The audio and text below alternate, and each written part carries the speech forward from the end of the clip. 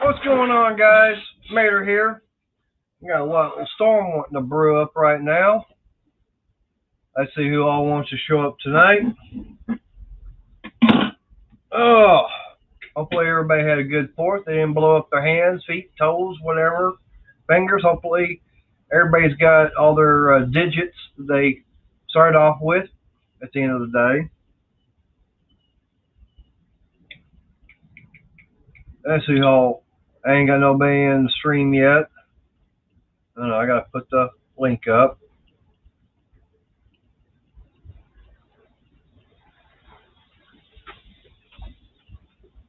I got Crystal. She'll be in here in a little bit.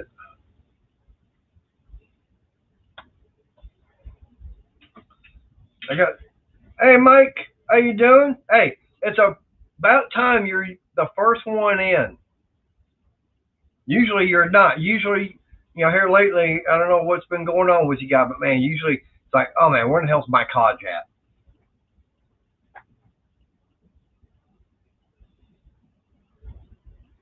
I'm just looking at some of my stuff here on my phone.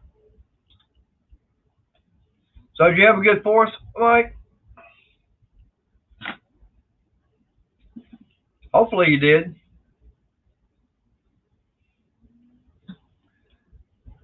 Hey, did you see my the video I did earlier today about my new little toy that I finally showed the video on? It's sitting off. It's sitting right here.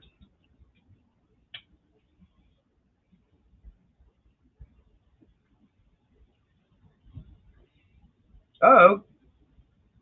He pops in, pops out.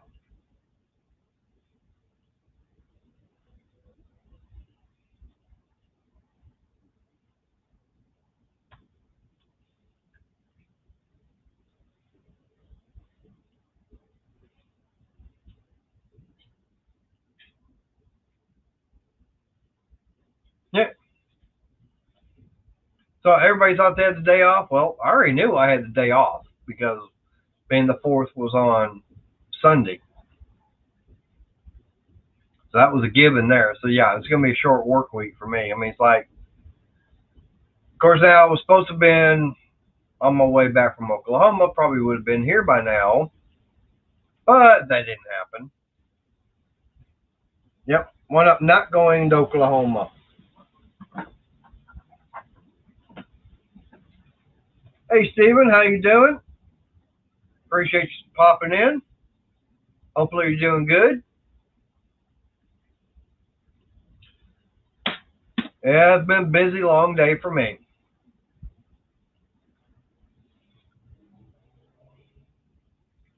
So did y'all wind up seeing the video I had posted earlier?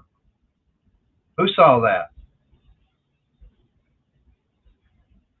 About my little toolbox I wound up getting.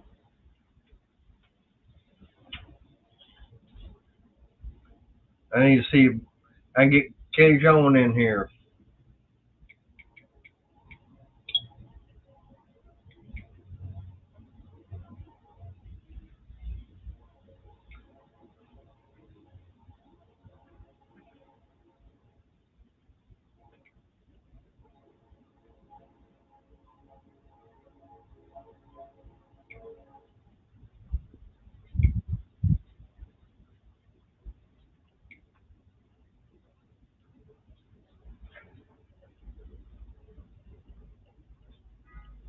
But yeah, wound up going and getting, like I said, Saturday. Uh, and plan. What we wound up. The plan was to go to Waxahachie to go do some shopping. Well, we left out, and everything was like okay, everything was fine. And okay, fine, gotta get some gas. Okay, rain was coming down. Got outside of Venice. It was coming down so hard, so fast. The car was literally doing this, wanting to do this number going down the highway. I said, it's too dangerous. I turned around, went back to the house, waited about 2, 3 hours later, went back into Waxahachie, actually made it into Waxahachie to Lowe's, and got everything, which I know I've already done the video on. Um, when Tractor Supply, got a couple of things there, and then actually got something that's a Tractor Supply in Waxahachie, and then it had come to the one here in Ennis, because the one in Waxahachie didn't have it.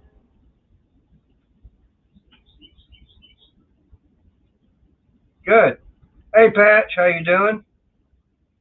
But yeah, I was supposed to go to Harbor Freight Saturday. Well, that didn't work out, so wound up, uh, canceling going to Harbor Freight because I had to get over Tractor Supply back here in Ennis in time. So I'm going down to, there he is. There's K-Jones. Get my speaker volume. Hey, K-Jones. Hey, mon ami. It's my problem. Dinner's still cold. Oh, really? Yep. Uh-oh. That no good. No, especially when it's an easy cook. It's still cold in the middle. Ooh. Yeah, I cranked the oven up. Turned it back on. Huh? Hi, Steven. Hi, Patch. Hi, Mike. Hey, Cajun.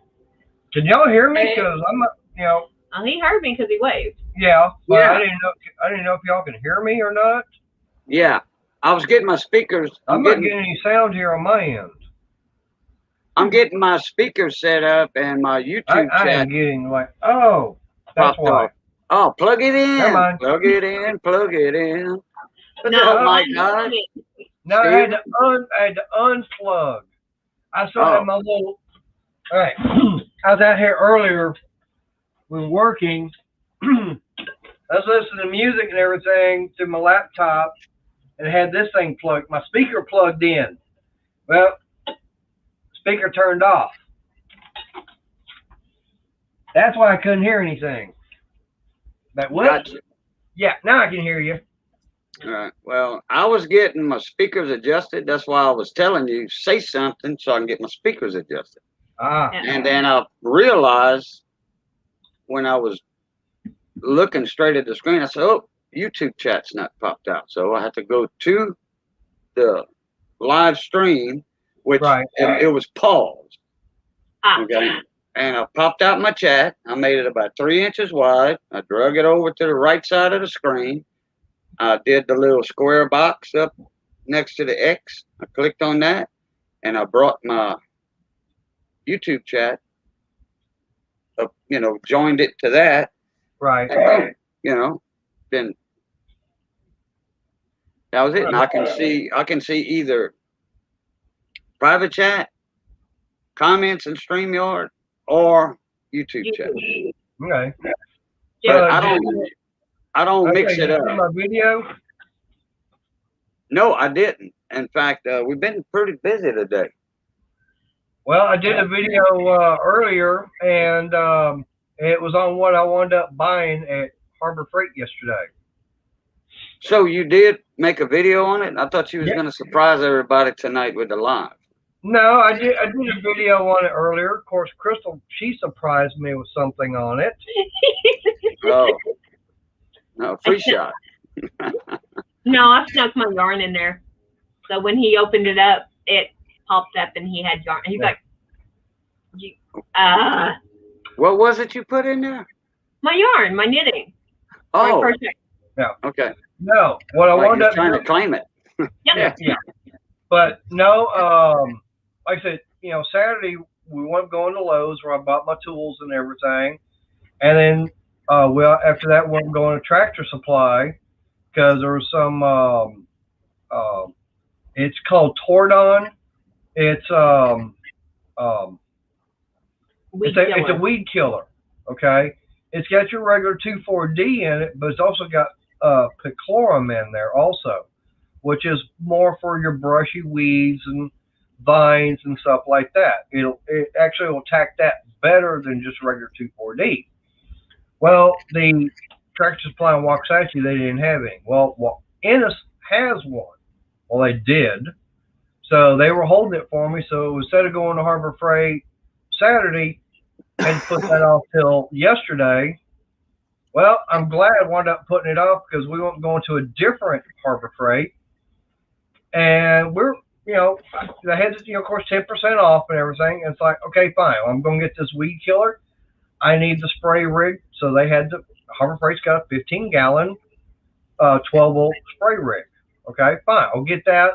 Take 10% off, be less than $100. And so we're walking through the rest of the store, and we get up front by the as-is section. And I go, and she's pointing. I'm sitting here doing this thing. Hey, sweetheart, over here. And sitting over there underneath their little table that they have all the stuff on, sitting on 2 of their furniture dollies, a 56-inch top U.S. General box in black. Okay. Yeah, we was talking about the 56-inch and the 52-inch Craftsman's in an earlier string. Yeah, this one actually is $5.29 regularly. It was marked $4.23. Yep. The supervisor said, "I want to get it out of my store. Let me see what deal I can make you." We got it for less than that. You drop it another $100, I'll walk out with it. No, I gave her a price and she got damn close to it. Yeah. She got what? She got close. Yeah. Oh. Because they have a certain amount. Go ahead, honey. Well, I was gonna say if y'all want to see it, okay, I'll have to redo the camera. But there's I seen it in the thumbnail. Yeah. Yeah. There's a certain amount of money they have to make as profit. Hey, y'all going diving? Yeah. As profit. That and I named a price that was just above their profit level, and they had to go up above that. But it's what he paid for it. It was worth it. But there it is, and the damage is that corner right there. That chrome strip. The chrome strip and part of the actual box itself. But not by much. I mean, it's dented in right here, and it's actually not chrome, it's aluminum, but it's got a little spot right there, and somewhere up in here it pops in. And then there's another spot on the very back of it that it's dented. Well, I'm not worried about that and everything. It's like it's the 56-inch double bank. It's double bank top box. Right. And since this is something I was looking at getting, I know I said I was going to get it in red, but for the price, I'm not going to pass it up. Okay. Right. Now, the only problem I was going to have was I knew exactly where I was going to put it, but what am I going to put it on? Well, yeah. I want to make it on a little table. Actually, I had this top that's right here. I already had this one, and that was prior before I made this other little table. But this one here, I had up in my attic where I was doing work before. So all I had to do is take and disassemble it somewhat, make the better legs for it and supports. And since it's the wood I get only comes in 48 inches, I had to make an extension down here on the end.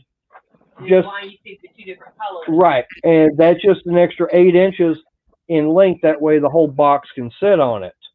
All right. But I've got it set up right now. Haven't finished it, but I'm going to put a shelf down there, which gives me about 14.5 inches of clearance between right here and the top, or the shelf. Plus I'll have what's on the floor. And like I said, you can see this is the floor in the garage. It's gravel, dirt, everything. All natural. Yeah, it's all natural. So yeah, but I'm gonna get the camera set back up here, get it repositioned. But what I'm gonna do is I'm gonna take the end locker and the end cabinet, and I'll get it attached to the my table. Instead of putting them on a top box, no, they on the bottom. Right. Well, you see, now that you got the top and the table, here's a hint, a suggestion for you. What's You that? have your side boxes and the U.S. Generals, correct? Yeah. Okay. You got a table. You're gonna have a shelf under it. Okay. Yeah. So you good for that at the moment. So now you can afford to wait. Mhm. To wait for a damaged bottom roller box for that one to sit on at Harbor Freight. I could. Okay. Now, here's the only problem with that. Okay. Right now, with the height of that bottom box, it would put it up too high for what I need. Too high. Okay. Why would that be? Okay. The lid and everything is right now about 2 inches from top touching Oh, I hate you. the bottom of the ceiling joist. Yeah. Well, so if you put it on the bottom of a U.S. General bottom part, your lid won't open all the way. No, Correct. I'm estimating about that much opening for the lid, so barely enough to see back there to get the tool that's at the back. He's saying it's going to open more, No, but well, right now he's got about yay much room from the open part of the box to the joist. When I stand up, I've got about that much room. right. Oh, I don't. Okay. This You got one- low ceilings like I got in my shop. Correct. I got very low ceiling. I mean, of course, when she has to come in and everything, she has to duck down. Coming in. I've got 6 foot and a little bit in mine. Oh, 6.5 feet. Yeah, that's about what he's got in here. No, I got a little bit more than 6 feet. Yeah, my son is 6'5", and he's got a good inch or two of clearance, but that's about it. Measuring from the ground down, I got about 77.5 inches. So just barely over 6'5" inches. Yeah. Right. You got about the same height as I got. Right. I'm So if I had that bottom box, then I would not be able to open up the lid all the way. That's the only problem with that. Yeah, I didn't know that it would be like that. Yeah, because the bottom box is, what do we figure? It's now it's 46 inches tall. That's got a 6-inch caster, so it's gonna put it, right around 52 inches in height. So then add in the height of the toolbox itself, and that's gonna put it, it's up quite a bit taller. And the lid would Well, those open bottom all the boxes way. were that tall. 52 Yep. inches tall? That's tall. Yeah. They have it set up at the store to where when they have a 44, a 56, and a 72 set up at the store. The 56 and 72, the bottom and top they're all three set up top and bottom. The 56 is opening the lid is right here on me. Okay. And I'm having to tiptoe to look at the back. I can reach there, no problem. Right. But looking, Now, Yeah, for me, that wouldn't make any sense to me because if you would open your top box and, okay, your bottom box, okay, is 52 inches tall, man, you can't see in the top of your box, your top box. right. I don't see that don't make no sense to me. I mean, Right. Now, what you were talking about earlier, I was looking at the Craftsman 52-inch. Okay. Yeah, now, you was gonna go with that because it was cheaper. It was cheaper and everything, but okay, yeah, it's 4 inches. It's not quite as wide and everything, and not quite as tall, but it's also not as deep. It's about about 6 inches shallower. 16 or 17 inches total.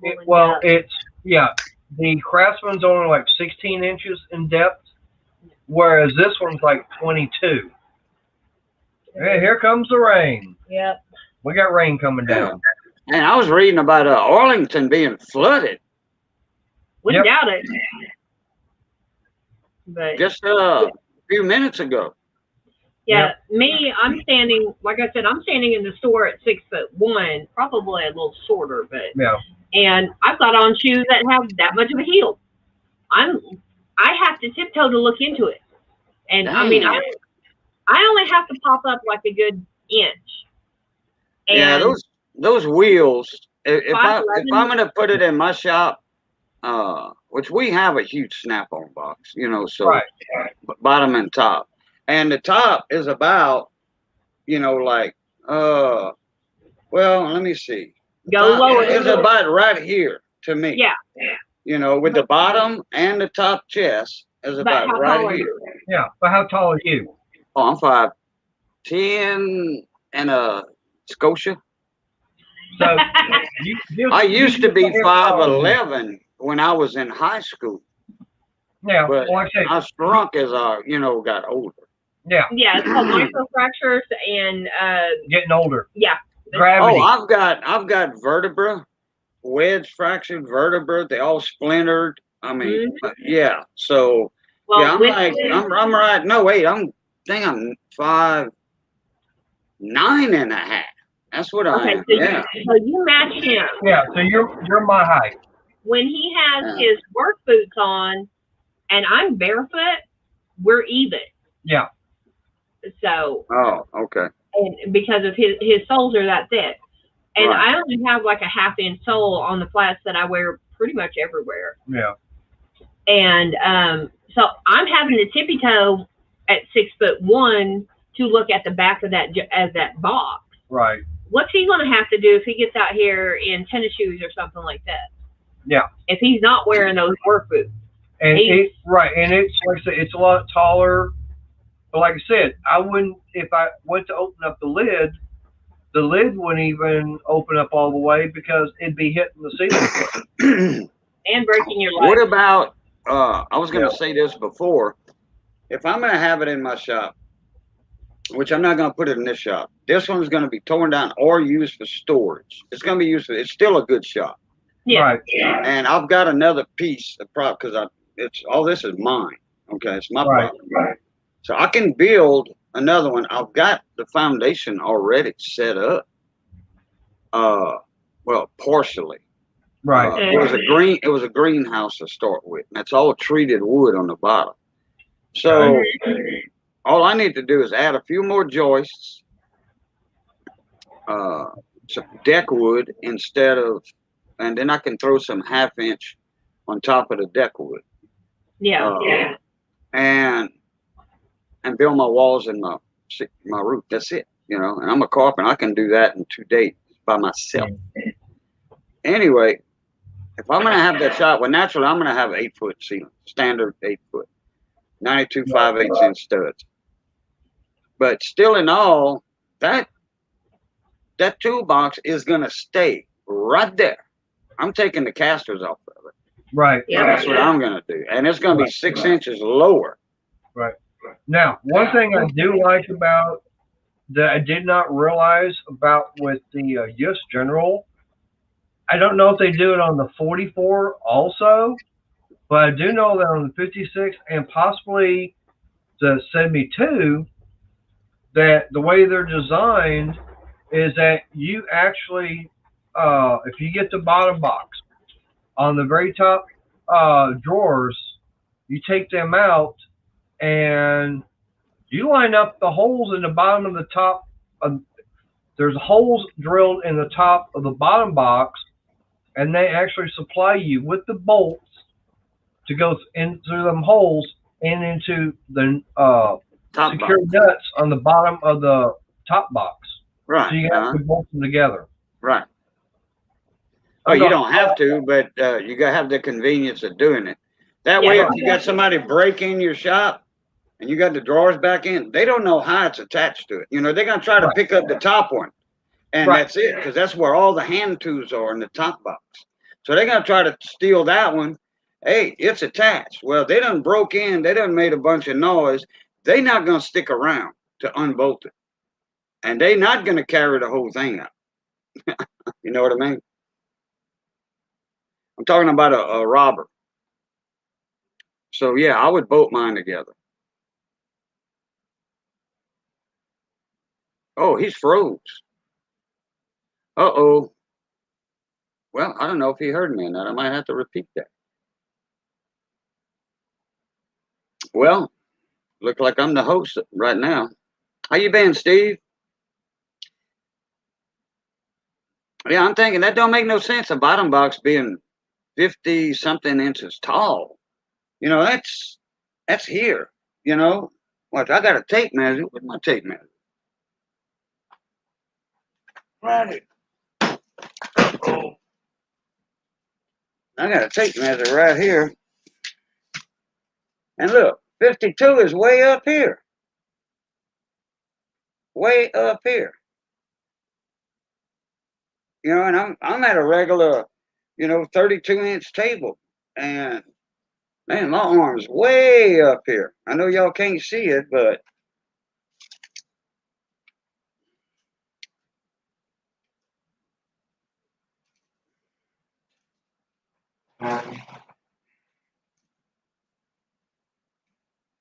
let's see.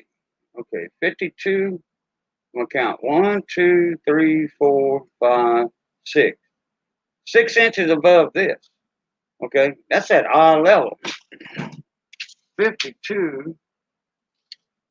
Oh no, there's no way. I wouldn't buy no U.S. General like that. I don't think it's 52 inches tall. The bottom tall. We'll see.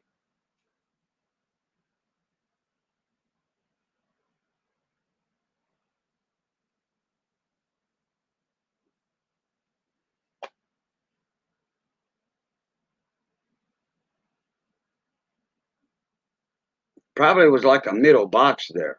Yeah, I don't know. I've never seen a 3-stacker. Unless it was 3 short ones.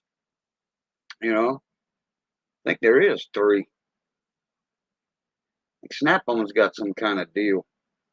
But man, Snap-on, oh boy, kill. I used to get a few Snap-on tools from the truck at the shop.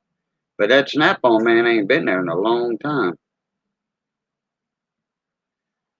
See if Mater makes it back here, or if he's going to start another one, because his stream's still running.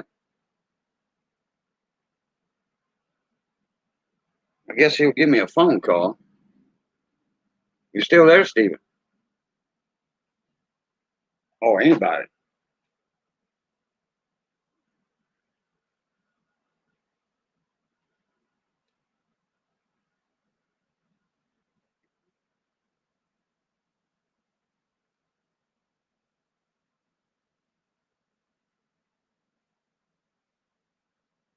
How big is a 72-inch box? Well, it's 6 foot wide. That's what I'm wondering, how tall it is. And I like the idea that he's got that U.S. General box with the little extra set of drawers on the side. Those small drawers, you can use that for small stuff, and it won't get mixed in with your other stuff in the other drawers. As in one wide drawer, and all your small stuff gets mixed up. I like that idea. Mater's back. Yeah. Yeah. Wait on his camera to come back on. Yeah, I don't know why. But yeah, come to find out, Chris was in there in the room messing with some stuff and unplugged the power for the modem. Okay. Yeah. Well, that's what's good about StreamYard. No matter what happens, if your battery dies on your phone, you lose power, the internet goes out, or your internet goes out, StreamYard is still up. And as long as you got somebody on panel to keep the chat entertained, they're not going to disappear on you, because you will be able to come back within 12 hours. Right. Hey, I appreciate you sticking around, because all of a sudden, like, what happens? Like, yeah. And I'm trying to check and everything. It was like, no internet. I'm going, what? Like, well, where did I leave? Where did you leave me off at? What was I talking about? I don't remember. I've slept since then. Oh no. Okay, was I talking about putting the walls up on my shop? I don't think he'd gotten that far yet. Well, okay. Did I say about my old shop? I'm gonna Yeah, still keep it. yeah, you were talking about your old shop and how I'm gonna probably put still. some decking and everything down. No. The old shop, I'm gonna just leave it as is, like for Okay. storage, house Right, storage, okay? Because right, it doesn't leak, it doesn't rain in there or anything. Even for right. the hurricane, it didn't rain. The two hurricanes, major hurricanes we had, with dead. One of them was a dead-on hit too. Wow. So yeah, the second one of last year was a dead-on hit. The eye passed straight over us. Wow. Dead on. Boy, I tell you what, when that when that first eye wall came through, oh boy, you talk about some fun. And I never lost electricity. I was live during the whole thing. Really? I Wow. never lost electricity. But we had one a month before Huh. or 3 weeks before, you know, a hurricane.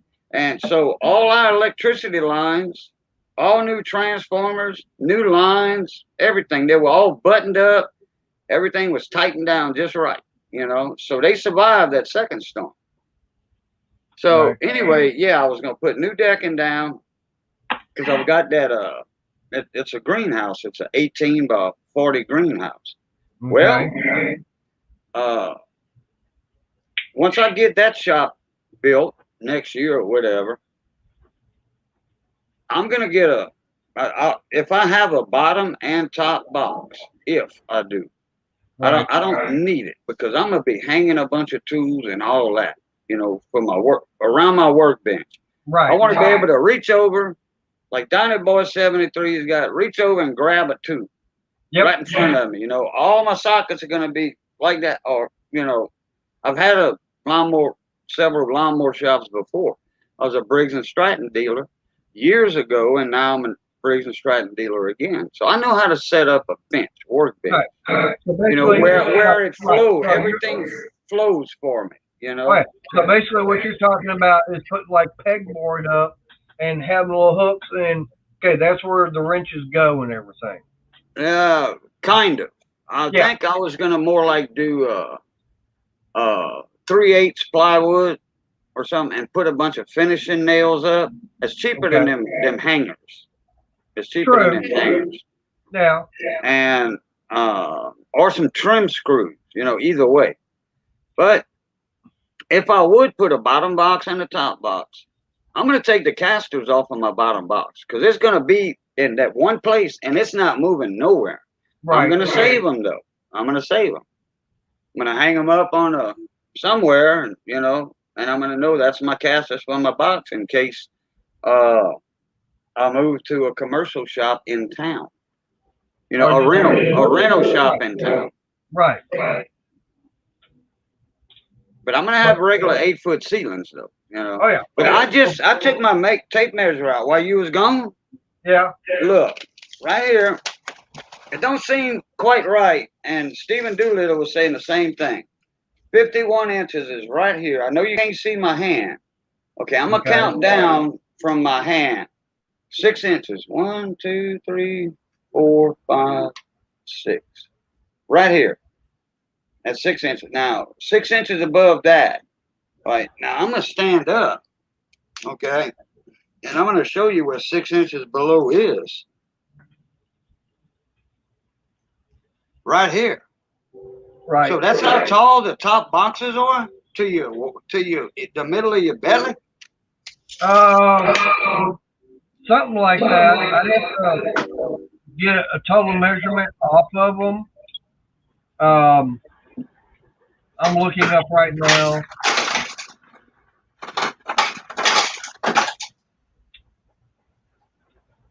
Because I can't see a top box on top of a 52-inch box. I'm almost 6 foot, and I wouldn't be able to see inside the top of the box. Right. I can barely see. Now, for me, it actually comes up with them set up at the store and everything. You know, I'm like 5'9.5". Okay. Yeah, So me it too. actually comes up to about right here. I'm looking So I'm looking at the very bottom of the very top of the the box with the lid open.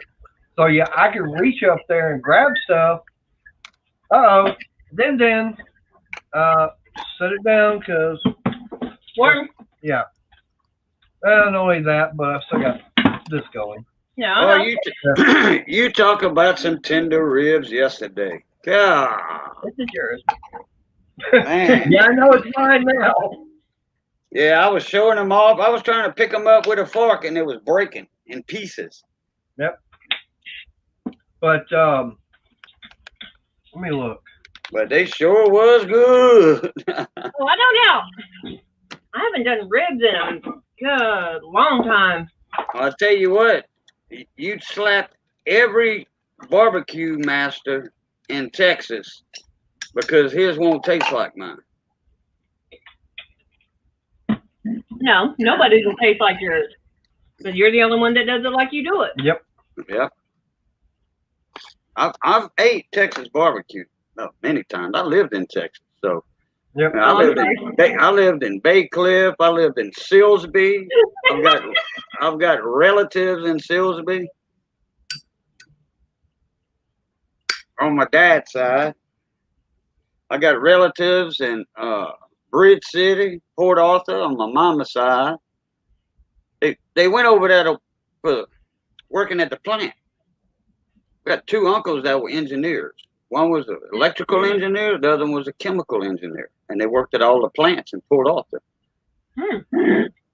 So that's where they raised their families, and they were buried over there. Yeah, Stephen, there's a lid on the bottom box. There is an edge that's not even a half-inch tall to be able to inset the top box. Yeah. Yeah, keep it from just sliding off.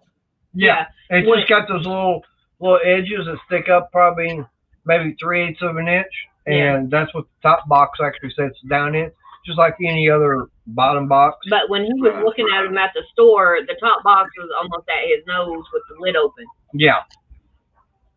And like I said, when I'm flat-footed, he and I are even. And last time I got measured, I was 6'1" without shoes on. Now, for some reason, this thing is not wanting to. If it's that tall, I would have to build me a little step, a little 1 foot step to step up on. That way I can look good in my top box. Oh, yeah. Oh, specifications. There we go. It says product height is 42¼ inches. Oh, well, that makes more sense. Now, I don't know. That's without caster. Okay, so that's probably going to be without caster then. And then it says you have a 5-inch caster. No, 6 inch. 6 inch? It's a 6-inch caster. So you're looking at, then you're going to be looking at 48¼ inches. But that's still, The bottom would hit me right about mid-stomach. Right. Then you get added on another, I get a measurement.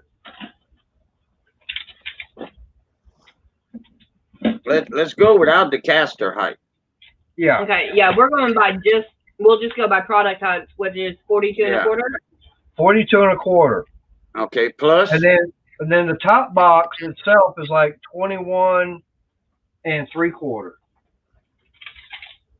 Okay. Yeah. So that's 64 inches right there. Yeah. What was the bottom? 42? 42 1/4. Okay. And 22 3/4. So 66 inches? 64. Sweetheart. 65. 65. Okay, I apologize. You got to add the 1/4 and 3/4. That makes an inch. All right, there's 65 inches right it was there. 21 1/4 or 22 1/4 for the salt? So it's 21 1/4. 21 1/4. Oh, I wrote down 22. My bad. That's okay. Okay, 60. 64. No, 61. Oh, yeah, 60. Yeah, 64. God, that's still tall. Yeah. Man, that comes up to my my nose. Yeah. Man. That comes up to my nose. Yep. Maybe that 41 1/4 is with the casters on it. Oh, probably. Nope. Yeah, that would be about right. Yeah, because I can't see casters after you put your 2 boxes together with casters on. It would be another 6 inches. I wouldn't be able to see inside the top box. Right. So what Because I can would see in the do is- top box at Harbor Freight. Yeah. 'Cause I've Well, like scoped that- them out. Well, that's what I've been looking at. I almost bought that set Okay. For Well, you know how almost tall a- it is then. for almost $1,000 with the side. They had a big sale going on, and I had a 20% coupon, Yeah. super coupon, 25% super Well, coupon. I I'm could have got saying- everything for $800. Yeah. The bottom, Like I said, 2 next time you- sides, and that top. Right. Like I said, next time you go into Harbor Freight, go on where they got their toolboxes and look at how they've got their 56 and 72-inch toolboxes with top and bottom set up, and that's how tall everything is. Well, I did, and I could see in the top of it. Yeah, but you realize how you really couldn't you couldn't see everything properly. And always check. No, your I coupons. could. Okay. Always Actually, I check your could. coupons I wear Western boots though. You know. Right. Yeah, that gives you a good inch and a half. Too, Yeah, that gives depending you on. Yeah, that inch and a gives you half. little bit more. Always check your coupon code because the majority of them say excluding toolboxes. Yeah. Because I know for Father's Day, when Harbor Freight did their No exclusions. Okay. no, Harbor Freight for Father's Day, they had the 20% off coupon. No exclusions. He's Right. saying his. But I'm saying the one they had for Father's Day just passed, on there they had that 20% off coupon on any one item. It was actually saying exclusion was toolboxes. Oh, I saw no exclusions in my email. Yeah. Now that was for the 10%. 10% off for the 4th of July. 10%. Right. What I was getting was 10. They said 10% off. Okay. But like I said, when I went in there for Father's Day, which is when I went up getting that the side locker and end cabinet, they wouldn't take the coupon for that because that was one of the exclusions. Right. So the only way I got it cheaper was the cashier was nice enough to use a 10% off coupon. Yeah. That's Oh yeah, why I got a Steve. little bit cheaper. That's right, Steve. On the bottom box, there should be no lid. There's no lid, but there's a lip. A Yep. lip. Hey Scott. Hey Scott. Hey, I Scott, how's it call going? it an edge, even though technically it's supposed to be a lip. Yeah, and we got lasagna tonight. Oh, I didn't make it. Stouffer's just. Yeah. All she had to Hey. do is put it in the there oven. and heat it ain't up. nothing wrong with Stouffer's lasagna. Nope. No, Yeah. I've got a recipe to make it.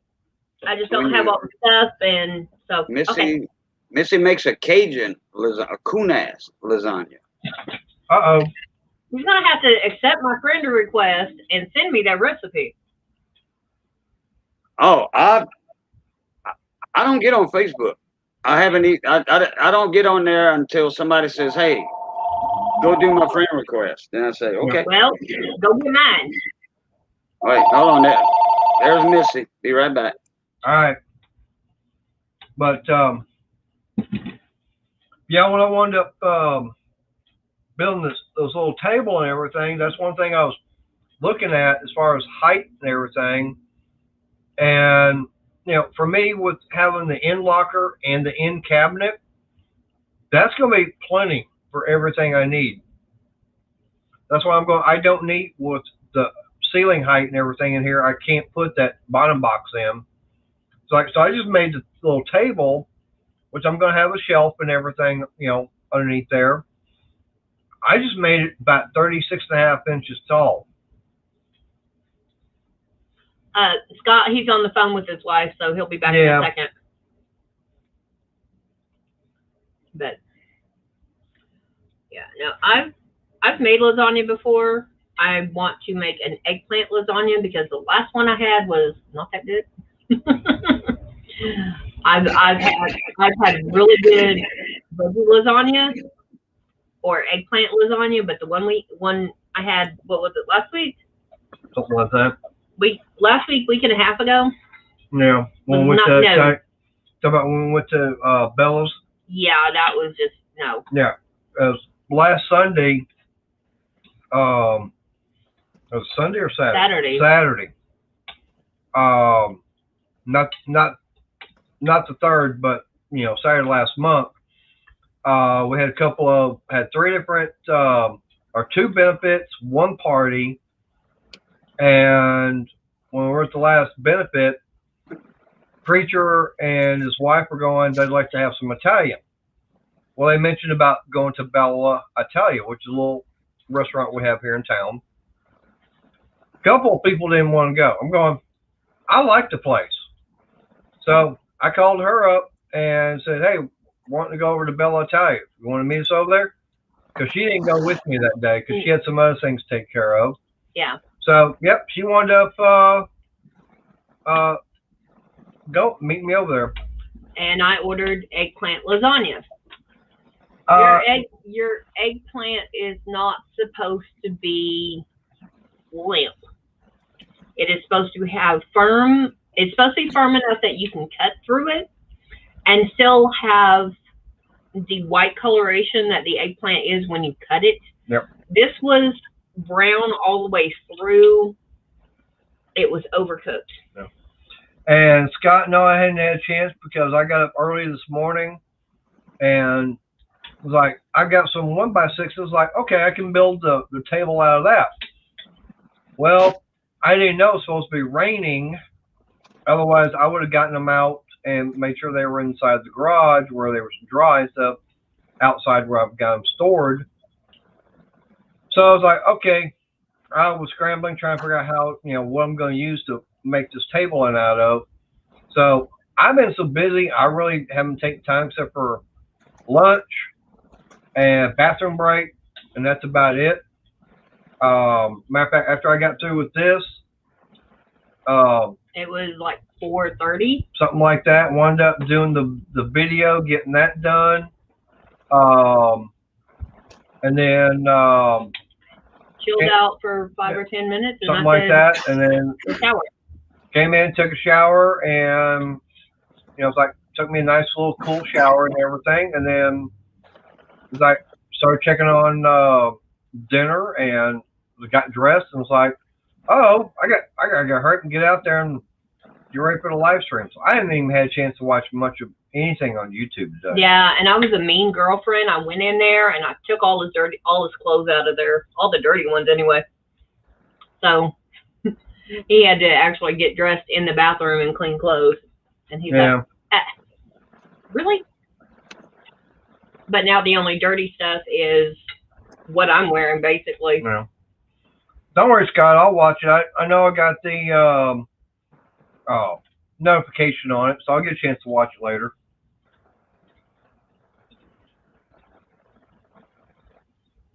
Yeah, eventually I'll just pick up and make homemade lasagna. Yeah, I want to make mine again. I need to flip it out and do that eggplant or veggie lasagna. But I haven't done that one before, so. So what Missy have to say, Cajun?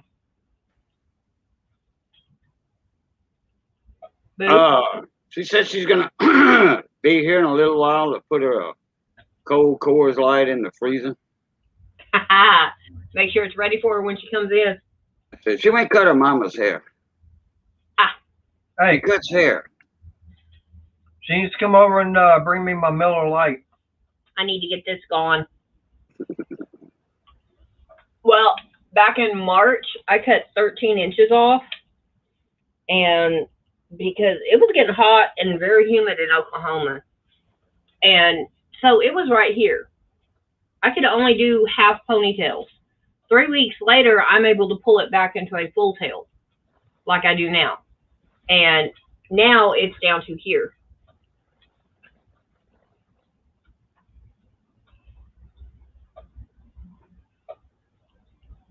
Ooh, that sounds good. Zucchini lasagna? Yeah. Yeah, I mean, there's probably all kinds of different ways you can make lasagna. especially veggie style. Like I said, it just depends upon, I guess, the area you're in and what all you want. Yeah, lasagna and yellow squash are more readily available here. I just have not made one before. It's not that I just, because of my work situation and the stuff I had going on at home, it was hard for me to even make a regular lasagna. I had to have all the stuff a week ahead of time so that on my day off I could get up and get it done before I went back to sleep. Yep. Because my days off were get up, run about 4 to 5 hours getting stuff done, get a half hour worth of sleep, and then get up and do everything else, do the rest of it. Because I cooked, I cleaned, I did all the dishes, I swept, mopped, vacuumed, did the bathroom, you name it. If it needed to be done in and around the house, I did it. And then have to go to work, so. Yeah. And have to worry about taking care of 2 kids. Now she's almost doing the same thing. But I don't have that time crunch. Right, but now she doesn't have to worry about 2 kids, and she doesn't have to worry about going to work.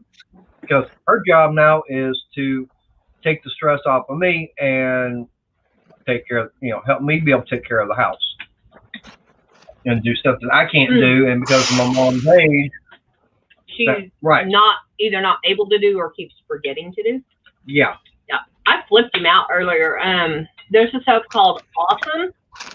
It's LA's Awesome. Yeah, I know. I get it all the time. Okay, he found this stuff called ZEP, Z-E-P-P. Yep. And citrus. It's a citrus cleaner. It specifically says on the label kitchen grease. So that means I can use it on the stove, I can use it in the microwave, all over the floor, anywhere in that kitchen, and not have to worry about it. Yep. And she brought me my Awesome back. Yeah. When I was running crew boats, most all the offshore boats, tugboats, large supply boats, crew boats, whatever, they got a chemical company out of Cameron. Mm-hmm. And they have the real commercial concentrate, that lemon, that citrus cleaner. And you talk about good in the engine room. You got 2 big, huge diesel engines or 4 huge diesel engines in them engine rooms, and you got to keep your engine room spotless. Yep. Coast Guard requirements, right. Safety hazard, all that stuff. So if you got any leaks on your engine, and if it's going in the bilge, that's fine, But if it's getting on the walkways, if it's spraying sideways on the walk, no, that's a safety hazard. Oh yeah. Get it clean, that way nobody hits their butt. Right, but that's good stuff. Yeah, my deckhand would clean the engine room. That wasn't my job. My job was to check the oil, add oil, and run the boat. Yeah. Yeah. When you got a 100-ton license, Coast Guard license, you've done earned that right. You done earned that right not to be in the engine room if you have an engineer. Right. You've earned the right not to swab the deck, make somebody else do it. Well, my deckhand does that. He cleans. I don't clean. I'm privileged because I have that license and I have a deckhand. Right. That's what he's getting paid to do. Yeah. Yeah. But I took this ZEP, and you get the grease splatter that falls down the side of the stove and stuff. Well, he's got a good gap like that between the stove and the cabinet.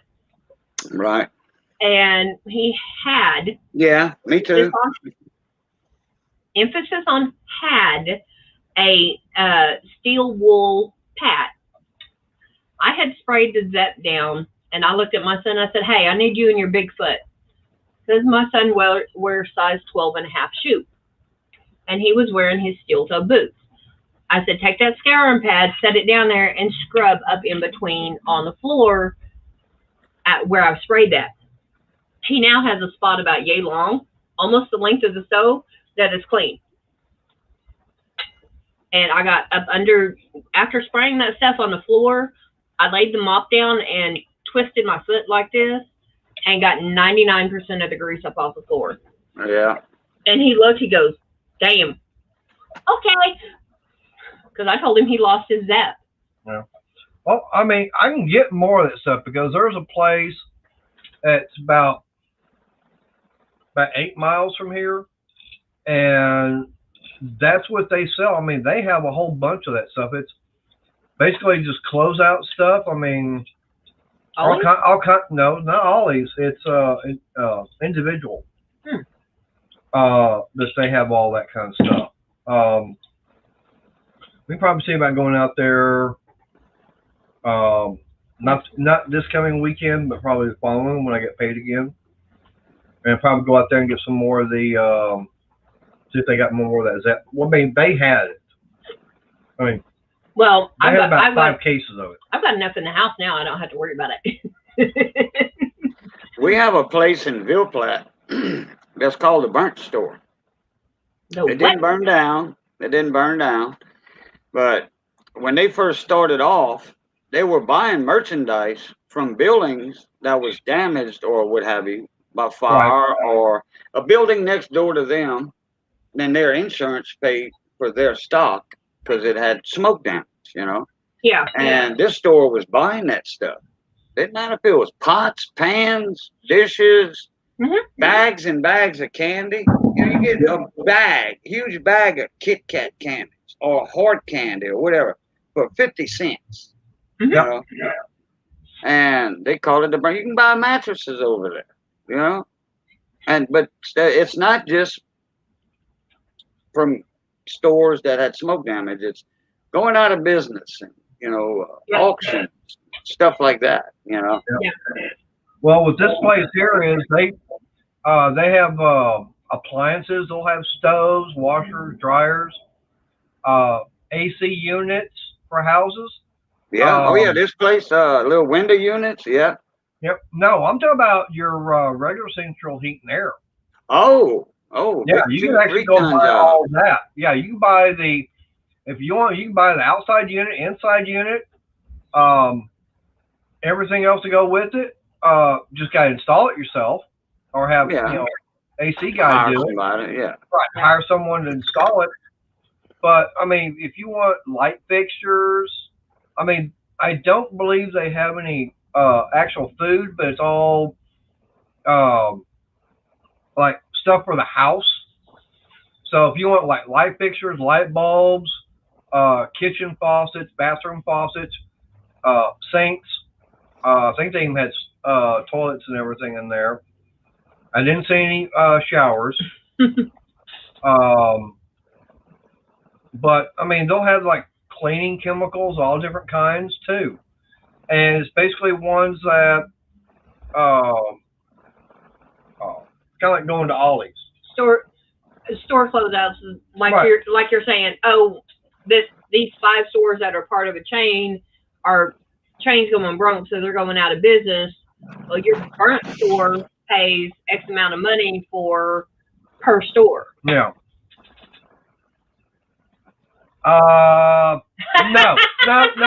No. You couldn't pay me enough to call him. Even that would cost a mint just in airfare. Yeah. And besides, if I did, how many years would it take? I mean, if you've seen how long it takes for him to do a video on fixing something, how long would it take him to even actually do it? But yeah, your place called the Burnt Store pays X amount of money per store, and they'll get all the inventory from each store and then put it on their shelves. It's either that or like that. Like, okay, I've got 1 gallon of Awesome I picked up over at Ollie's. Okay. And that's what they do. Okay. Yeah, I buy it for $3. I paid what, $5? Oh no, I get it at the dollar store for $3. Dollar General? Yeah, but Family Dollar. Family Dollar for a gallon, $3. No, this is bigger than what the Dollar General Family Dollar sells. The one at Dollar General Family Dollar is a half gallon. Yeah. Oh. I I used to Okay. work at Dollar General. Oh, okay. Well, Yeah. not bad. Yeah. No, But $2 for twice as much. yeah, so the thing about it is, it's like it could be the fact is that companies decided to come out with a product like that Zep in the 1 gallon. It just doesn't sell. Okay, so you've got people that the companies put it out. Well, it's an item that doesn't sell, so they got to get rid of it somehow. So someone will go in there and buy it all up, Mhm. and they'll like Ollie's. So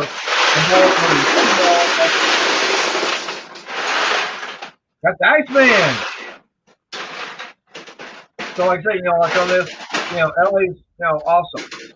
Well, they can't. They probably can't sell it in a 1 gallon. They can sell it. People be willing to buy a smaller, like quart or half gallon, but they don't want to spend the money for a 1 gallon of it. So they'll have a store come in, buy everything out, resell it. That is a half gallon, right? Yeah, I checked it. It was 64 ounces, half Yeah, gallon. yeah. I thought so. I just Yeah, because we just went to Dollar Tree. What, yesterday? they have a Yeah, and they 24-ounce spray bottle for $1. and they got the half gallon for No, yeah, they have a half gallon of the orange Awesome, yeah. which has got the citrus in it that you want to be better to use in the kitchen. Yeah.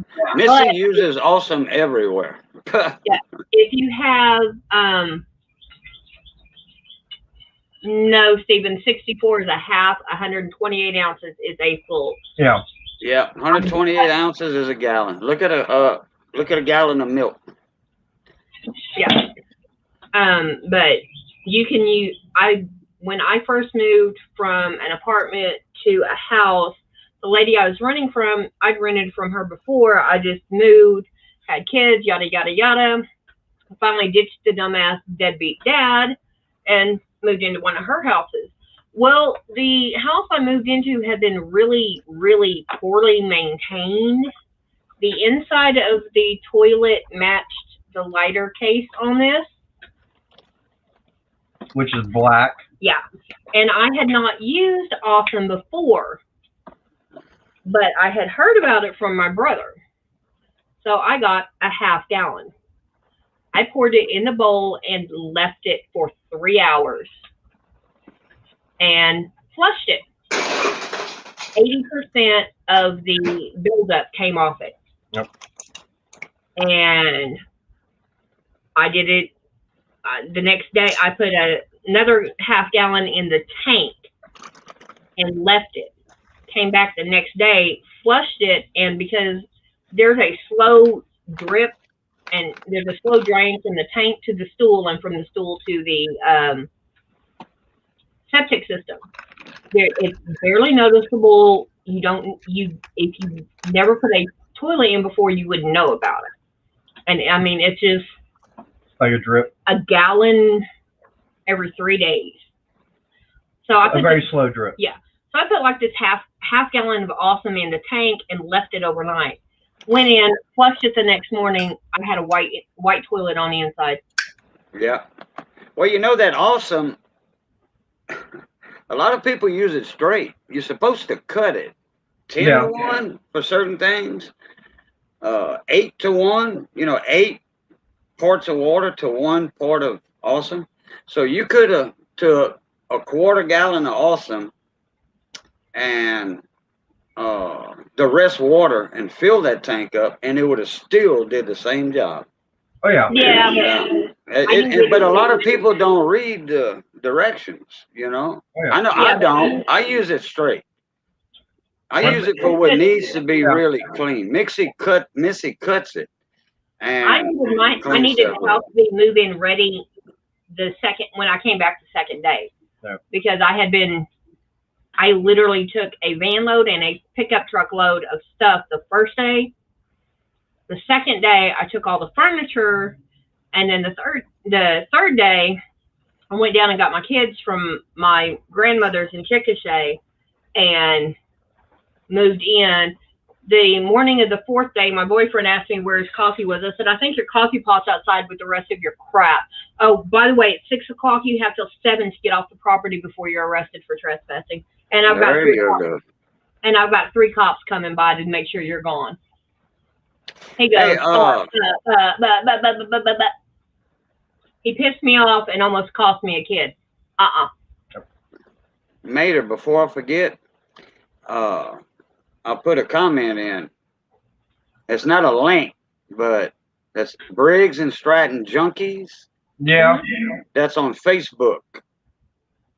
Okay. So you can join that. They'll probably say the admin has to, approve it. Yeah. And when you join in or whatever, just tell them my Facebook name, Hollis Boo Luquette. Right. And they'll it'll go a little faster, put it that way. All right. Yeah, which, like I said, I did friend request you and Missy. Look for a little red dragon. I did. I already approved it. Okay. Well, my phone on mine, I did. Yeah. Well, he already did me. He did. It's like as soon as I already approved him. Yeah. But the way that came out of his mouth. Look, that meant something a long time ago. That meant he already did it. Now he already did me. That means a totally different thing nowadays. Exactly. Actually, he'll do you or she'll do you. She'll do you. No, it'd be. It was back in the old Western days too. Yeah. Yeah. Nowadays, that was a phrase way back then. Oh yeah. Yeah. If it was my kids, which are 17 and 19, up to someone about 30, it's either I would or I'd tap that, meaning that if they gave them a chance, they'd have sex with them, or I already hit that, meaning I've already had sex with them. Yeah. Yeah. Tap or hit is interchangeable.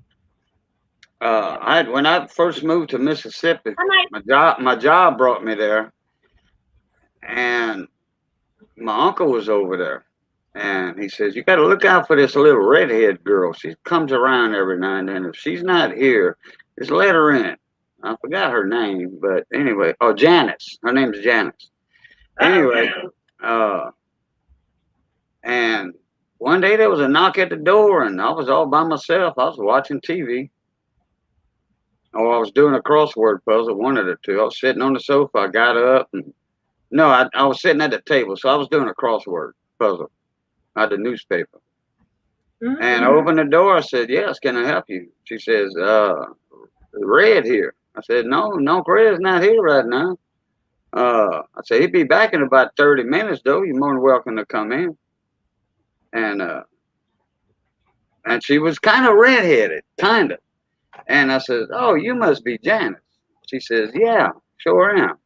I said, "Well, I'm Boudreaux." "Oh," she said, "I heard about you. Uncle Red was talking about you coming down here." I said, "Well, not down here, up here, because I was more south of them, They were up Mississippi. I'm down way below them.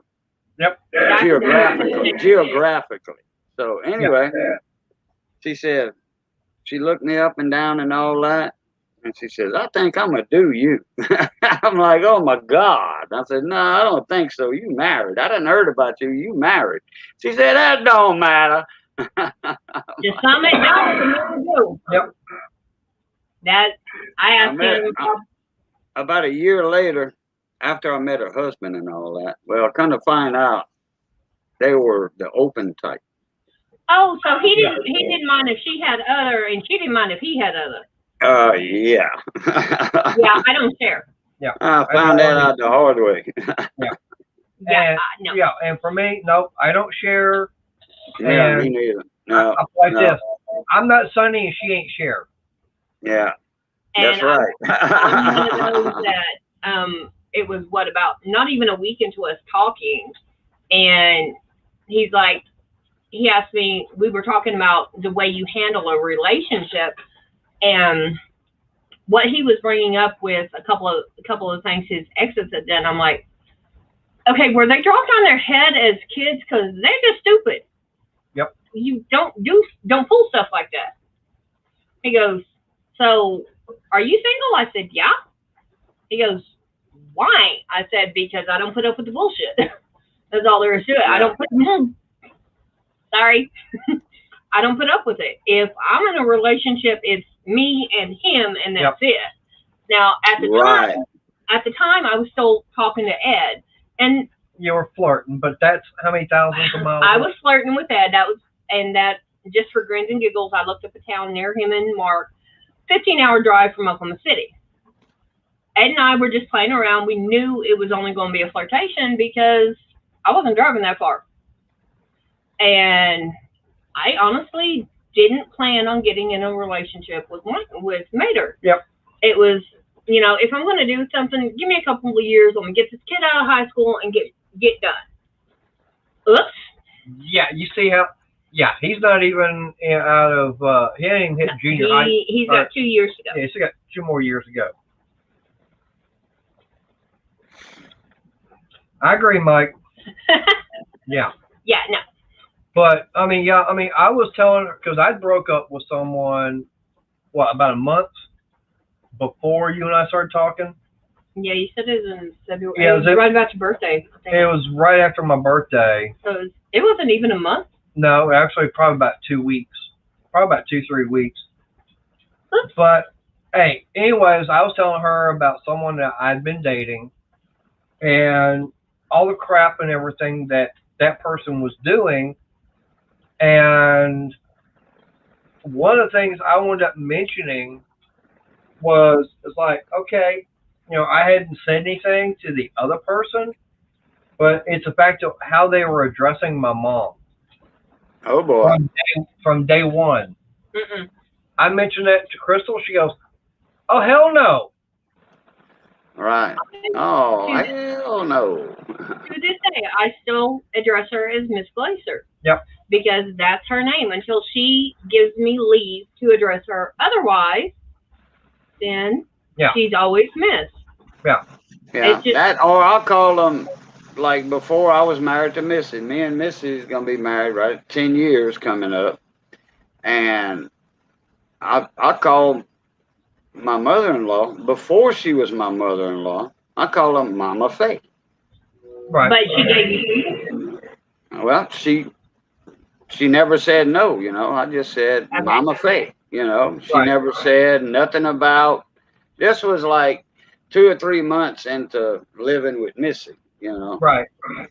And because Missy moved in, I don't know, about a month after we met or something, something like that. Oh, you getting quick? Right. You said you got quick on it. Ours wasn't much better. About 2.5. We clicked, when we met. We had a lot in common. Right. I love eating food. She likes cooking food. No, I was a good cook too. I still am a good cook. Yeah. I can cook. I cooked at restaurants before. I was the master boiler in a kitchen in Houston, Texas, off of FM 1960, Blue Water Seafood. The guy that owned it was from where I was from, on the Gulf Coast. Right. And he opened up. He had a chance. He had a little bit of money. He sold his shrimp boat. His dad died, so he sold his dad's boat, and he saved that money. He didn't act like a fool and splurge it on other stuff. Right. And he was catching, and he was like, well, I'm going to open me a restaurant. I just want to find the right place. And I'm not going to open one down here in Grand Chenier, or Cameron or Pecan Island. I want to open it up somewhere where there's a lot of people. Houston, Dallas, Austin, that'll do it. Yep. And somebody found it for him. They said, look, Brad, his name was Brad Applin. He says, there's this little place. It's like in a U-shaped strip mall. Mm-hmm. There's buildings to the back and they come up the sides to the highway. Right. And this building was right off the road in the center of that. And there were some good businesses in there. So if you turned into one of them businesses, you passed right there next to the restaurant. Yeah. And I think it was like $800 or $1,000 a month. Rent. on the restaurant, and all the equipment was in there. You know, the grills, the stove, all that. So all he the ended up buying the place. You know, I don't know, something like $500,000, but he made that $500,000 within a year. He told me Right. within a year I had bought this place. Mhm. That's how good his business was. Fresh seafood from the Gulf, fresh. Well, Houston is not far from the coast anyway. No. But he had all the connections for the shrimp, the crabs. All his family were commercial fishermen in Grand Chenier and around Baffin Bay and all that down there, all the way down by Rockport and all that. He All just his made a family phone were call and commercial said, fishermen, hey, I oyster want this, fishermen, this, and this. Y'all got to send them everything.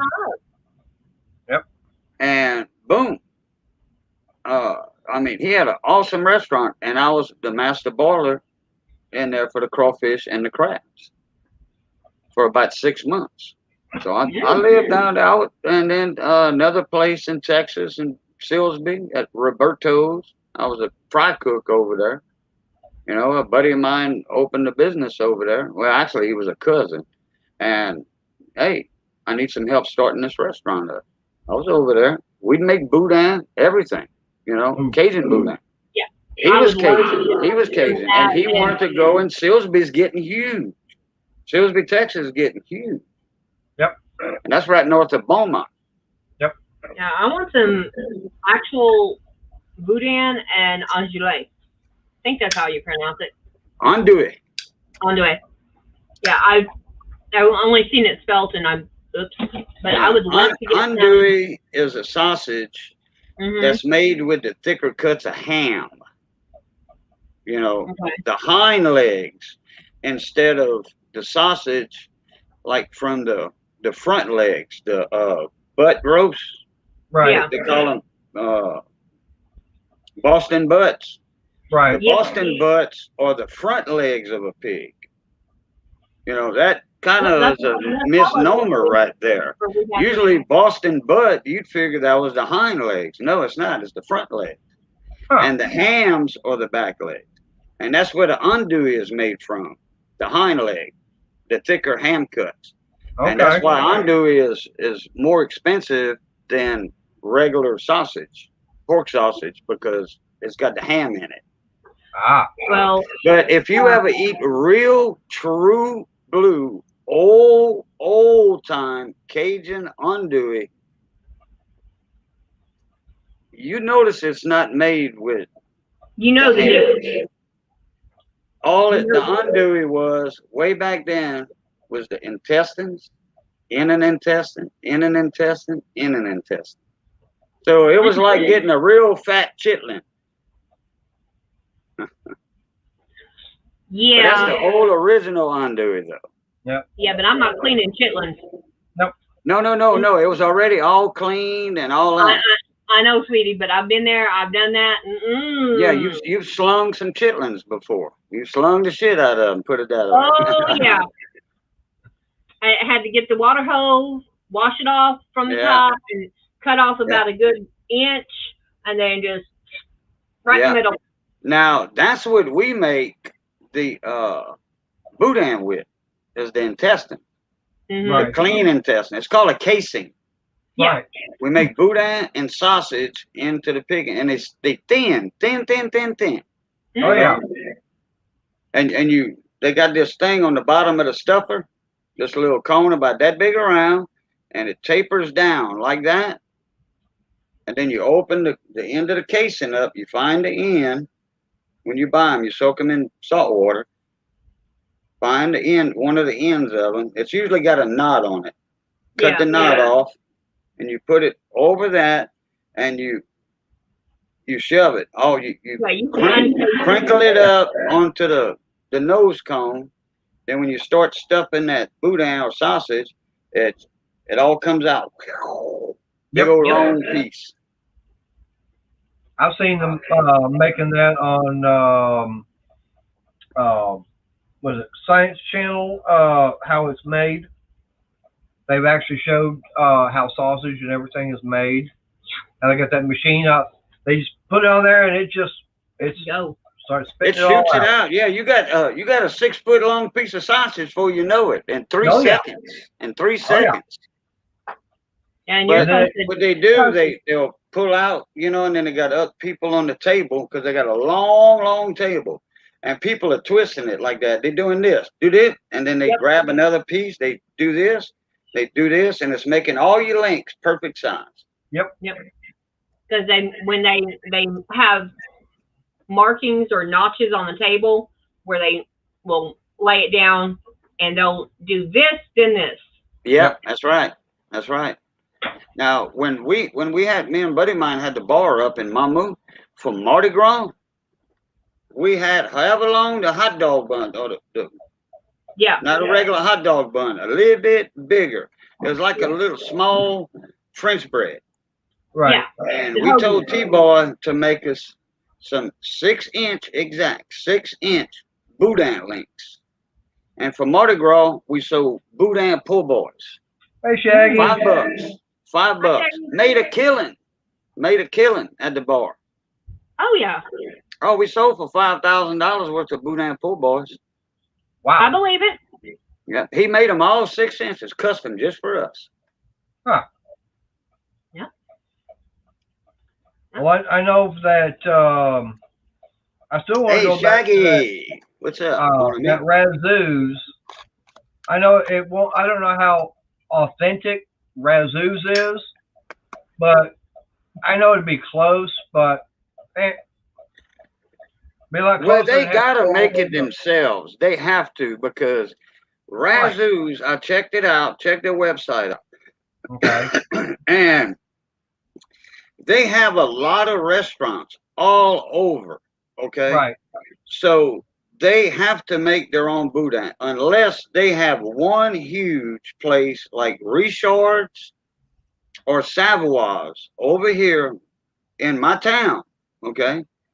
And 2 towns next to me. They got Richard's and Savoy's. Right. Unless they making their boudin and shipping it to them frozen, which that's true Cajun boudin. Right. It is. Yeah, in Oklahoma we've got a Mexican chain called Chalinos, and they're mainly in Oklahoma. They do have some in northern Texas just across the line, but not very many. But literally in downtown Oklahoma, it was probably about 10 miles, not even 10 miles from where my house was. You had Chalinos restaurant, and across the street you had the tortilla factory, along with the grain bins from where they got the actual wheat and stuff in to go from raw to tortillas. Tortillas. I'm gonna go put those up, and I'm missing something. Coffee. Yep. Yeah. Tortillas. I'm trying to think. Explain that one to me. I know what they are. I done forgot. Tortillas. That's a round What? Mexican flatbread. What you have Hey. for burritos. Go this way. Oh, okay. Oh, yeah. The tortilla shells. Yeah. Yeah. Okay. All right. I was thinking of, something already made, like a burrito or a tamale or something. Yeah. Okay. A tortilla shell. Yeah. Yeah. The tortilla. You see how I had a senior moment there? Okay. Tamales are actually made in corn husks. When you go out and get corn and you shuck it, the green leaf you pull off before you pull the silk out, Yeah. they dry that, and then they put like a cornbread mix is made out of masa. I don't know exactly how they do masa. It's masa. They spread that across the husks and put the filling in it, and then they wrap the husk. Right. That's a tamale. The tortillas. Yeah. Oh, I know what a tamale is. Yeah. Tortilla is just the shell. I make my own burritos over here. Okay, yeah, the tortillas are what you put all your stuff in your burrito Right. on, all your filling Tortilla, in. yeah. But Chalinos Now, restaurant. Over here in Zwolle, and it's one of the oldest founded towns in Louisiana. Actually, they think it's the first small town that was founded, and it was founded by the Spanish. It's called Zwolle, Zwolle, or IE. And it's not far from the Texas line by Toledo Bend. Okay, he would know where that's at. Yeah. Yeah, because that's straight. Everybody Yeah, wanted that Toledo one. Bend straight north of Houston, but on the Texas-Louisiana border. It's a huge reservoir that was a man-made. It's a man-made lake. They built a dam, hydro dam on the Sabine River, and that's what powers a lot of Texas and Louisiana. Well, in Zwolle, they got a tamale factory. Like I said, it was founded by the Spanish, and I think it was one of the first or the first oldest town in Louisiana beside Natchitoches. Then they got Natchitoches, Louisiana, and they got Nacogdoches, Texas. Yeah. And those, they They're had sister this towns. tribe. He says, son, he had 2 sons or something. You go, that was in Cato, the Cato Indians. Sons, you go this way, like 3-day walk. And your other son, you go this way, 3-day walk. And y'all start y'all families and stuff. Natchitoches and Nacogdoches. That's how they founded the town. That's what they were named after, the Indians. Nice. But if you Zwolle, I love their tamales over there. Man. Yeah, see, and Salinos tortillas, you cannot buy them outside of their restaurants. You have to be at the restaurants to get them. They make them. They make it, and they have their own factory across the street from one of the restaurants in the city. Like I said, they get grain in, and they will take it from raw grain straight to tortillas. Right. And it's like, and all with lard too. I believe so. I don't know. Tortillas are made with lard. The real tortillas. Traditional, yeah.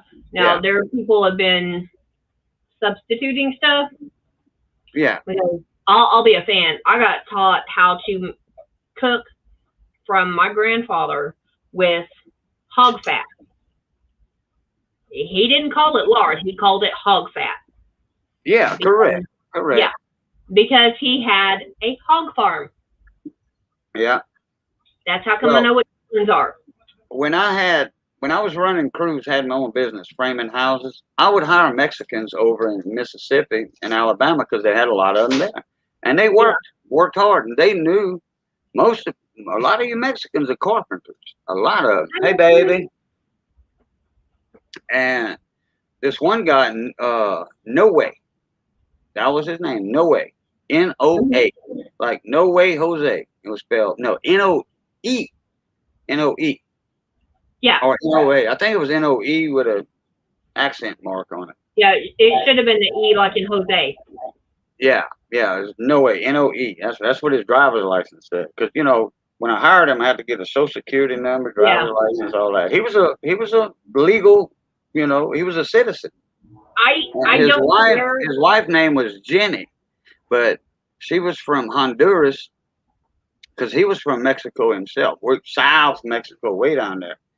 And I don't know, what is that, Cozumel or something, way down there. And his wife was named Jenny, but Henny. He would say Henny instead of Jenny. Yeah, because they don't. She made homemade tortillas, about this big around, like the 6-inch or 7-inch tortillas. Mm-hmm. And, they eat tortillas over there like we do down here in Cajun country, bread to sop up our gravy and stuff. Yep. They'll take like beans that they'll break off a piece of that tortilla and they use it as a spoon, kind of like. Yep. They'll grab a bunch of beans and eat it like that. I've done that too with because I'll make rice and then I'll put other stuff in it, and depending on what I put in it, it can make it kind of mushy when you're down to the bottom. So I'll use tortillas over bread when it comes to stuff like that. Oh yeah, I love making wraps. Missy will cook a beef roast and a gravy, and I'll eat it with rice and gravy the first night, and then after that, I'm gonna make me some wraps with it. What's that, baby? That oil? It leaked. It's probably that oil that leaked out. It fell while ago. I was grabbing my tape. That's oil. So anyway, I love wraps. Lettuce, tomato, beef meat. Like leftover beef meat, and look, plenty sour cream, plenty. Yeah.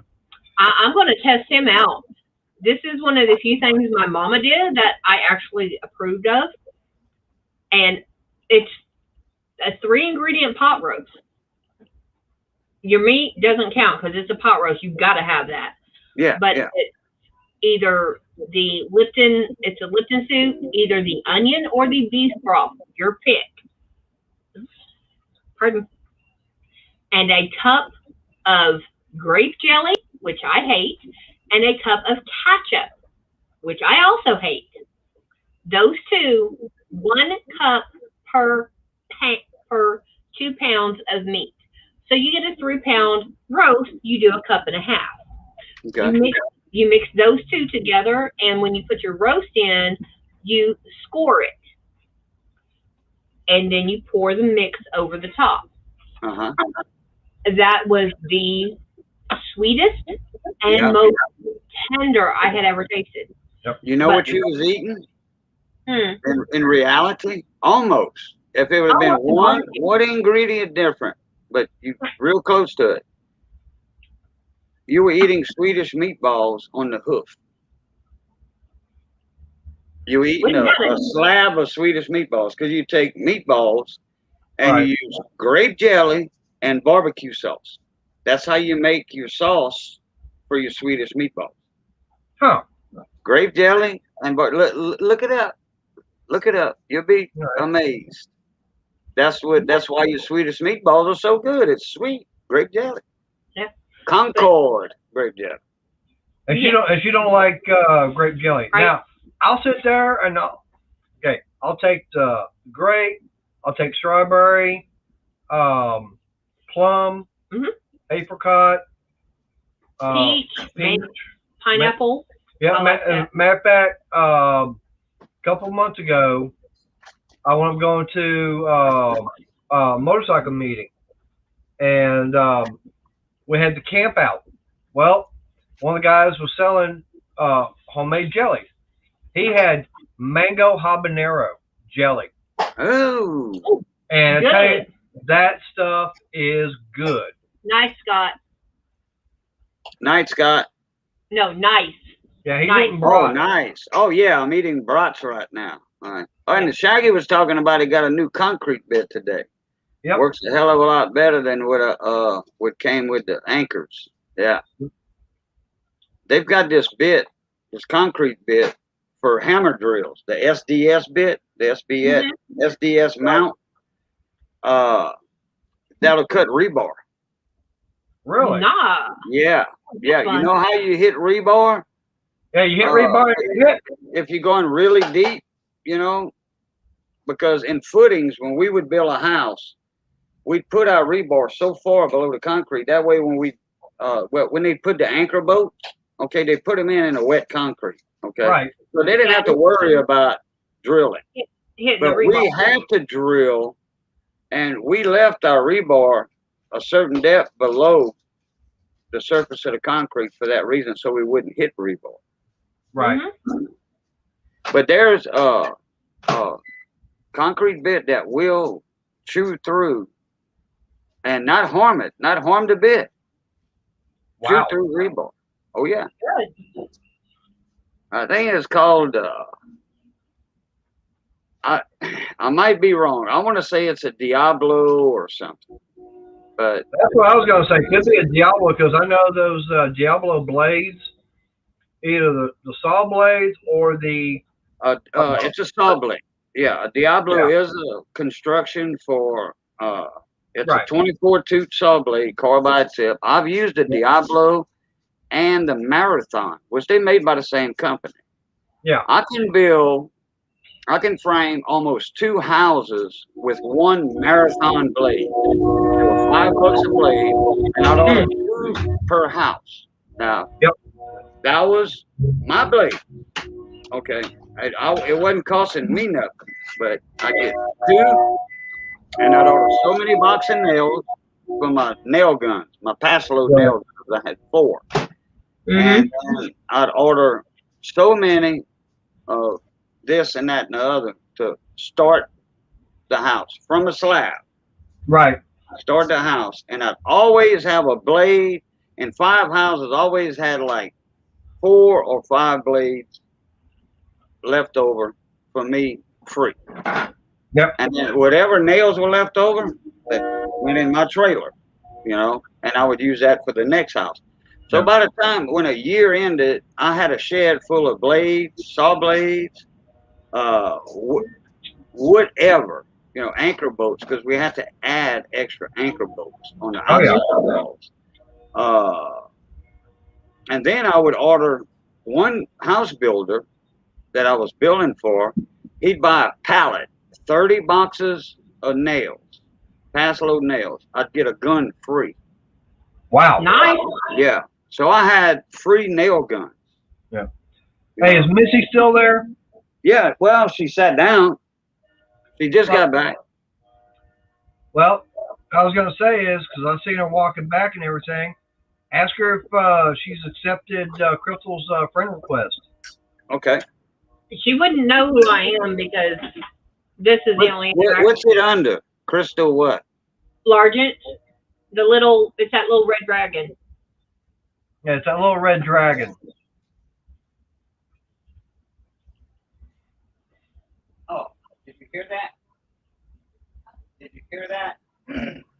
Did you accept on YouTube, Facebook? Did you accept Crystal's friend request? Okay. Well, when you get a chance. Scott, we'll have to look up how Swedish meatballs are done. Yeah, Scott, Pinterest is my friend when it comes to recipes. I have the last 10 years, I haven't been able to cook because suppers and stuff because I was always working. Shaggy's he's eating what I had for lunch, corn dogs.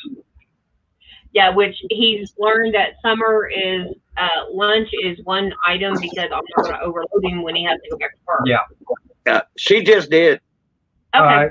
Well, my Yeah, phone she hadn't been on Facebook yet. So. my phone is in the house because I didn't want it going the notifications going off in here. Yeah. Oh, I love corn dogs. Oh yeah. That was lunch. Yeah. Shaggy, I love corn dogs, especially from the mall. Well, what we got, I picked up the food court. They dip them in frying, and they got homemade lemonade right there at the same corn dog stand. Oh yeah. Oh boy. The Dollar General Clover Valley lemonade, that is really close to homemade. Yeah. But what I wound up getting was State Fair corn dogs. Oh, that's what I buy from the store. Yeah. Yeah, that's what I buy. Yeah, I get 30 of them. I get 30 in a box. I got what, 24? He got a box of 22 and kind of made me a little bit mad. It might be 24. I don't know. Well, you said small. So I know, but I didn't realize that each hot dog was individually wrapped. Oh, I didn't know it. I had to go in and open up 11 corn dogs. Oh, well. Oh, yeah, they come in, I think they come in a little plastic. You tear it apart. Yeah, but there's another brand that I've gotten. I've got to go look this next time we go shopping. Well, State Fair does have them where they're not, but they're all in one bag. It's a pack of 8. You get 16 in the box, and you get 2 packs of 8. And you open up for... Right. Yeah, I think those are the Bar S corn dog. I remember it was a red box. Bar S. Bar S is red. That's Bar S, yeah. Yeah, okay. But I got the State Fair because that's the one that is a little bit better because it's got the honey and everything with it. Yeah. Well, you can get that. That's an option. You can get the honey batter. That's right, Shaggy. It's called hot dog on a stick. Yep. We played, me and Todd, when I was co-hosting on KBON on the radio station over here. We played that commercial for hot dog on a stick in Acadiana Mall in Lafayette down there. And it took me about 10 times hearing that commercial to actually you want to go get one? No, to like the commercial. It's it's not the best commercial jingle you ever want to hear.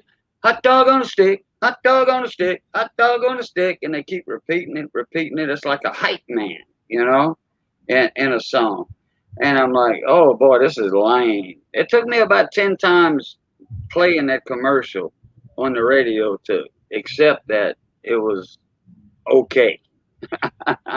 She probably knows what I'm thinking of. What am I thinking of? Go for it. I'm not going to even go. Go for it. Has to do with Ribbit. Okay. You talk about that. I had that thing stuck in my head all day long. One of the channels that I watched that I got him to watching too is called Froggy Went to Knitting. And whenever she gets a super chat or someone donates money to her through PayPal, which she's taking all the YouTube money and PayPal money that she gets during that time and donating it to 2 different cancer researchers because of her dad. Yeah, her dad passed away. And who is this? Yeah. Froggy Went a Knitting. Oh, Now, Shell that has come on his live is Cal Went a Crocheting. And she's she's Froggy's co-host. But every time Froggy gets money in, the super chats and stuff, she has a little animated frog that goes like this and then flips back and forth. And it goes, I got a super chat, I got a super chat. Because she is saying that after she had sucked helium down. After she stopped what? She sucked helium down. You know how your voice goes really high pitched after you stuck on a helium balloon? Yeah. She goes, I got a super chat, I got a super chat. Okay. And he gave her one time and it stuck in his head from noon until 7 o'clock at night. Dang. Ask me how I know what Swedish meatballs are. Laughing out loud. Probably because you cooked them.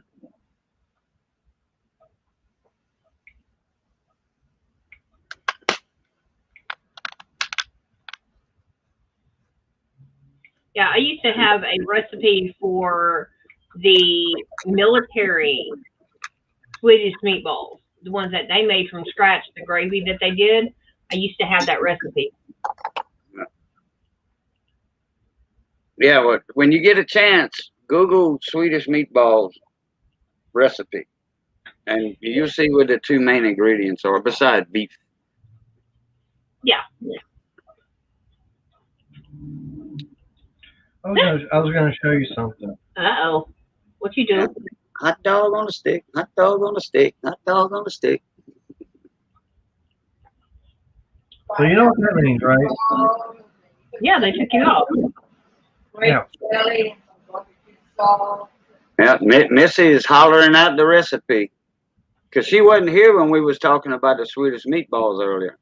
Well, like I said. And she don't even know what we were talking about. and she heard what I was saying because she's listening to the live stream. Uh-huh. And, she says, you know, you fry down your meatballs first, and then you mix up some grape jelly and barbecue sauce, and so yep, she knows what the recipe is. We made 400 for our wedding. Well, a friend of ours did. I gave her the money. I gave her enough money to buy everything, and there were none left. Oh no! I mean, we had all kind of like, you know, finger plate food, whatever, at the wedding reception, and we had 2 kegs of beer, and I had a keg left over. Because there wasn't a lot of beer drinkers. You know, I said, well, if anybody wants to drink whiskey, you know, y'all just bring y'all own. You know, I'll have Cokes and stuff. So there wasn't that many beer drinkers over there. There was more whiskey drinkers. And I got a question for Mike. What kind of rolling papers did you use on that meat? What kind of what? Mike was saying Mike say he smoked some meat on Saturday. I just kind of wonder what kind of rolling papers he was using. Oh, okay. Beat him upside the head. I was thinking about you the whole time, Shaggy. Ah.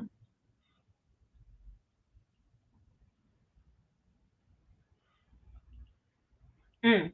Well, Scott, I guess Fort we'll Swift. have to go over On to my his house. mom's side, at New Year's, my mom made meatballs, Hey, sweet and Mark. sour, barbecue, Swedish, and grape jelly meatballs. Barbecue was good. Swedish was awesome. There you go. Yep. Mark C. Hello, hello. I had one I used to, two of them I used to do. One was a balsamic meatball. Balsamic vinegar. Yeah, that was the main ingredient. And the other one was soy and honey. It were the two main ingredients. And I used to throw them in the crock pot and mix everything up, pour it over there, 2 hours on high, and good to go. I'm gonna put that Facebook page in there one more Okay. time. We got a couple of more people that came in. Briggs and Stratton Junkies. So if y'all are into small engines, which I think y'all are, A lot of them are. most of y'all, you know, I mean that's where I met Mater at.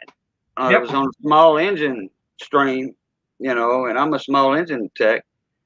I think Briggs and Stratton dealer. So I've been on Briggs and Stratton Junkies on Facebook. I think right since they started. I think we met through Brandon. Yeah, I want to say yeah. Yeah, yes, Mark. I'm definitely well fed, especially after all that lasagna I had. Considering his Yeah, he just ate a big old thing of lasagna. Yeah, like I said, that was Stouffer's. I'll do mine soon enough. And then, but his piece was like this and that. I do not skimp when it comes to feeding people. Yeah, like I was saying earlier, Missy cooks a Cajun lasagna. Oh man.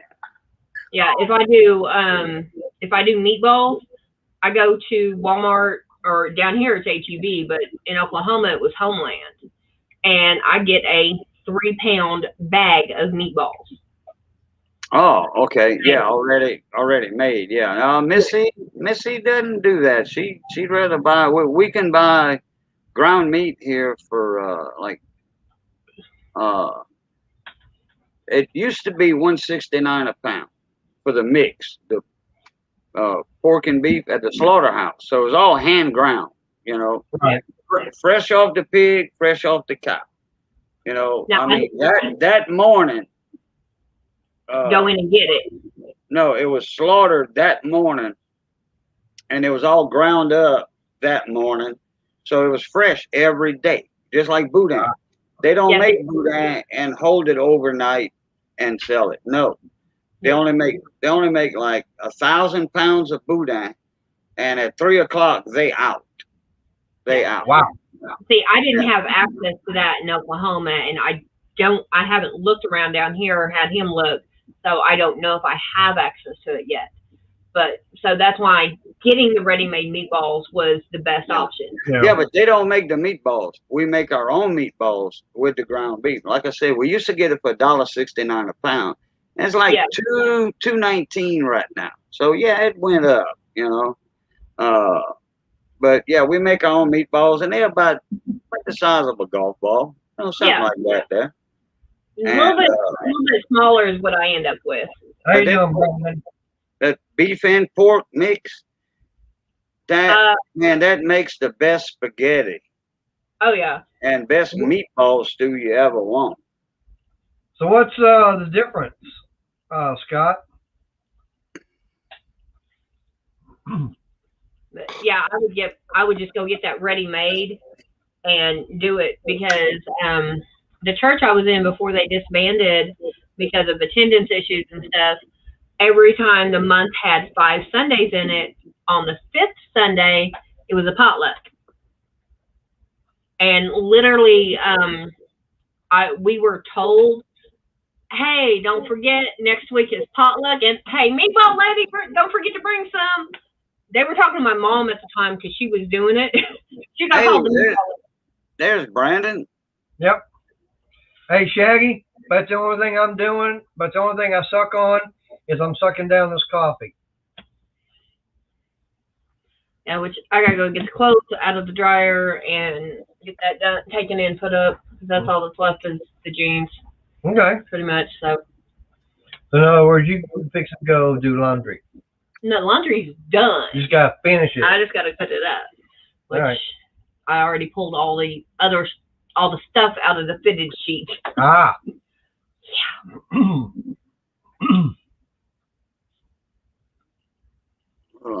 Let me do this right here real quick.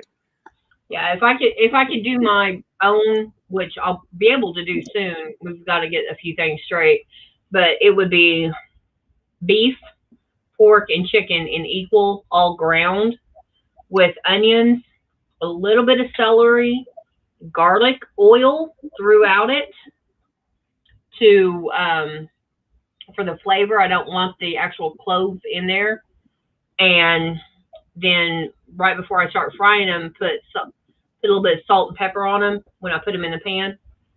I've got different stuff that I have done, but I haven't been able to do in 10, 15 years because of the work situation.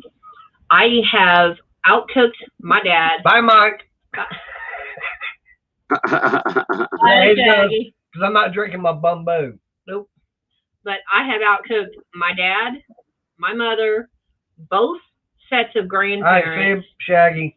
And I actually did a meal. I had a guy come over. I didn't find out till 2 days later that he was a chef at one of the top 5-star restaurants in Oklahoma City. And while he was there eating, he said, I can't cook this good. I said, well, all this is mother of invention. He goes, what do you mean? I said, that's what I had in my cabinet, and that's what you're eating. Yep. I said, there is no recipe to it. He literally came to me 2 weeks later and said, what was your recipe? He kept trying to get it, but I don't have one. It's like Yes, a little right bit, there. a little bit of that. Yeah. Pork and beef, the gravy is made with heavy cream and sour cream for a rich cook. Yeah, right. Mm-hmm. Yeah. I do agree with that. I've had that recipe too. I have. Yeah. But most the everybody meatballs are down like here in Southwest Louisiana, we buy the beef and pork mix because it's better than pure beef. You know. Yeah. And you just can't go to the local supermarket and find pork and beef mix. You have to go to a slaughterhouse, which we have many down here. Slaughterhouses. They kill that morning, so many animals, pigs, cows, whatever, and all your beef, pork, whatever, it's fresh. Mm-hmm. We got some of those here. I just don't know where I don't know where they're at. We go past one every time we go to Waxahachie. Well, the meat in there is a lot better and a lot cheaper than HEB, actually. Yep. Hey, Most of the time. Before she even moved down here, she never even, I mentioned HEB to her. She goes, huh? What? Never heard of it. There's not one in Oklahoma. Yeah. Well, HEBs are like once you get past Beaumont, heading toward Houston, that's where your HEBs start at. We don't have HEBs over here. Well, I got one here in Ennis. We got what they call Piggly Wigglies. Yep. Most of the Winn-Dixies are getting bought out by local grocer Yep. Yeah. chains, small grocer chains down here. Like Piggly Wiggly, Super One Foods, which is Louisiana. They started off in Louisiana and they just buying the Winn-Dixies. We had Super One Foods here. Yeah. Huh? We actually, at one time, we had a Super One Foods here. Oh, okay. Yeah. It's no more. It's now a HEB. No, we still got the HEB. What's that little place you say you keep wanting to go to? The little store. It's got all something like an Ollie's. We got here. Oh, the Big Lots, not Big Lots. no, something outlet, dishes, dashes, no, something. no. Anyway, Yeah. And we at one time even had a Brookshire's here, and Berkshire? Oh, okay. they built a brand new building from the ground up. Went in, and it's like they come to find nobody really wanted to go to it. So they said, okay, it wasn't even there a year or two. and now it's HEB. No, No, it's not. HEB is where HEB is at. Okay, so what's in where Berkshire is? That's What? at church. Ah, okay. Yeah, as we're going out 287 to go to Waxahachie, it's where that one light is. You got those two sets of lights. We'll go past the Chicken Express, make the curb, get that one light, and then come up to the next one. Remember that Exxon gas station? Got gas? Okay, Yeah. it's like right there. Okay. So the Yeah. Super One that y'all had there, that was a grocery store. It was a supermarket, right? Yeah, Okay, just groceries, a deli, a bakery, and then then your meat section. oh yeah. And okay, yeah, they had butchers in there. Yeah, our Super One has a seafood department, Take it easy, Mike. Appreciate you fresh- being here. fresh shrimp, fresh oysters, fresh crab meat. See, Not frozen, fresh. Oklahoma has homelands, and a lot of those are being bought out by Smart Savers and Cash Savers. And those are, you buy at cost, and then you pay 10% at the register and that's how they make their profit. Oh, okay. Which, yeah, that's Well, Steven say he's got those two stores, but we got the Aldi. yeah. It's We got over- all these. Got Aldi over in Waxahachie and Corsicana, but we don't have one here. Yeah, Oklahoma has all these. Now, when you get down south, more towards towards the borders in Texas and over by Idabel, which I believe that's more towards Cajun, but it's not Louisiana. I forgot what state it is. Oh, Arkansas? Yeah. You do have some Kroger's there. No, we got Kroger here. Yeah, y'all got some Kroger's, but where I'm from, there's not any. They're literally right on the border towns, and that's it. Mainly in Oklahoma, it's Homeland, the Cash Savers, Smart Savers, the Mexican ones, like La Tequila. I can't even spell it right, but anyway, can't even say it right. Yeah. And He's close enough on the saying. and we did have, and we've got Crest. 2 Walmart supercenters. Wow. We've 4 Walmart. marketplaces. I know what the marketplaces are. Then 4 Yeah. supercenters. And dang, Brandon. Yes. Wait. Yep. Killene's pretty good sized town. Yeah. It's a military town. So, Yeah. Right. Yeah, see, and where I was at, I literally had a Smart Saver and a 30-minute walk, a 20-minute walk. That was it. By car, I had a Walmart less than 10 miles from me. Aldi's was about 25 miles. Crest was about 30, 35. And I had access to all of it. I just had to be willing to drive. Yeah. But I like going to them Oriental and Mexican stores. The Mexican You can get your duck sauce and all that. Man. Oh, yeah. There was I only get soy sauce by the gallon over here. there was only one actual Asian market in Oklahoma City.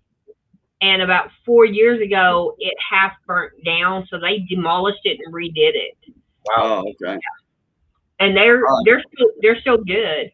I love the Asian markets because you can get all the different types of noodles. Yep. The Asian noodles. Yeah. Man. But in Oklahoma, if you went into the ethnic food section is what they called it. Yeah. where you got the Mexican rice and stuff like that, and you got the Asian noodles and stuff. When you went in that section, you had better the people that were there working there, and also the other customers. If you were not ethnic, you were looked like, what are you doing here? You need to go back to your own food. For real. Yes. I went Tell them into to kiss you. Tell them to kiss your foot. Tell them to kiss your foot. No, I got what I needed and went about my shopping. I didn't care. I went into a Mexican market about 10 years ago, and it was right there. I knew what I needed, and I walked in and I said, in Spanish, where is this? And they go, ¿Tú español? Sí, poquito. ¿Qué es? You know, where is? And repeated it. And they're sitting there blowing their minds because this white chick is actually talking Spanish.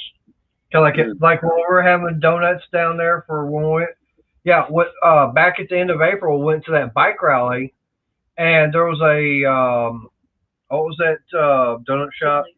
A Shipley Donuts, literally right across the street from the hotel. So we go in there for breakfast and everything, and there was a couple in there, and I mean, Crystal understands better Spanish than I do, and she can talk it a lot better. Okay, all of a sudden she's talking to them, and they're going, "Huh?" They were like, "Really?" Now, I did make some mistakes, and I reverted back to English because I didn't know how to translate what I wanted to say. And they're like, oh, my God, how are you doing this good? Because the Spanish that I speak is what I learned in junior high school, which is called Castilian Spanish, and it is from Castilla, Spain. And here in America, the majority speak Mexican Spanish, which is different, which is a totally different dialect. And me speaking Spanish to this couple who spoke Castilian Spanish, they were flipping out, and the people that were running the Shipleys spoke Mexican Spanish, so they were interacting, but there were a couple of words that they were doing that hold up, and I'm sitting there, I'm getting it because I know what they're saying, and Michael's just sitting there like, I'm just sitting there going, let me eat my donut, and he's also apple fritter, and he's also looking at did you say, Crystal, did you say Castilian Spanish?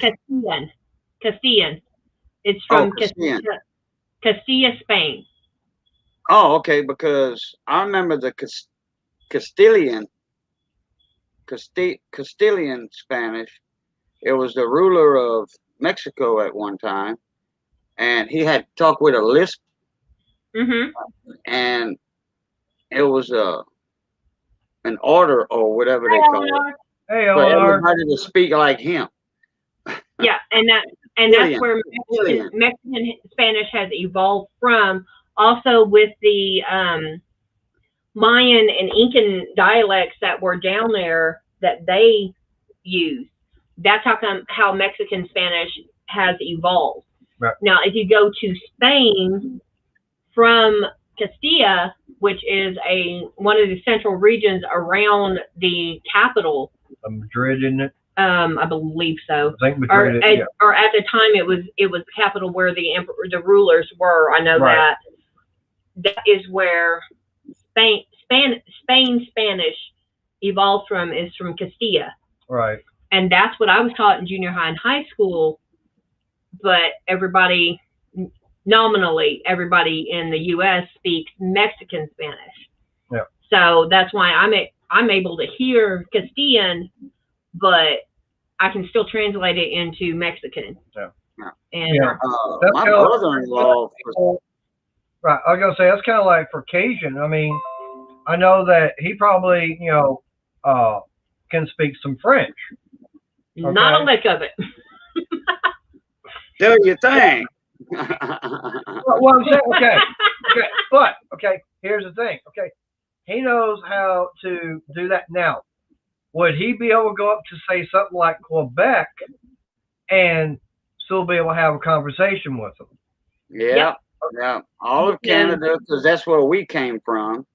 In fact, we speak the old French. You That speak words now are obsolete French. in France because we were Yeah. so remote down here. Our language never changed, into like the English language, where Right. okay, like proper English is like, "Hello, how are you doing today?" All right, Not hi. nowadays, "Hey, what's going down, dude?" Yep. Okay, Yeah. our French never evolved like that with that dialect, but we with the still Spanish. understand. I mean, word for word, everything. Quebec, Nova Scotia's, that's mostly where we came from. Nova Scotia, the island, and all the islands around, and Mhm. Eastern Canada, Right. Quebec, and all that. All of the French people weren't exiled from Canada. They had many, many more that they didn't even get to ship them down here to Louisiana like they did us. But we thank them because we have our own culture, own heritage, own food, music, everything. Oh yeah. And we Appreciate that. actually, the mayor of Abbeville, my hometown, the Queen of England made an apology to the Cajun people for doing what the British did before she was born, that exiled us down here. There was an Right. actual apology, and that's in the courthouse in Abbeville, Louisiana, Vermilion Parish. Wow. Nice. Nice. Now Scott's wanting to know if you got, if he can get a good recipe from you for Cajun seasoning mix. For the meatballs. Well, I guess he's talking about he likes to make his own. I like making my own mixes instead of buying already mixed because I like mixing it up a bit.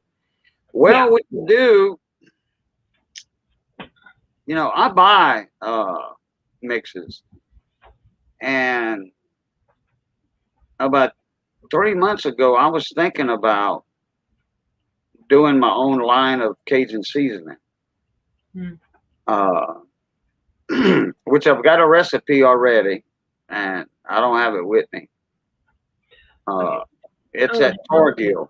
Not only do I need to finish that, I could get the recipe, Okay. but Okay. Hey, get John. She's gonna go She's gonna get the rest of the laundry all finished up. Yeah, I'm gonna go finish up the laundry and get out of here before my back starts hurting because of this chair. Because y'all were talking last night and I was laid in bed. I laid out, did not sit up for a good hour and a half. And even then I had to have my kid help me up. Ooh. Yeah, that hurt. Okay. All right, I'll see y'all guys later. I may pop in chat. I don't know. Okay. Thanks. That'll work. all right, night, Crystal. Scott, if you can find some Tony Satchery's or Slap Your Mama. Ooh. Slap Your Mama. That's right up here in Ville Platte, and Tony Satchery's right there too. You can use that, and you got it. And they got garlic salt mixed in it too. Garlic powder, not garlic salt. Yeah. I don't use garlic salt. I use garlic powder because I already have salt in it. Right. Yeah, so I'm not gonna add more salt. Right. Now that's one thing that Crystal showed me at Walmart. They actually do have that Slap Your Mama. Yeah, there you go. That's They right up carry the it road from me. I pass in front of it probably 2-3 times a month, 4 times a month, But they have a Torgill seasoning down here, and they've got the recipe out. I laid on them about, 12 years ago when I first moved. And and I think it would cost me in the can with my label with Boudreaux's on there. I think it was going to cost me like $2 a can, an 8-ounce container, the label, everything, $2 a can. And then I got to go get her out, go to all these stores with my product, either make a shelf, build a certain shelf for my product, or if they have room on their shelves, Right. and sell them my product, and then they have to make a profit too. Oh yeah. Those 8-ounce containers of Cajun seasonings, those things run about $5, $4 in a supermarket.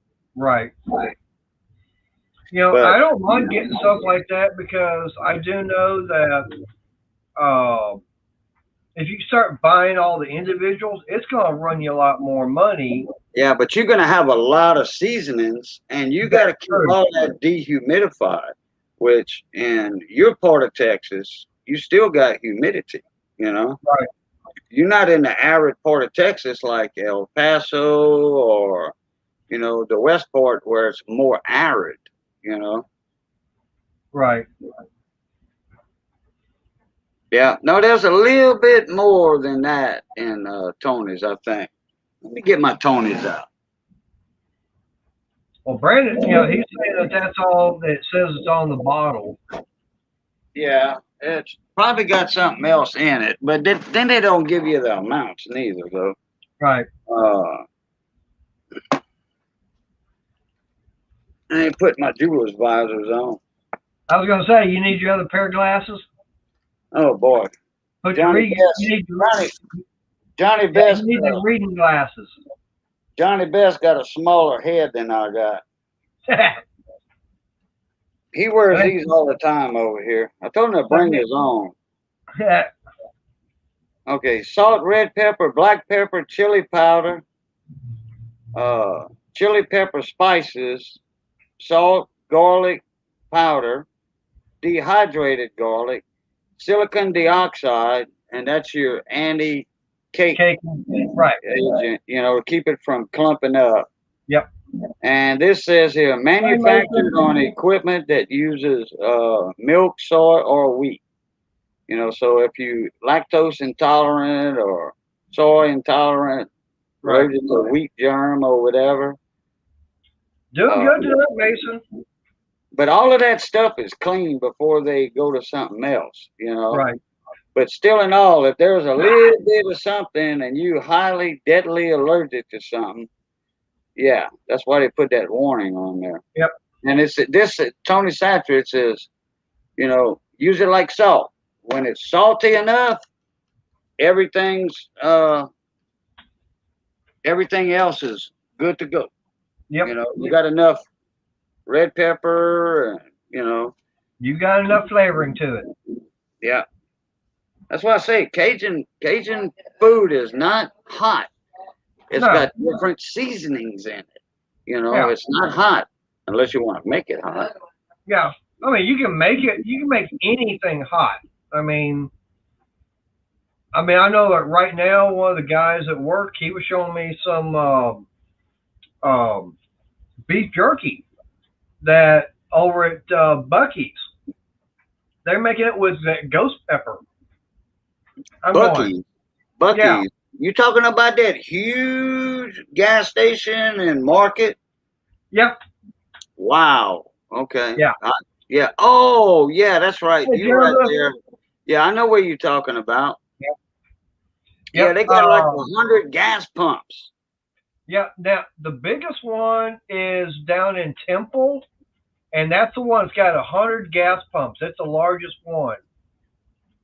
And you walk in there, and if you and your wife better have cell phones, because if y'all separate, y'all ain't gonna find each other. The men's gonna go to the camping equipment. She's gonna be looking for groceries. That place is twice the size of Walmart. Oh yeah, and because I kept telling Crystal about it, and up like this. When we went down to that bike rally at the end of April, we actually stopped off. We actually stopped off at two of them, and the first one we stopped off at, it was to get gas in the bike and everything, and just go walking around. And then the second one we stopped off at was down in Madisonville. It's like, okay, they just top, make sure the bike and everything's all topped off before getting to the hotel. I mean, it's probably about another 25 miles or so. Going to top off the bike, just be on the safe side. Besides, bathroom, everything, getting thirsty. We walked into that one and it's like, she's going, wow. And then when I showed her the one down in Temple, how many gas pumps and everything, let's just say that what she wound up saying, I can't repeat. Oh my freaking God. Mason, no, I don't have any automotive stickers. I haven't even got any stickers for my channel made up yet. I still got to work on something like that, come up with some kind of a design. I think I still got 100 or so. Do you? Channel stickers, yeah. Yeah. But yeah, Brandon, the one in Madisonville, that one is small, especially compared to, I know, Ennis, and I know that Denton, they've got one. But that one in Temple, from what I've been told, it is the largest because, like I said, it's got over 100 gas pumps.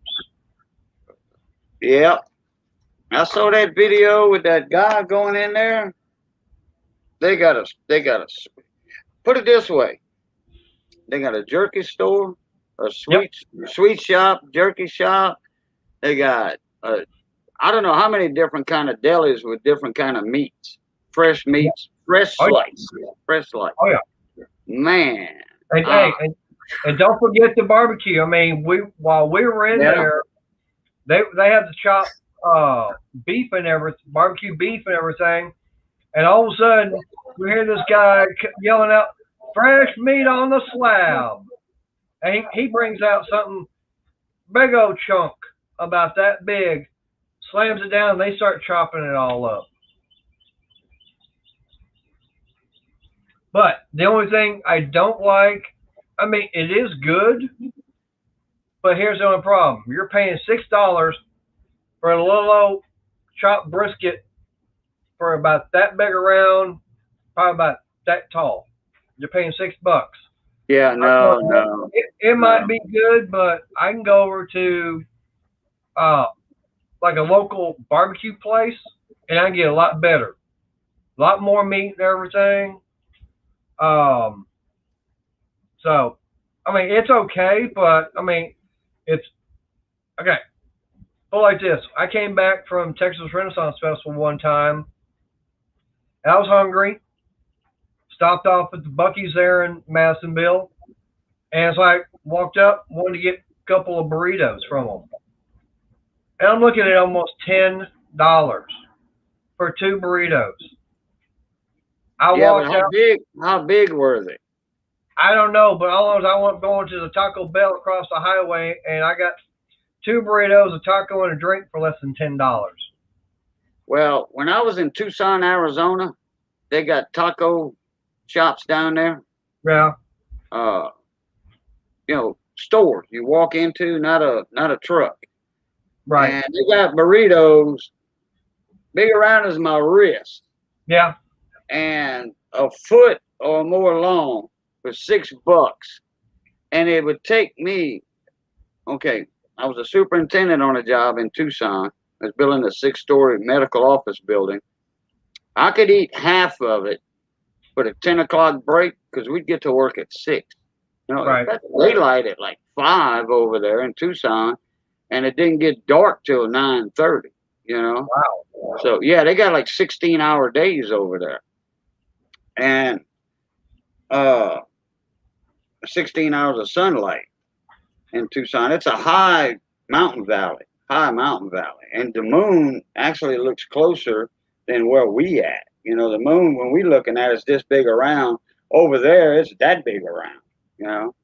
But anyway, for $6, you get an El Pastor burrito or carne asada. With anything and everything you want on it. Lettuce, tomatoes, guac, avocado slices, sour cream, all that. Man, custom ordered $6, $5. You know, and look, I could eat twice on it. Right. 2 meals a day. Hey, Scott was asking if you ever tried that Everglades seasoning. He says it's made over in Florida. Yep, and I know exactly who makes it. Do you? Rob Arrington. Rob Arrington. Deer meat for dinner. He's a buddy of mine. He comes through here when he comes over, when he goes to Texas and all that. When he's driving on I-10, he'll stop in here. I know Rob. I've never even heard of it. Deer meat for dinner. Look him up. All right. He does a lot of fishing. He does a lot of what they call that? Catch and cook videos. Him and his wife and all that. They go out. They go fishing. He owns a farm. Him and his family own a farm, cattle and all that. Then they shoot wild hogs out there, and he lives in Jupiter, Florida. All right. And he owns him and his family owns a huge farm by the Everglades. No, Probably a lot of alligators. yeah. Well, he does gators. He will skin them live, not live, but on a video. Right. Yeah, catch and cook. Yeah, the Everglades. I said the Everglades, which is it's part of the Everglades. Like what's that big lake? Like Okefenokee or whatever. Something like that down there. The big lake down there. Anyway, Rob lives on the coast in Jupiter, and Okay. he's got, I don't know, like 2.5 million subscribers, something like that.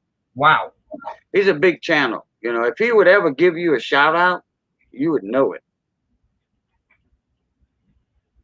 I don't know why he never gave me a shout out yet. You ought to ask him about that. Yeah. I'll see about getting him up on the panel sometime. Oh, chimichangas. Oh, man, I love chimichangas. That's a big old burrito with the meat in it. They deep fry it.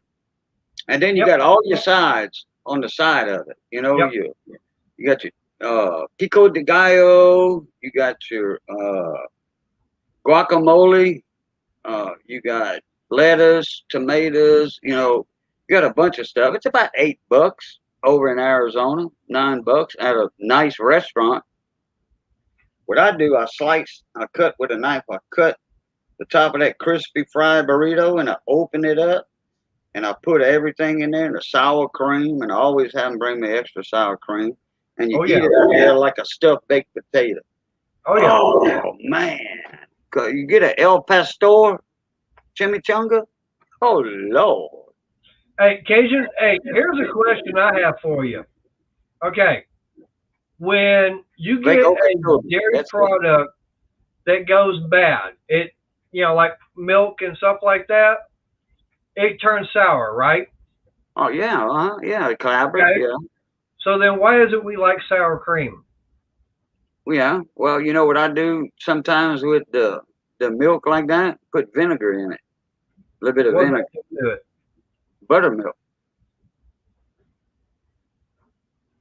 Yeah, that's one thing. We don't like dairy products gone sour, but we like sour cream. Oh, I love sour cream. I buy the big, huge, the Daisy sour cream, the tub that's that tall and about that big around. That's what I buy. I like them. Mark C says, "You like meat in the can?" Yeah, I use meat in the can. I got people that give it to me. I can't talk my old lady into trying it. Damn, that's good stuff. Make some burritos with it or some wraps or something. Right. Brandon, jump up in here. I gave you the link. Yeah, he said he can't because he doesn't have the internet out in the shop. Oh, that's right. Yeah. Yeah, he needs to run. I don't know. Yeah, but his shop is a good ways from his house. Yeah, I know. I've been out there a couple of times. Yeah, vinegar or lemon juice, Cajun. Yeah, Stephen said. Yeah, you put lemon juice in milk or vinegar, and you'll have some buttermilk. Huh. I didn't know that's how you got buttermilk. That's not how they make it, though. Yeah. I don't think. I know That could buttermilk is not as refined Right. as whole milk because I don't drink low fat. I drink the red cap whole milk. Have you ever had fresh milk? Mm-hmm. Oh I'm yeah, talking about, yeah. I I'm was talking about raised. straight from the cow. I was raised like that. Yeah. Yep. Oh man, you talking about some good milk. Yeah. Uncle Howard, his boy,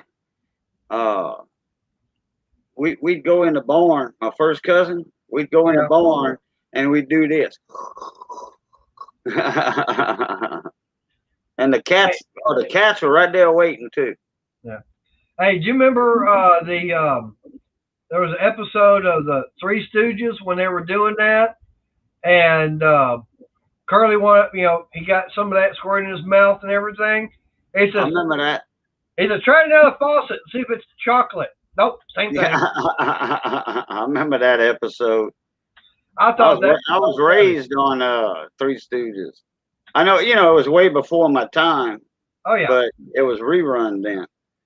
Can you The name dogs, all he of them? said the dogs ate his cat 6 cable. You're supposed to Yeah. put it in the air, Brandon, like my electrical cord going to my shop.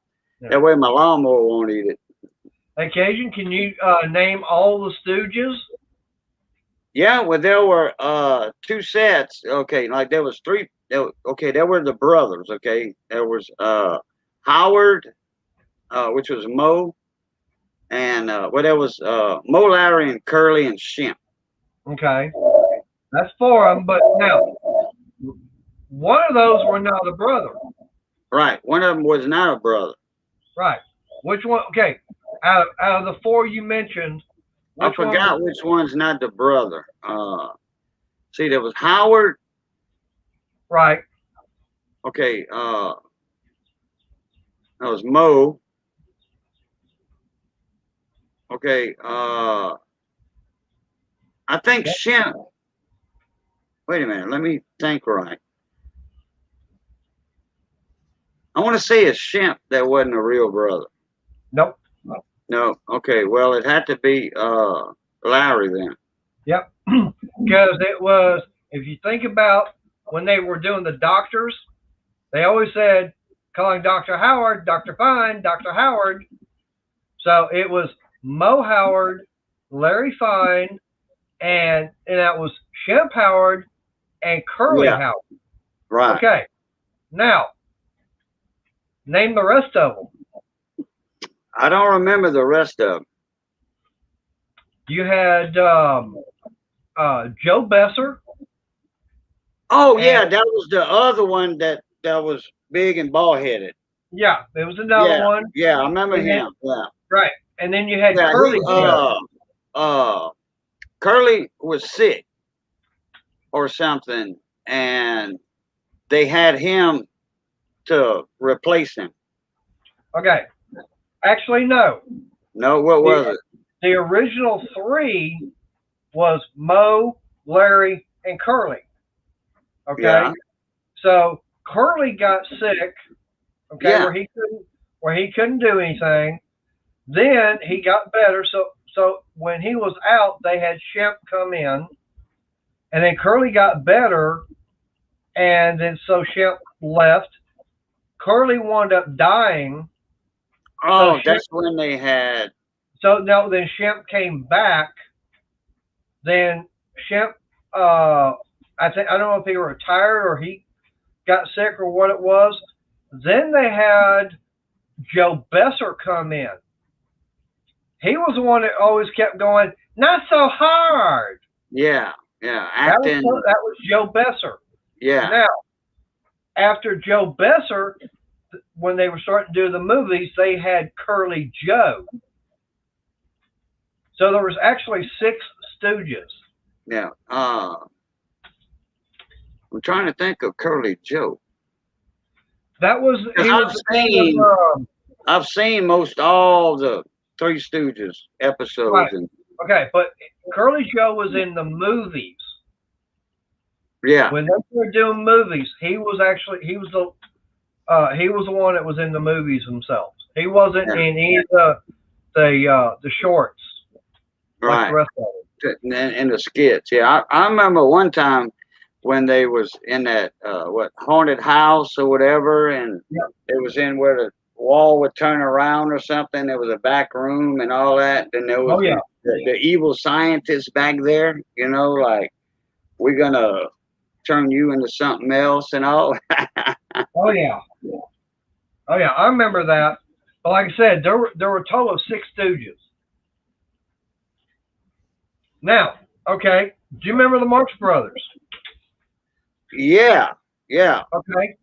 yeah, yeah. I remember Name off. Groucho Marx. They had a Cajun from my hometown that he invented Hadacol. He was Okay. on one of Groucho Marx's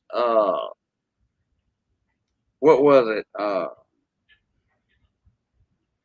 Whose line is it anyway, Yeah. or Who? Yeah. Okay. Now, whatever? name. Okay, that was Dudley LeBlanc. He was from my hometown. Okay. Name all 4 of them. Okay, it was Groucho, Zeppo, uh, and I had all 4 in my mind just now. There was Zeppo, or Groucho, Zeppo, which one? Let me see. There was a actress. She left her husband. He was an actor. I think she married Zeppo, if I'm not mistaken. I forget her name. Okay. But like I said, okay, so what were the other 2 brothers? I'm trying to think. There was Groucho Zeppo, because I remember him because of my Zippo lighters, Right. and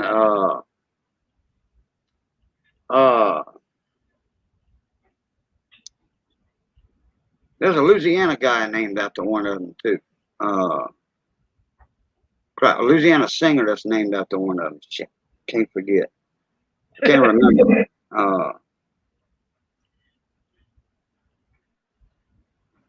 Harpo. Yep. It was Harpo. Yep.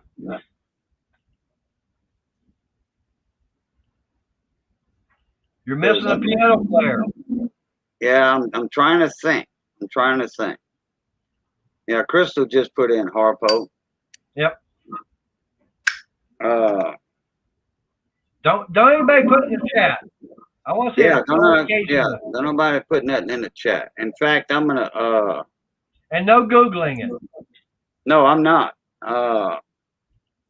In fact, And no I got my StreamYard big. I hid the chat. Yeah. Hey, and no help from Missy. Missy doesn't know them. Not all of them. She knows Groucho.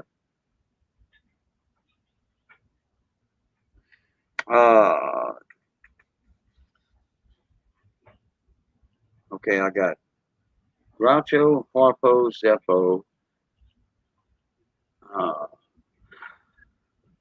I think Zeppo was the one that didn't talk. Nope, that was Harpo.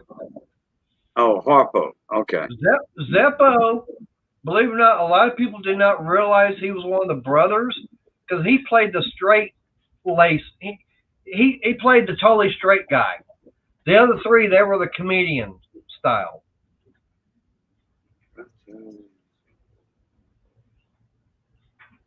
All right, I'll give up. I mean, I'll know it once you say who it is. I'll know it. Chico. Chico. That's it. Chico. Yep. Because now, did you know that Harpo could actually speak? Yeah, all of them spoke. Yeah. Well, in the movies and everything, you never saw. Oh no. He was more or less the mime idiot or whatever. Right, okay, but do you know how that came about? I know a lot about the Marx Brothers, but Right. you might have to remind me. Okay. Before they were doing movies, when they were still doing their vaudeville stuff, they had microphones and everything. And one time, he comes out and everything, and the 2 brothers, they were doing their part, and his microphone wasn't working for some Right. reason. Right. So Yeah. So he doing- was entertaining. He was entertaining. well, no, the fact is he was sitting there. You know, you can see his mouth moving, but you never heard him talking Right. because his microphone didn't work. But people were So- still laughing. Right, people were starting to laugh. Yeah. So he goes, "Oh, okay, let me go and Yeah. be like a mime." Yeah. I remember that. I Yeah. remember that. So he went with that, but he could actually speak. A lot of people did not realize he actually could speak. What was the actress's name? Nancy Sinatra. What about her? I mean, wait a minute, not Sinatra. Astaire. Wait. Okay. Which singer is Fred Astaire? His wife left him and married their neighbor, which was Zeppo. Now that I don't know. Yeah, I think it was Fred Astaire's wife, and Zeppo was their neighbor. Well, She divorced her that'd be Ginger husband Rogers. and remarried him. I was gonna say that wasn't Ginger Rogers. No, no. Well, it might have. Okay, I'm thinking Fred Astaire or Sinatra. Oh, Nancy Sinatra. No, Nancy Sinatra. She was because I remember that's Frank Sinatra's daughter. Okay, well, it's the other one. Okay, wait. Let me put who married Zeppo Marx. I want to say it's Zeppo. It was one of the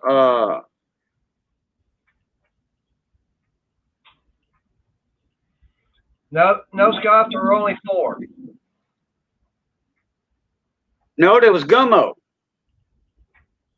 There was Gummo too. I think it might have been it was Chico, Gummo, Harpo, Groucho. Oh yeah, well yeah, okay. There was 1, 2. There was Zeppo, Chico, Gummo, Harpo, and Groucho. There were 5. Okay, but those weren't their real names. Oh no, They're given birth names. okay. Those are the ones that they adopted. And he was the youngest and last survivor of the 5 Marx brothers. Zeppo was the youngest. Right. Okay, it wasn't Zeppo then.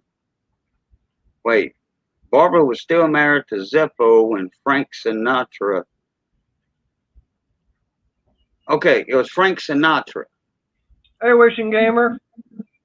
How you doing? Appreciate you coming by. So Zeppo married Frank Sinatra's wife. Huh.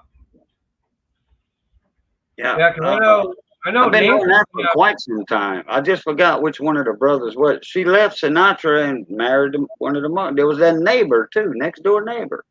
Huh. I did not know that. Yeah. And there were 5. There was Gummo. I forgot about him. Yeah, after you mentioned it, yeah. But he wasn't really that much into the movies or anything, but it was more the 4 that were all in all. Yeah, the it's just like the Stooges with what's the other one that replaced Mo after he died? Oh, nobody replaced Mo. Mo was in. Not Mo, Larry. I mean Curly. Okay, Shemp had come in, Yeah. then left, came back, Yeah. and then after that, That's right, so hard. right. You're talking about Joe Besser. Yeah, him. Yeah. See, that's one of the trivia questions that will get you on the Stooges. Yep. And Gummo Marx, that's one of them that get you stumped on the Marx Brothers. Right.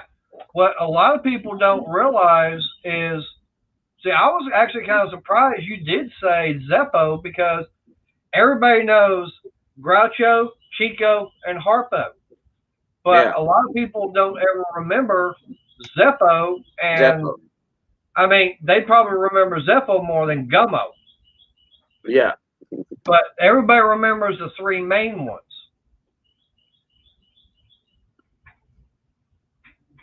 And that's the most ridiculous thing I've ever heard. Ever heard. Matter of fact, the other night, I went playing McHale's Navy. Well, it had Tom Arnold in it and everything. And there was one part in there. I told Crystal, hey, pay attention to this part. And they all broke into the compound and everything. They all had the face paint and everything on. Well, Tom Arnold, he had his makeup and everything kind of like Groucho Marx. He even raised the eyebrows. You heard that? Ding, ding. Let me see. Let me do something right. Let me try to get a link for something. Yeah. Uh, Did you ever watch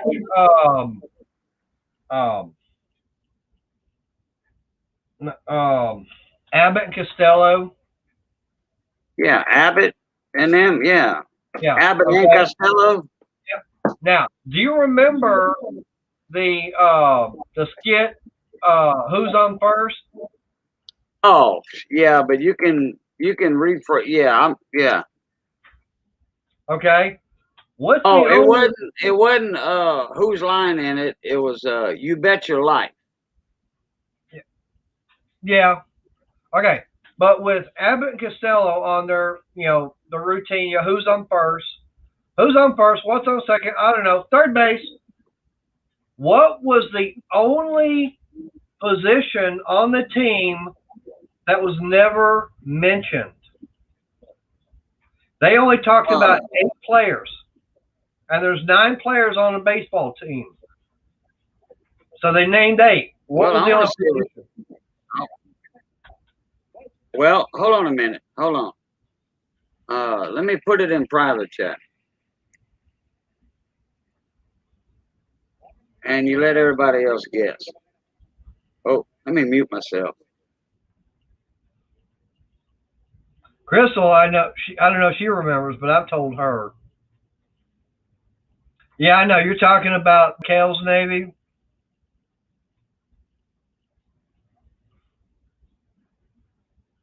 Nope.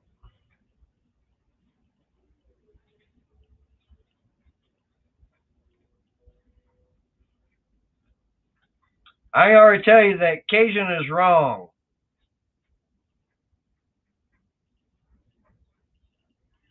Position he mentioned, yeah, it was talked about, but there was only one position, out of all the years that they've done that skit, and everybody else has done copies of it, done their own version. There's only one position never ever been mentioned. You better not, sweetie.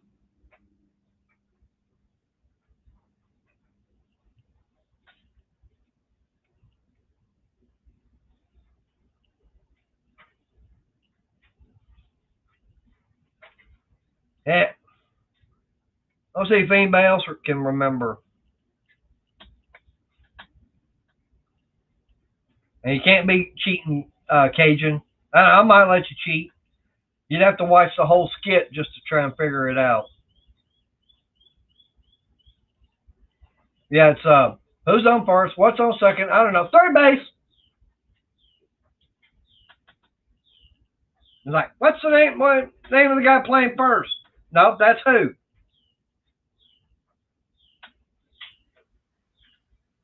Oh, okay. No, I wasn't cheating. I was looking up something for that Groucho Marx and the guy from Abbeville. He was a Louisiana senator. Cousin. We call him, down here, we call him Cousin Dud. We don't call him Dudley LeBlanc. Like LeBlanc, the C is silent in LeBlanc.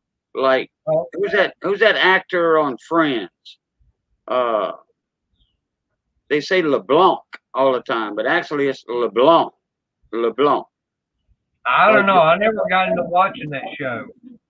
What, Friends? Yeah. With Lisa Kudrow and Courtney. Courtney. Yeah, I just never got into watching that show. Well, anyway, Cousin Dud, Dudley LeBlanc, he was the inventor of Hadacol. It was a medicine. Ah, and he was a Louisiana senator. And he tells a joke in this. If y'all right click on that link and open it in a new tab, watch it later. Don't watch it during this live stream, or you can. It's not a couple of minutes long, but he actually tells a joke in Cajun French, right. and he has then it's the rest of it's English. He tells the joke in English, but he was on what is it? Oh crap! It wasn't what's my line? It was with Groucho Marx. And that was in You Bet Your Life. Yeah. That was the name of that TV show with Groucho that he Yeah. hosted. Yeah. Yeah. I also say it's Matt LeBlanc. Yeah, Matt LeBlanc. Yeah, LeBlanc. Yeah, because in French it's Blanc instead of Blanc. Like Blanco, like you say the C in there, Blanco. Right. That means like I got a cousin. His name was Blanco. His nickname was Blanco. Whitey. Okay. They call him Whitey. Blanco. Because he never he couldn't get a tan. Yeah, he had that white pale skin and he just couldn't get a tan. It was kind of, like the Irish, Blanco. So. But LeBlanc is like the white. Yeah. So did you hear what I said that the answer you wound up giving was wrong? Yeah. When I put catcher in. Both of them. Yeah. Both the answers you sent me were wrong. Okay. Because see, the catcher is tomorrow, and the shortstop is I don't give a darn. Oh, okay. But the only position they never mention is right field. Oh, okay. I was going to say probably center field. Yeah, they mention today is in left field. No, Y is left field. Tomorrow's center, I believe. But they never mention a right field. Oh. No, tomorrow's pitching to today, and today's catching. Yeah. I've never heard the whole who's on the left, because there's so many versions of it that people make up, Oh, I tell you, there is one out there you'd have to do Google search on it. It's one that Johnny Carson did. And he was being like Ronald Reagan and everything. And he had he did a lot of Ronald Reagan skits. Right, but he wound up doing a version of the Abbott Costello's like and he was going, where am I going? You're going to Y? Because he was going to go to YMCA. So he kept asking, and then it was him, and I forget who was with him in his office. He was the president in the Oval Office, and it was one of his aides or the Secretary of State or something. Yeah, it was James and Watt. Say who am I gonna meet today? And it was James Watt. Yeah. And I saw that. Yeah, that was a good one. That was a good. And then when the leader from China, was it? I forget the first name. But I was like, who? Who? Yeah, I was gonna say who earlier. Who and why and Who's on the phone? Yeah. Who's on the phone? Yeah. Who's on the phone? Well, I don't know. You got the phone. That was a funny skit. Yeah. I like the way I've got that downloaded. Actually, I think I've got it downloaded. Do you? Yeah, I think. That I can call my buddy over in Florida He's another small engine technician. We used to be on a forum together, and he sends me those emails Right. about all them skits and little shorts and stuff like that. Yep. I have no idea who Jennifer Aniston's dad is. I don't know, but I know People Magazine voted her. All the people did. She was voted 2 times the world's most beautifulest woman. Yeah. I disagree on that one. Jennifer Aniston. Yeah, but that's just the magazine people, that subscribe to the magazine or whatever. They got bad taste. That's all I can say. Jennifer Aniston? No, not really. She's got them eyes, them ice eyes. Okay, let me ask you this then.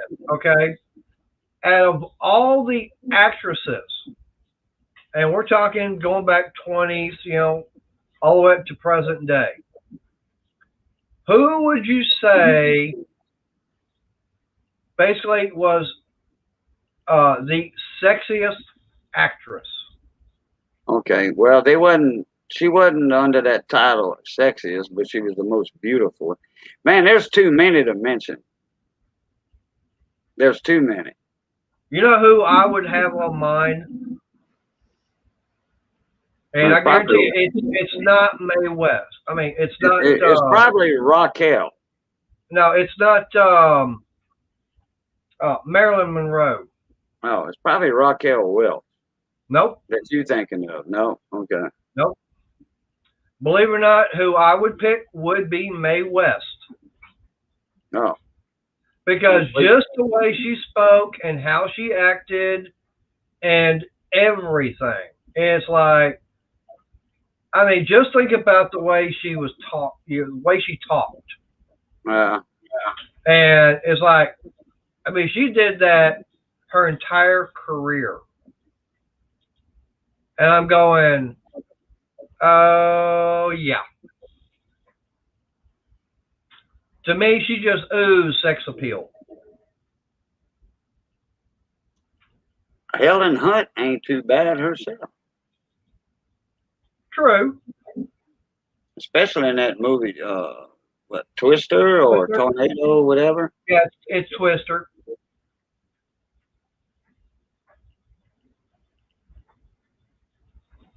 But now, I can tell you right now, there's an actress that I think she's very sexy looking. And I know a lot of people are going to go, really? And I've seen her in a few movies. And to me, I'd say Queen Latifah.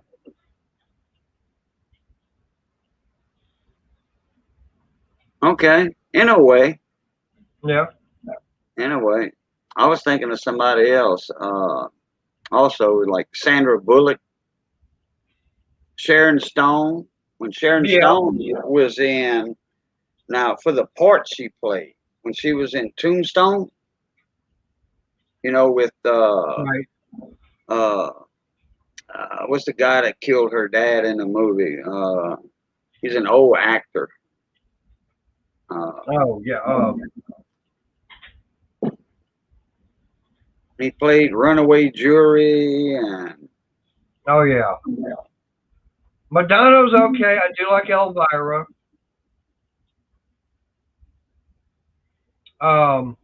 Angie Dickinson would be another one. Yeah, for the older, police woman. And a few of the other movies.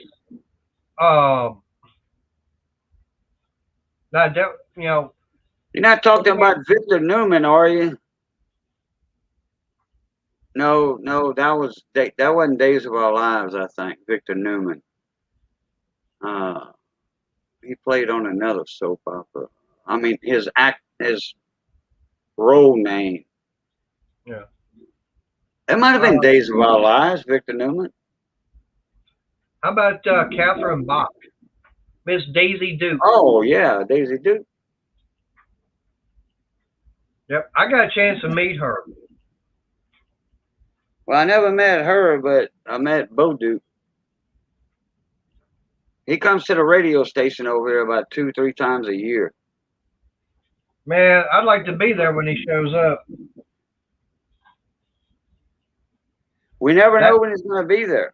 yeah, I know. We don't get notice. Well, 2 days. That's it. 2 days or a day. And I'll let you know because I'll probably go live. All Next time right. he comes, I'll be there and I'll go live.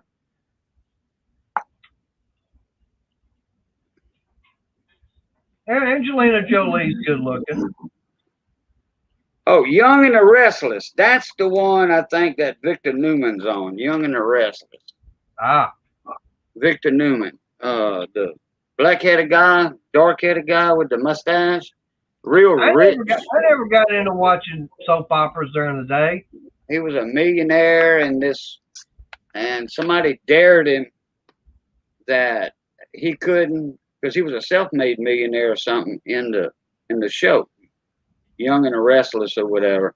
He was married to Cricket at one time, or Cricket's mom or something like that. Right. But anyway, somebody dared him that he couldn't live the life of a regular fella, instead of being a millionaire. And then he went into unemployment office to look for a job, because he was on that dare. Right. And then the unemployment worker was like, I remember this episode because my mama used to watch it. And he went into the unemployment office and the lady asked for references. He says, I work for Victor Newman. And the lady says, well, I don't think so. I know Victor Newman personally, and he would never hire the likes of you. She was a snob, Yeah, he caught her in a bold-faced lie right there. After he finished his dare and won that bet, he went back to the unemployment office and talked to that lady. And he was all dressed up in a nice suit and all that, because he was dressed up raggedy, Right. like a bum when he went in for a job. And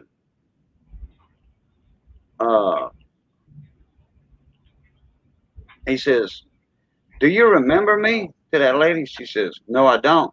I applied for an application and earlier, but I wasn't dressed like this.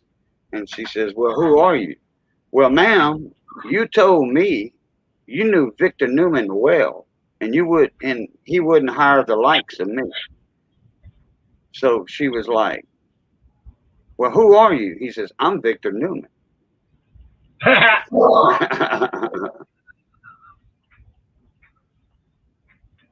I remember there was an episode of Barney Miller that at the very beginning they said they were going to have a new guy show up. And this guy came in, he had a beard down to like right here, really long hair and everything, kind of, raggedy clothes and everything. And he came from a different department. Well, Barney said that he needs to come back, get the haircut, get rid of the beard, he can have a mustache, but it's got to be a suit and tie. The guy says, why? So that's not my dress code when I was over. Well, Barney said, well, that might be over there, but not here. Well, later on in the episode, you see this guy come walking in, clean cut, just small mustache, suit and tie. It was the same guy, totally different looking.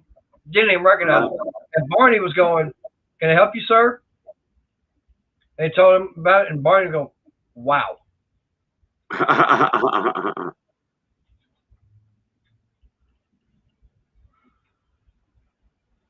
That was a show I do miss.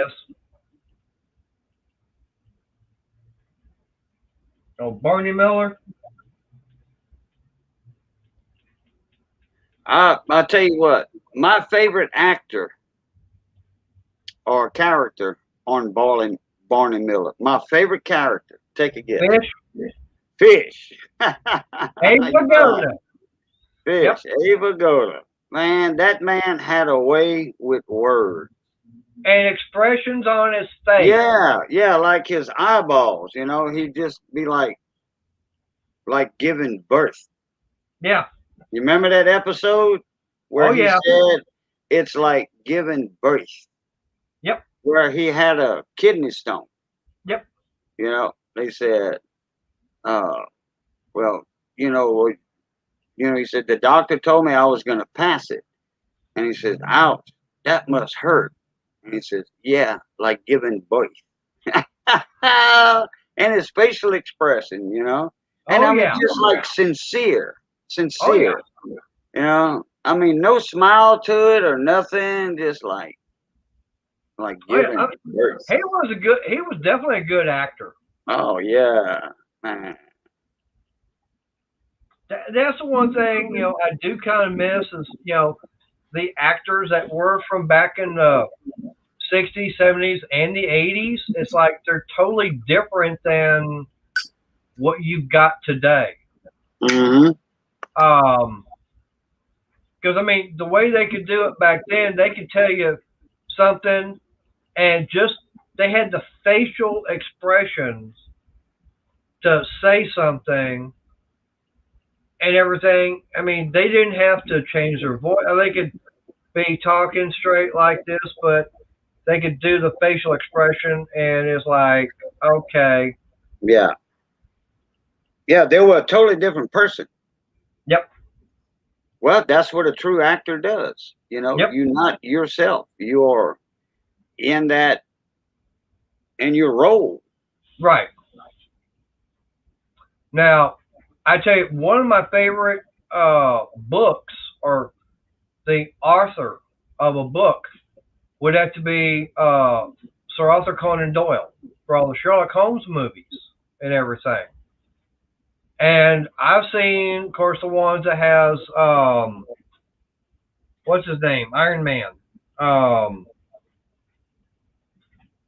What's the guy that plays Iron Man in the Avengers? Oh, you're talking about the newer Iron Man? Yeah. Oh, that's he played in shit. I think he's from Louisiana. He is from Louisiana. He played in Going Back to School with Rodney Dangerfield. That was one of his first movies.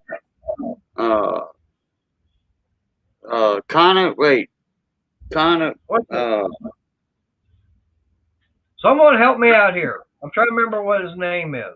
Connor. Wait. No. Oh crap. I know he's in the Avengers, all the Avengers movies as Iron Man. I'm trying to remember. You talking about the Iron Man movies? Yeah, I'm talking about like all the Avengers, all the new. With well, the actor for Iron Man in the movies was he's from Louisiana. Man, I can't believe I can't remember his name. Robert Downey Jr. Yeah, Robert Downey Jr. Okay, now I'll put it like this: I've seen both movies where he's played Sherlock Holmes. Okay, but here's the thing: when it comes to, you've had several different actors throughout the years play Sherlock Holmes and Dr. Watson. Okay, to me, there's only been one actor that has ever played the best version of Sherlock Holmes. Basil Rathbone. I don't know that name. He was an English actor, and you had him and you had Nigel Bruce playing Dr. Watson.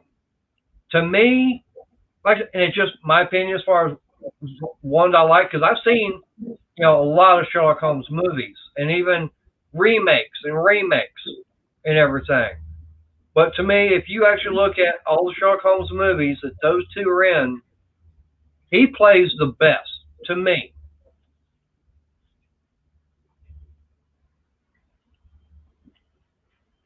Okay, I seen a question in there earlier to the chat. Who is Jennifer Aniston's father? And Yeah, I was no, trying I saw to that guess earlier. at it, but I didn't see an answer. Who was Jennifer Aniston's father? That I And don't he know. played in soap operas. I didn't see an answer unless I missed it. Yeah. But I don't think it's Victor Newman. It might have been Victor Newman, but because he'd have made a pretty baby, but I think he would have been a little bit too old. Yeah. Well, maybe I don't know. Jennifer Aniston's my age, I think, Somewhere. or close to it. Yeah. So it could be Victor Newman. Well, here's a question I have for Scott. Okay. You know, talk about Jane Mansfield. What is okay? What is wasn't she the one? Wasn't she the one that made the commercials? She did. She was an actress back in the '60s. Well, who was the one that did the Cross Your Heart bra? Wasn't Oh. it Jane Mansfield? No. Oh. I'm close.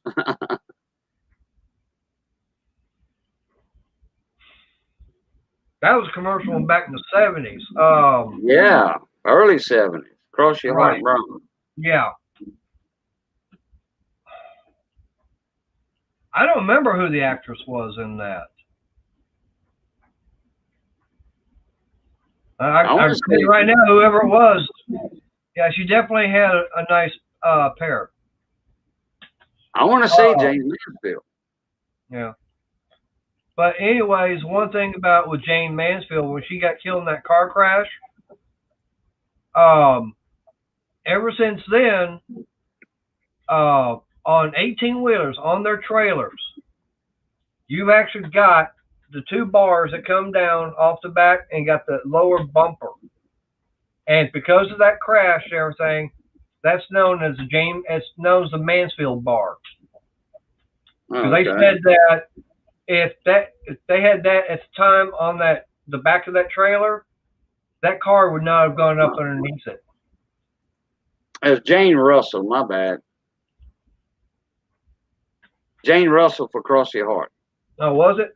Yeah, Jane Russell. Yeah, like Jane Mansfield, Jane Russell. I had one of them right. Right. Well, Scott's saying it's John Aniston,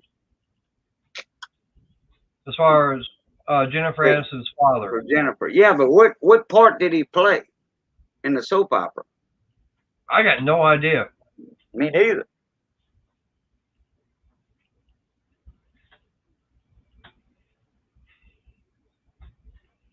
But yeah, which one he played in? John Aniston. I bet you I know who it is. I remember. Look, General Hospital, or which one it was? Luke and Laura. Remember Luke and Laura? When Laura got kidnapped by a doctor on the island and all that, Luke was looking for her for all them seasons. Man, there wasn't a shrimper out in the Gulf of Mexico that wasn't watching that soap opera with Luke and Laura. Huh. Look, we made sure we had the decks clean from shrimp, everything, okay? And we made sure that we was dragging so we could watch that soap opera with Luke and Laura.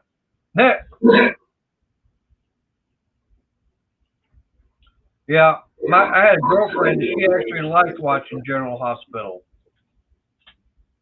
I never got into that. I never got into General Hospital or Days of Our Lives or what's that one with the? Is that the same one that's got the hourglass? Yeah, Days of Our Lives. Yeah, that's the Days of Our Lives is with Right. the sand hourglass. Yeah. Yeah. I never got into watching those. That was about the only thing. You know, Luke and Laura was on General Hospital. And, yeah, that I do remember.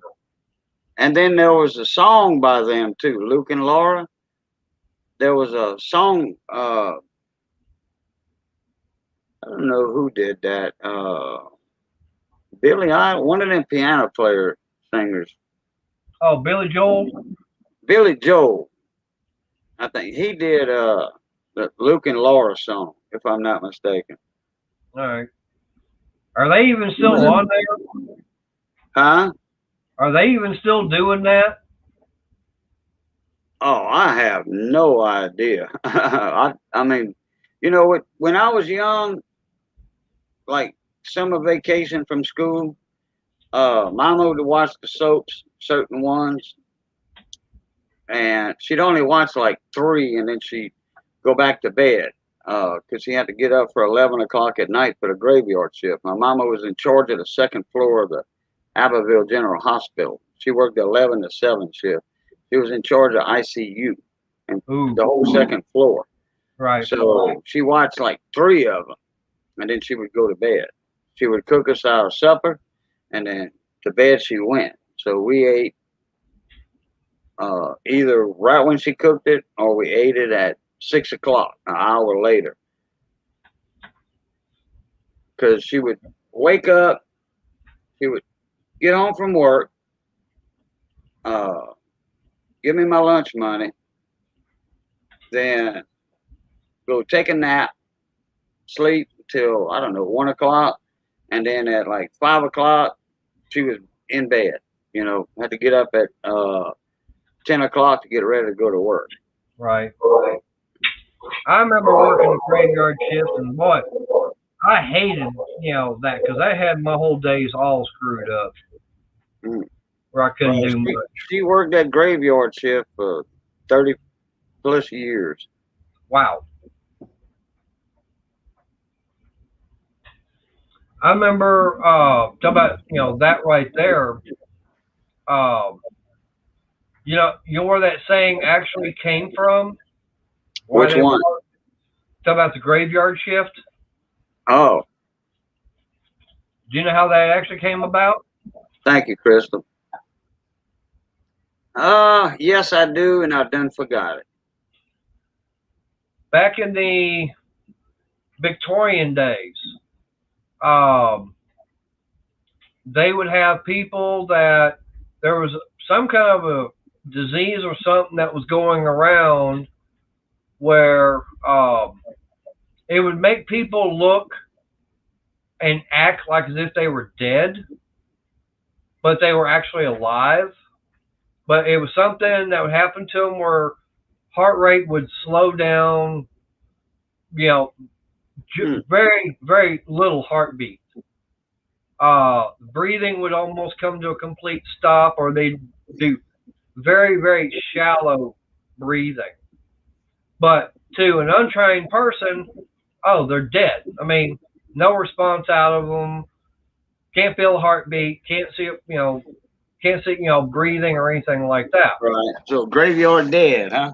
So they were, considered dead. So the term dead ringer came about because they found out, because back then they would, after they'd bury someone, what the tradition was about 3 or 4 days later, go dig that person up. I don't remember for what reason, but come to find out that all of a sudden they dug someone up one time, and inside of the coffin was totally shredded. And come to find out that person was buried alive. Okay, so what they wound up doing was on the coffins, and if anybody had died at that time, there was a string that went from the coffin up to the top to a bell. So Ding, ding, ding, ding, right. ding. So that's how you got that's how they come up with the saying dead ringer. Okay. Yep. So, Yep. but you had to have someone there in the graveyard at night to be listening. So they had the graveyard shift. That Okay. was the graveyard shift. They had to be there at night working to be That listening. makes a lot of sense. Bell ringing.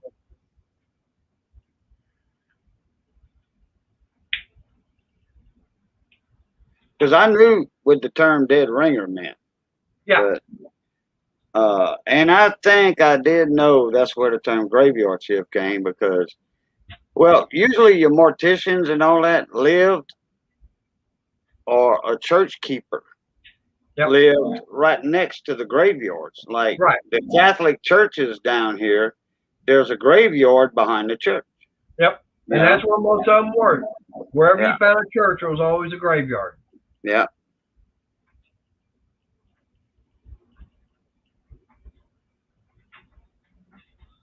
But yeah, that was something that would happen, and it's like people could not believe. Oh man, we actually did bury someone alive, Hmm.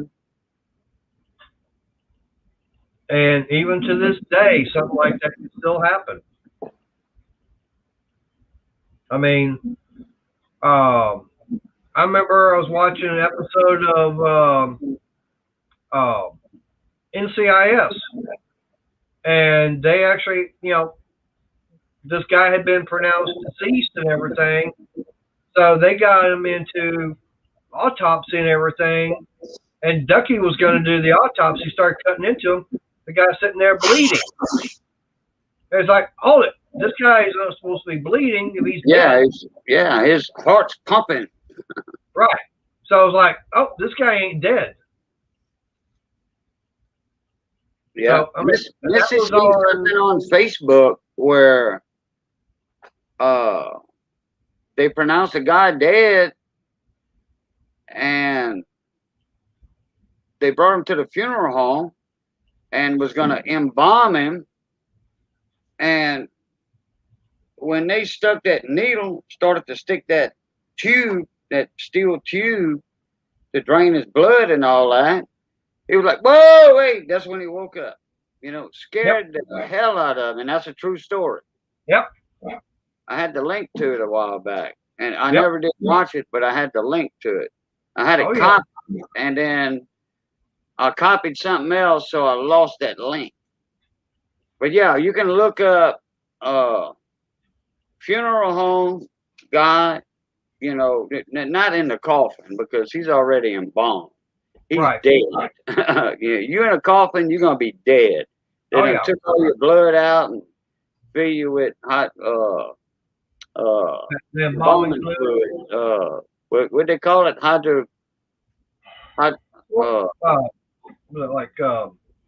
not chloroform. No, yeah, I was gonna say chloroform, but I changed my mind too. I think it starts with an H. And Yeah, I know. hold on. That would bring you back to life. Yeah. Yeah, I know what it Wait. is. I can't think of it either. Formaldehyde. That's it. Yeah, formaldehyde. Yeah, it didn't start with an H, but it had an H in it. Hyde. Yeah. Formaldehyde. Yep.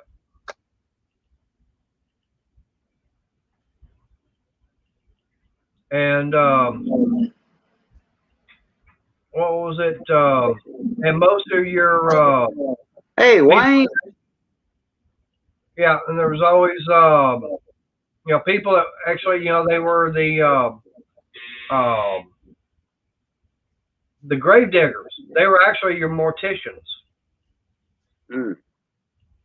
So the person that was the mortician and everything, he was also the person that was in charge of the graveyard.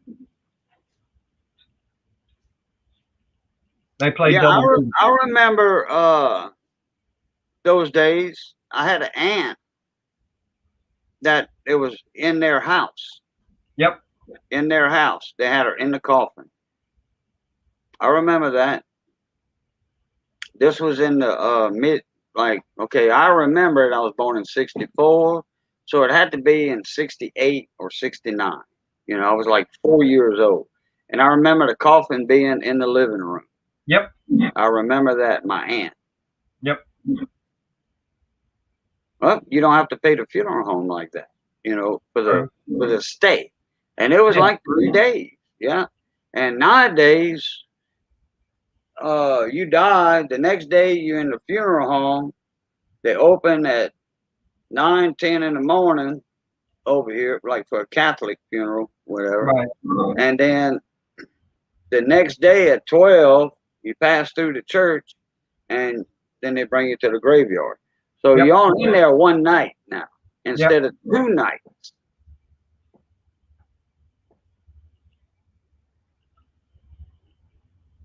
Now, talking about weird shifts and everything, I had one job a few years back. I had a rotating um, work schedule. I had one, it's like 1 week I was working days, and then the very next week I'd have to work evenings, and then I think the week after that I was working the overnight shift. But the nice thing about doing that is I came in at midnight on Sunday night. Okay, so I was like, come in at midnight, get off at 8 o'clock in the Monday morning. Okay, Right. but the one good thing is when I went in at midnight on Thursday night and got up at 8 o'clock Friday morning, I had the rest of Friday, Saturday, and Sunday because I didn't have to be back to work till Monday morning. There you go. Yep. And there were some times when I actually had to work on Saturdays. It was like I think like once a month or so. But it was basically sitting there watching the computer system do all the work and everything, and I'm just sitting there. Okay, nothing's happening. Take a nap because I worked at a distribution center, and about once a month they had to take all the product and everything and have it run through the conveyor system for the scanners to make sure it was all in the right location. And this is only in one part of the warehouse, so every tote that had that product in it, they had to literally take it out of the rack system and everything. And then that Saturday morning, the crew, they'd come in, they'd start putting it on the rollers, and it'd go by the scanner. So the scanner would read what was in that tote. It already knew what was in the tote by the barcode. So that it'd go throughout the system, and the cranes and everything would reposition it into the right slot again. Hmm. And like I said, it was doing it all automatically. And for about 6 hours, I didn't really have anything to do except just sit there in case something happened. That was my job. And I liked it. I mean, that was the easy day I had. It was all overtime too. That's not bad. Nope. Like I said, I think that was about the easiest, day I ever had. It's like, okay, I don't mind. I do remember there was one time we actually had it to where we weren't going to have a relief come in on the side of the building I was going to be on. I don't remember what happened, but the guy working on the other side of the building, he had to take care of that. Well, somehow nobody was going to take care of the other side. Well, that meant he was going to take care of the whole building. Because the way it worked is, what we call a fault chaser. So only thing we had to do is, like, in case a tote got turned sideways or something happened, we would have to go and figure out what the problem was and keep the system going. That's all we had to do. So that particular day, that guy was going to have to watch the whole building. I was like, he can't do that. There's no way you're going to have one person take care of the whole building. I called supervisor up. It's like, hey, you don't have any relief for this side of the building at such and such time when I'm supposed to leave. He goes, whoops.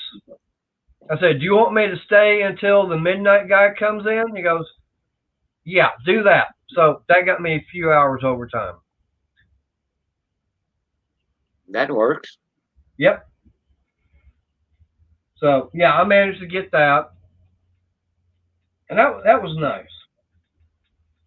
Hey, Cajun, do me a favor. Keep everything going. I gotta go get me something to drink. This coffee's empty, but I need some water. All right. Get you a Powerade. Uh, actually, no. I'll go get me a coconut water. Okay. That works too. I like coconut water. What's up, Wayne? How you been? I said hi earlier. Let me do something for you here, Wayne. Here you go, Wayne.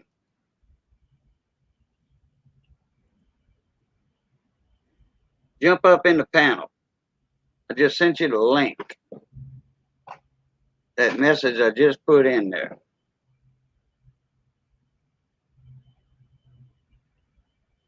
We'll get you up in a minute. And Scott, if you want to jump up in here.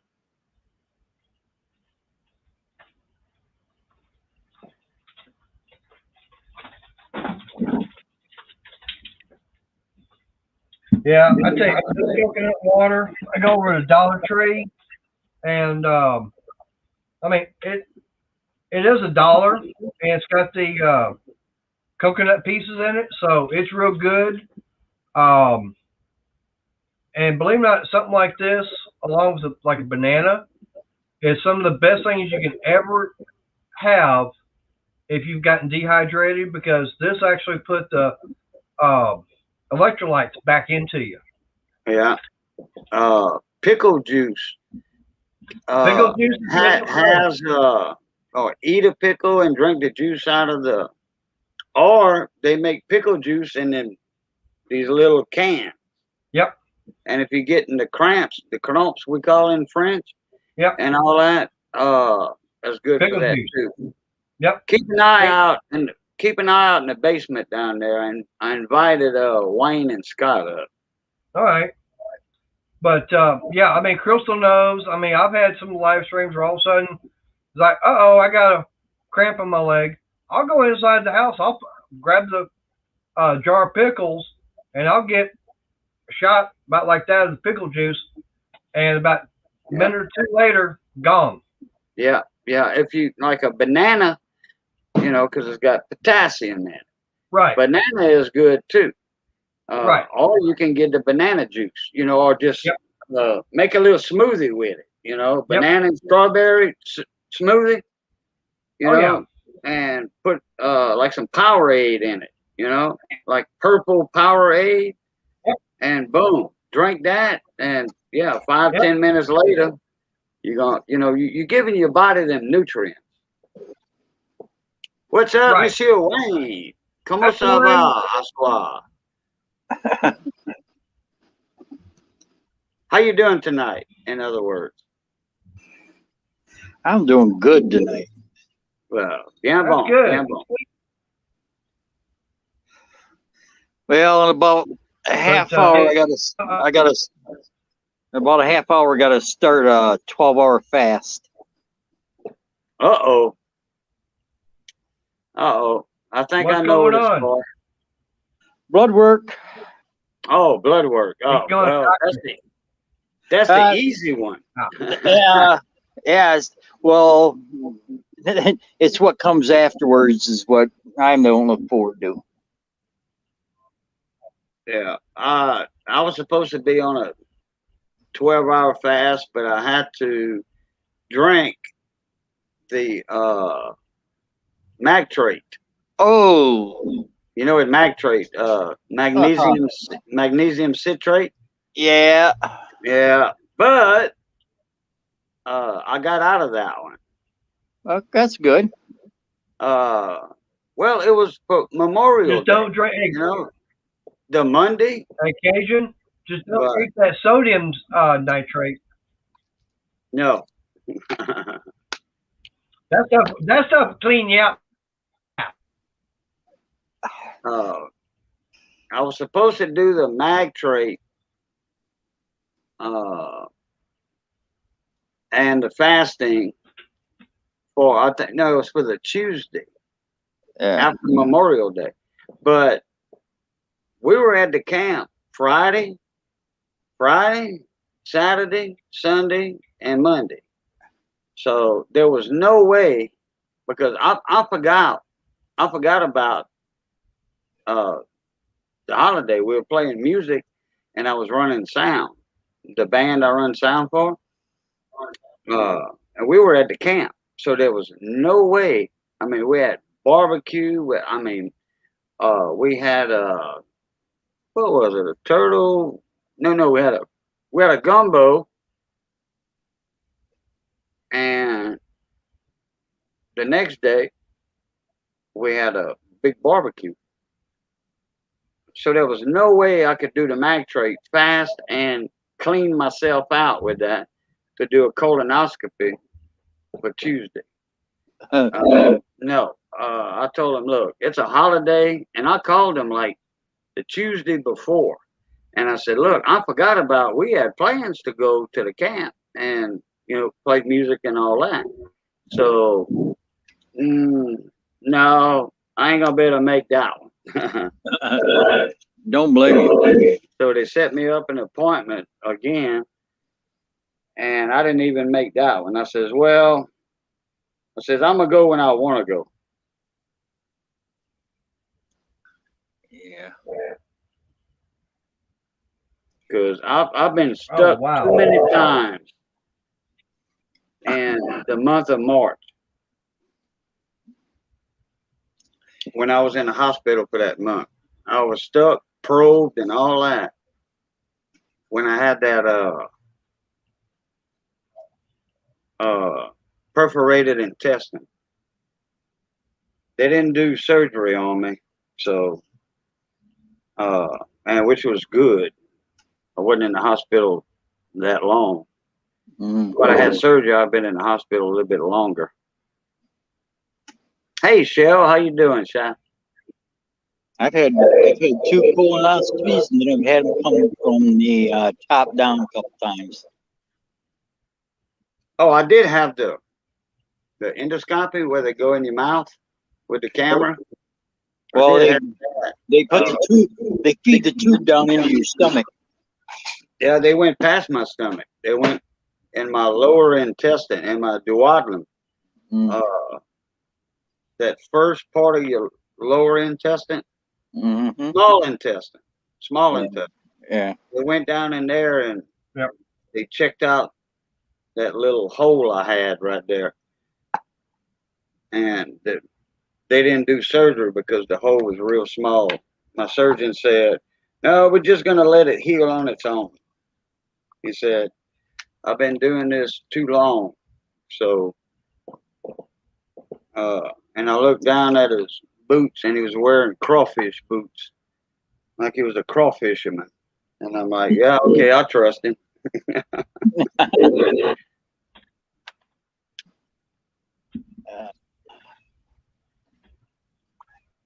Hey, I just got a notification on my phone and everything, and it's dealing with a newspaper, and they were saying that 2,500 people over in India were given fake vaccine shots. Really? And they were getting charged anywhere from $10 to $17 each. Oh boy! And this was all done by. It says they arrested 3 doctors. Dang! Yeah.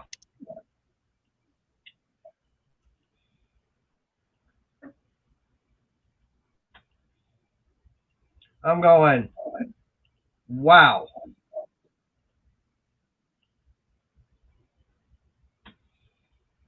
At least 14 people were arrested. I was on with Redneck Connection yesterday. He was live for like 8 hours. And wow, he's over there in South Dakota. You know Redneck Connection? No, I don't. Oh, okay. Anyway, I was up with him, and you know, a couple of more people on the panel, and he's in the coins too, and all that, and small engines, and that's where I know him from. And I got up on the panel, and somebody was putting in chat where they wanted to charge them for the vaccine, and Wow. Redneck was telling them, no, no, no way. If they want to charge you, report them, because that's supposed to be free. Yep. It's supposed to be Yep. free. The government pays for that. A test, the COVID test, and the shot is That's free. free. Do not let Yep. anybody charge you. And, you know, that's in the news, you know, your Yep. local news or whatever news, you know, the national news. Don't let nobody charge you. Yep. And I seen, met a buddy of mine in the Super One market over here. And I was like, how you doing, Mr. Henry? I heard his voice, and I recognized his voice. And I said, how you doing, Mr. Henry? He didn't recognize me. I had a mask on, too. And I said, Boudreaux, I'm your lawnmower man. He said, oh, okay. How you doing, Boudreaux? I'm like, all right. I said, how you been? He says, well, I got a story to tell you. I'm like, all right. Well, he went in for, he had something going on. And the doctor told him he had COVID in the clinic. And this new clinic they put up in town. That's about 1.5 years old, I think it's been there, something like that. They said, oh, you got COVID. So they told him, we're going to give you a shot. And nobody came around to give him a shot. So anyway, so he, you know, the nurse came in and said, hey, you know, you can go now. You know, we're going to give you a prescription for pills. Well, about a week later, his wife goes in for lady problems, if you know what I'm talking about. They told her she Yeah. had COVID. So he's in there with her, and the walls are thin in that little clinic, and they can hear the nurses laughing in the back. Oh, well, this guy came in. This is her husband. He was diagnosed with COVID. His wife just got diagnosed with COVID. The clinic just made $2,000 that easy. He heard that conversation. Oh, boy. Wow. Yeah. They diagnosed him with COVID. They didn't even have it. But they gave him some medicine and his wife some medicine instead of a vaccination. Did they do even a test? Check them? Nope. They got diagnosed with, How the hell that's we what it know was you supposed to got be. It was COVID? supposed to be a test. When he was in there, they were supposed to do a test on him. I thought it was to give him a shot. No, it was supposed to be a test, and they didn't even do the test. And they gave him a prescription for some pills. That's what it was. I'm glad you reminded me. Then a buddy of mine, he's a musician over here, good friend of mine. He went in a clinic, at the same clinic, and they said, you got COVID. Same thing, you got COVID. We're going to give you a shot. He was But like, no I want a penicillin shot. He says, I will take no shot other than a penicillin shot. He got a penicillin shot, and they said, we want to see you 2 weeks from now. He did not show no signs of COVID. So either he didn't have COVID or whatever he had, the penicillin killed. So go back to the old days, Now, okay? Penicillin kills almost anything.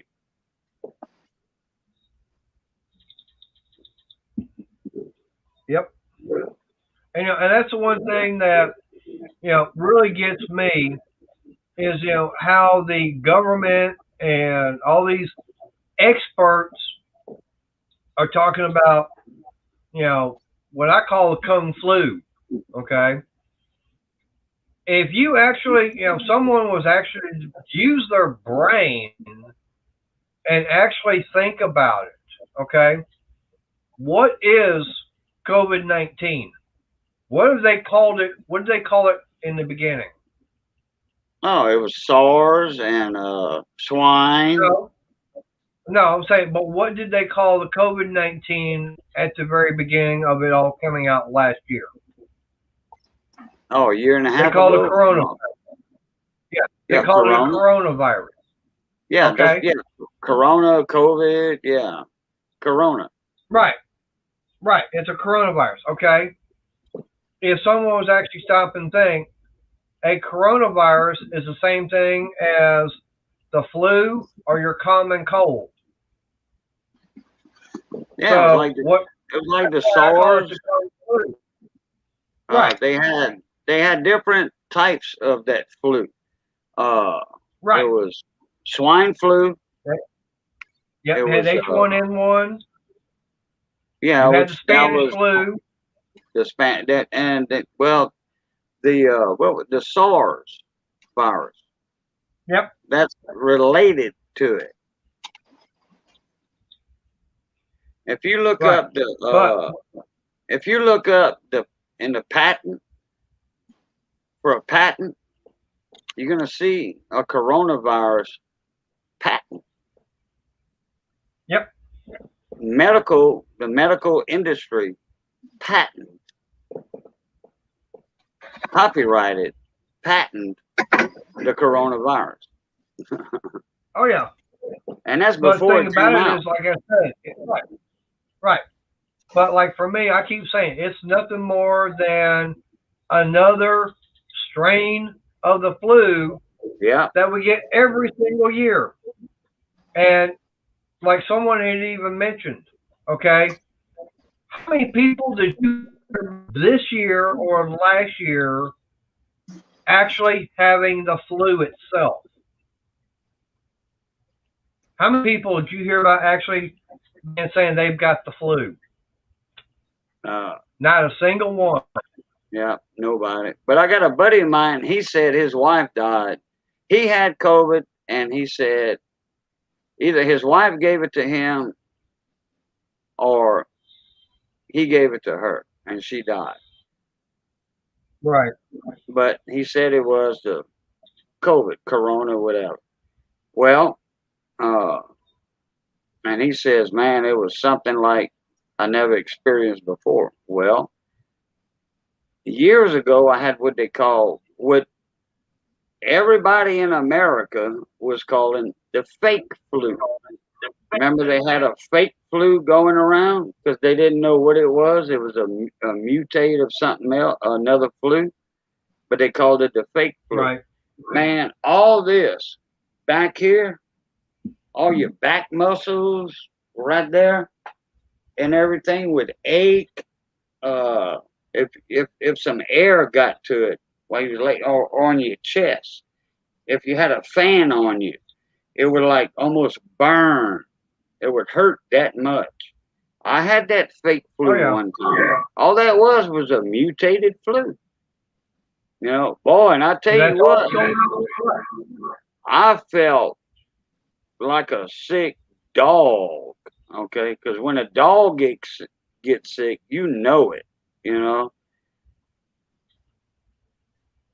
Yeah, but that's what they called the fake flu, like 30, 25, no, about 30 years ago, as when that fake flu was out. All it was a mutated flu. That's all we've got going on right now. To me, that's all it is. Yeah, like I said, it's nothing more. Like I say, it's nothing more just another form of the flu. It's a coronavirus. Okay, that's what the CDC is calling it. I'm going, okay, it's nothing more, just another form of the flu. And the CDC is saying that the common cold and the the regular flu is just they're both coronaviruses. Yeah. And I see. I've looked at what numbers that they've put out and everything, and it's like, okay, you know, they're talking about, you know, I think, what was it, 33 million have been diagnosed with what's out there right now. Well, we had over 60 million be diagnosed with the H1N1 swine flu. I mean, I'm just looking at the numbers.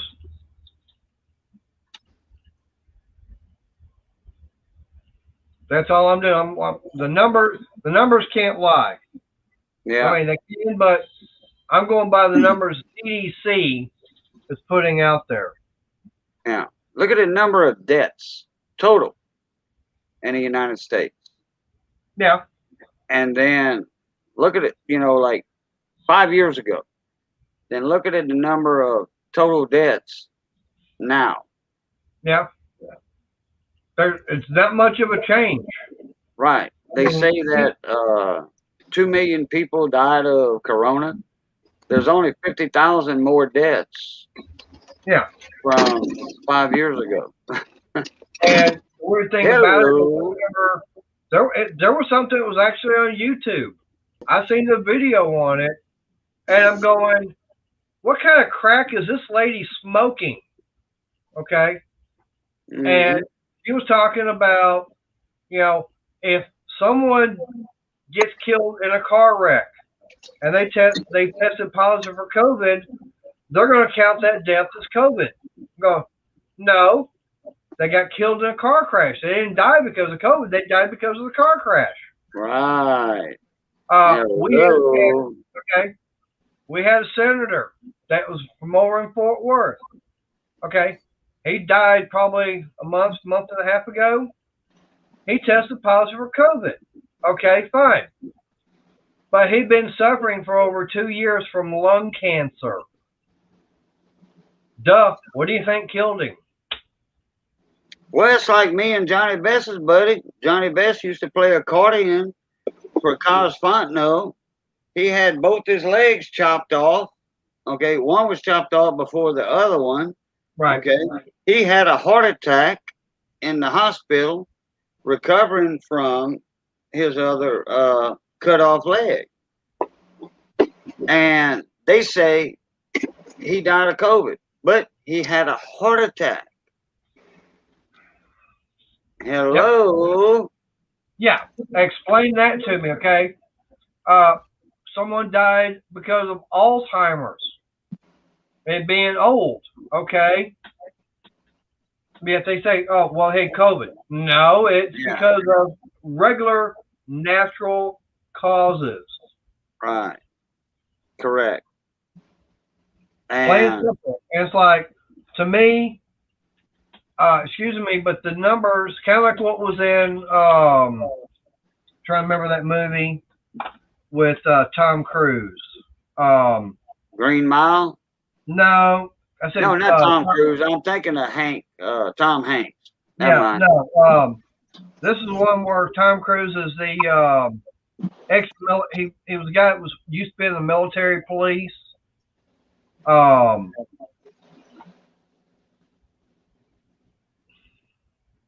was in the second one, Never Go Back. Trying to remember, and they actually filmed part of it in New Orleans too. Jack Reacher. Thank you, Shell. Yeah, he played Jack Reacher, and in the second movie, when they're trying to go after this guy, trying to figure out what's going on, because they know he's corrupt, and just trying to figure out what exactly he's doing illegal. Very into the movie, they finally figure it out, but Jack Reacher comes up, he goes, the numbers ain't adding up. And to me, that's exactly what's going on with all this. The numbers ain't adding up to what it should be. Right.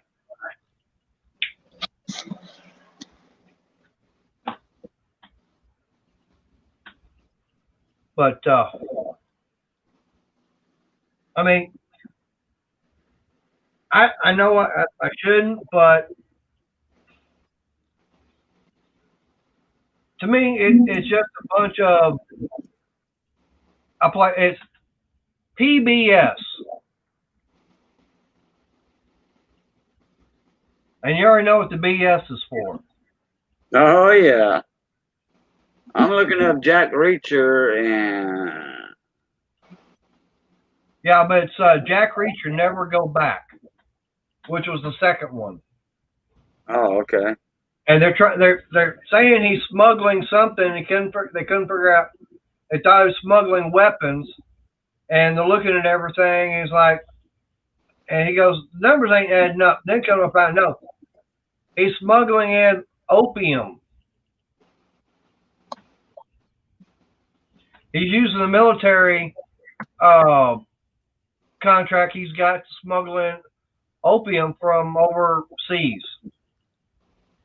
I'm trying to look for the movie where I can watch it for free on Amazon Prime, because I got Amazon Prime. Oh, you might be able to. It's a good one. They filmed. They did. Supposedly, they filmed some of that there in New Orleans.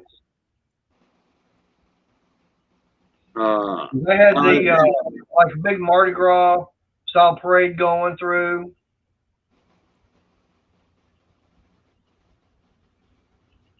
No, he wants me to rent it on Prime for $2.99, which is cheap, you know. Yeah. Everybody else is $5. That's up to you if you want to. That's your money, not mine. No, I'm not gonna pay to watch that. Now, like I said, hey, it's your money, not mine. No, I'm not gonna pay for that. Yeah. Oh, by the way, Probably get it on YouTube. yeah, you can probably find parts of it and everything, like that one scene I was talking about. But anyways, getting back to the this toolbox I made, or the one I wound up getting and everything. What do you think of that little table I made for it to sit on? Oh, I like it. And it's all out of the wood I get for free at work. That's it. Yeah. I mean, it's been, notice it's been glued together. It's been, parts of it's been, I use that 15 gauge brad nailer to nail some areas together. Other areas been glued and used screws to hold everything together. Yeah, remember did you remember when I was telling you about, no, that wasn't you I was telling about. I was my buddy up in Maine. I might have told you about it when I had my table saw, my Delta Unisaw. I don't remember that. Okay, that was my buddy in Maine I was telling about. I had a Unisaw, Delta Unisaw. Okay. Which is a 10-inch, the highest grade 10-inch saw that Delta makes, and it was the Norm Abram signature series. Oh wow! From this old house. No, from the New Yankee Workshop. Well, yeah, this old house. He was on both of them. Yeah. Norm Abram. But anyway, Delta shipped it to my shop, truck shipped. Right. And the next day, Delta was there, well, or whoever they were employed by. They came, set it up, tuned the trunnions on the saw, and then 6 months later, they come back. Now, this is all free. This is part of the saw, and it was $1,400 for the saw. Wow. Mm-hmm. No, hey, that's not a lot of money. That's not a lot of money compared to a $600 Craftsman saw that is not even in this league, you know, and that saw's league. And 6 months later, they'll come back and retune the saw, the trunnions and all that one time for free. Now, after that, it's up to you. Right. You know, it's up to you. But I had side tables, outfeed, and infeed tables on that. A 1 foot infeed table. That way, I Wow. still had room for my knee kick or my emergency power off. Right. And I could do a sheet of plywood, 4x8 sheet, cross cut in half Damn. with that saw. Yeah. Jeez. You still got it? No, I sold that when I closed my shop down. Ah. No, and I didn't lose that much money because I made a lot of money with that saw. Yeah, like I said, I had it in my cabinet shop. Right. I bet that was a fun little toy. Oh man, like I said, I made a lot of money with that. I built a bunch of rooster boxes, carrying boxes. Yeah, for fighting roosters, fighting chickens. Right. I made a lot of rooster boxes with it. Yep. I'd go to the chicken fight pits, and people were like, "Hey, I need a box built," you know, and I'd have some on display, not for sale, on display at all the local pits around here. Right. And the furthest one from me was 50 miles. And I'd have them on display with my card. Right. Business card. Oh, yeah. You made some money.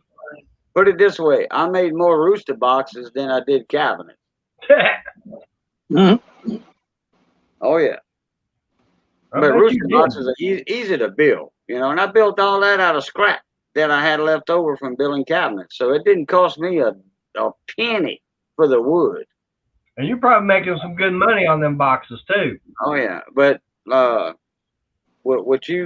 it reminded me when you said your table that your toolbox was standing on was made out of, you know, glue, and yeah, everything I had was glued and finish nailed together. Now, what kind of glue did you use? I used a Titebond 2, which I would get about a gallon for, I forget how much, from the Cabinet Supply House. And then they had a commercial grade, which was Titebond 2. Right. Same thing, but it was cheaper, about a gallon. I think it was like, I don't know, like $7 or $8 a gallon.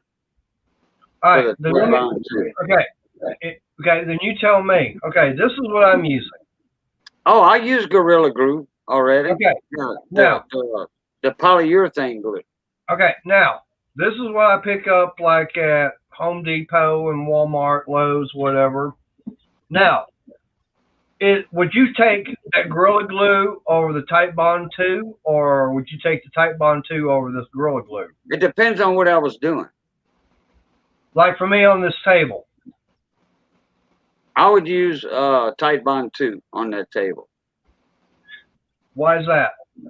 Because I don't have to, okay, it depends on the wood you're using. You're using pine, okay? Right. Now, I don't know how much of a moisture content you got in there. So you use the Gorilla Glue because you're thinking the wood has more of a higher moisture content on that pine. And I don't know if those were pallet woods that you tore apart or what, or just end drop-offs or what. But for Gorilla Glue, well, the polyurethane glue I used to use, and it wasn't Gorilla Glue. It was somebody here in Louisiana that made it. Okay. It was a Louisiana company. You had to wet your joints. You have to have moisture in it. And that's what activated that polyurethane glue. Okay. Am I saying it right? Polyurethane glue? Yep. Okay. If you've got extremely dry wood, you have to wet it to activate that glue, because that glue expands. Right. Okay. And in cabinet work, you don't want no expansion at all. Right. Because I had like 100 clamps in my shop, in my cabinet shop. That's for all what my doors and stuff.